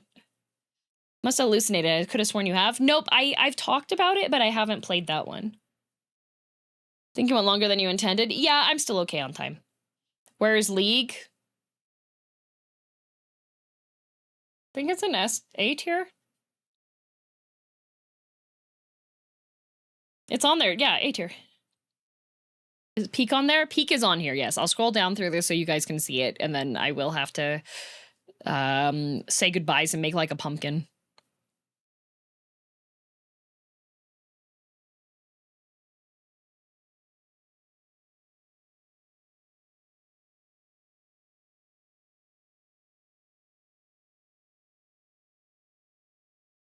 PB is November 18th and 19th, not right now. Okay. Dark Souls 1. It's on there somewhere. Yeah, here's Dark Souls 1's right there.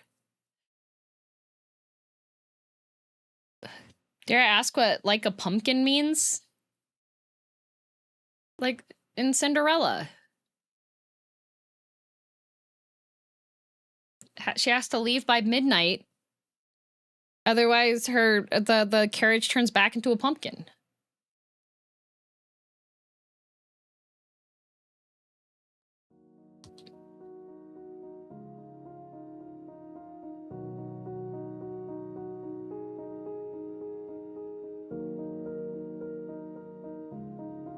Sacred pie, exactly.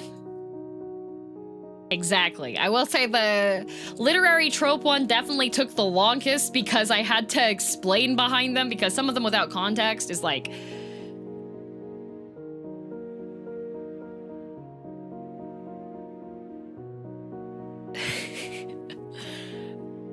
But yes, let's find targets to raid. We'll go relatively quickly to send you all on your way before I make like a pumpkin and implode. Did my clickbait title work, everybody?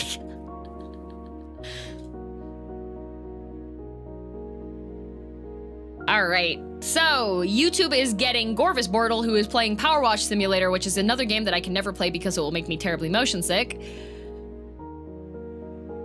And for my raid, we are actually going to raid into Halion, whom if you have never, well, if you've played Hades 2 or Hades and you've looked up online on like builds or play suggestions and such, Halion is the one that has made a ton of videos. He's the summer when I was just about to go full-time VTubing, I would lurk in his streams a lot, and we wound up becoming friends that way. So he's a Flash tuber. He taught me how to speedrun Hades. And it is his anniversary streaming, and so he is playing Hades 2 from a fresh file to credits. How did you not get motion sick from Deadlock? Somehow the way that the game is set up, and since it's third person, is not as... I don't get motion sick from Deadlock. I think I should. There's probably characters that would make me motion sick, like the glue glob character probably would make me motion sick. And the mole guy might make me motion sick, but yeah, 7 doesn't make me motion sick at all. It's weird. Anyways, head pass time. Here we go. 1, 2, 3, 4, 5, 6, 7, 8, 9, 10, 11, 12, 13, 14, 15, 16, 17, 18, 19, 20, 21, 22, 23, 24, 25, 26, 27, 28, 29, 30, 31, 32, 33, 34, 35, 36, 37, 38, 39, 40, 41, 42, 43, 45, 46, 47, 48, 49, 50. Surprised Warframe doesn't make you motion sick? I don't know. I played Duviri Paradox and I was okay. 51, 52, 53, 54, 55, 56, 78, 59, 60, 61, 62, 63, 64, 65, 66. Oops. I'm just bouncing my head. 67, 68, 69, 70, 71, 72, 73, 74, 75, 76, 77, 78, 79, 80, 81, 82, 83, 84, 85, 86, 87, 88, 89, 90, 91, 92, 93, 94, 95, 96, 97, 98, 99, 100 head bonks taken care of. Yeah. I hope you enjoyed this tier listing stream and hearing me yap a whole bunch about romance tropes. I fear I could yap for 8 hours straight about romance tropes. Not gonna lie. Not gonna lie. But anyways, have a good rest of your afternoon, evening, morning, or night, whatever time zone you're in. Tomorrow I'm gonna be playing Dispatch from chapter 4 to the end. Bye!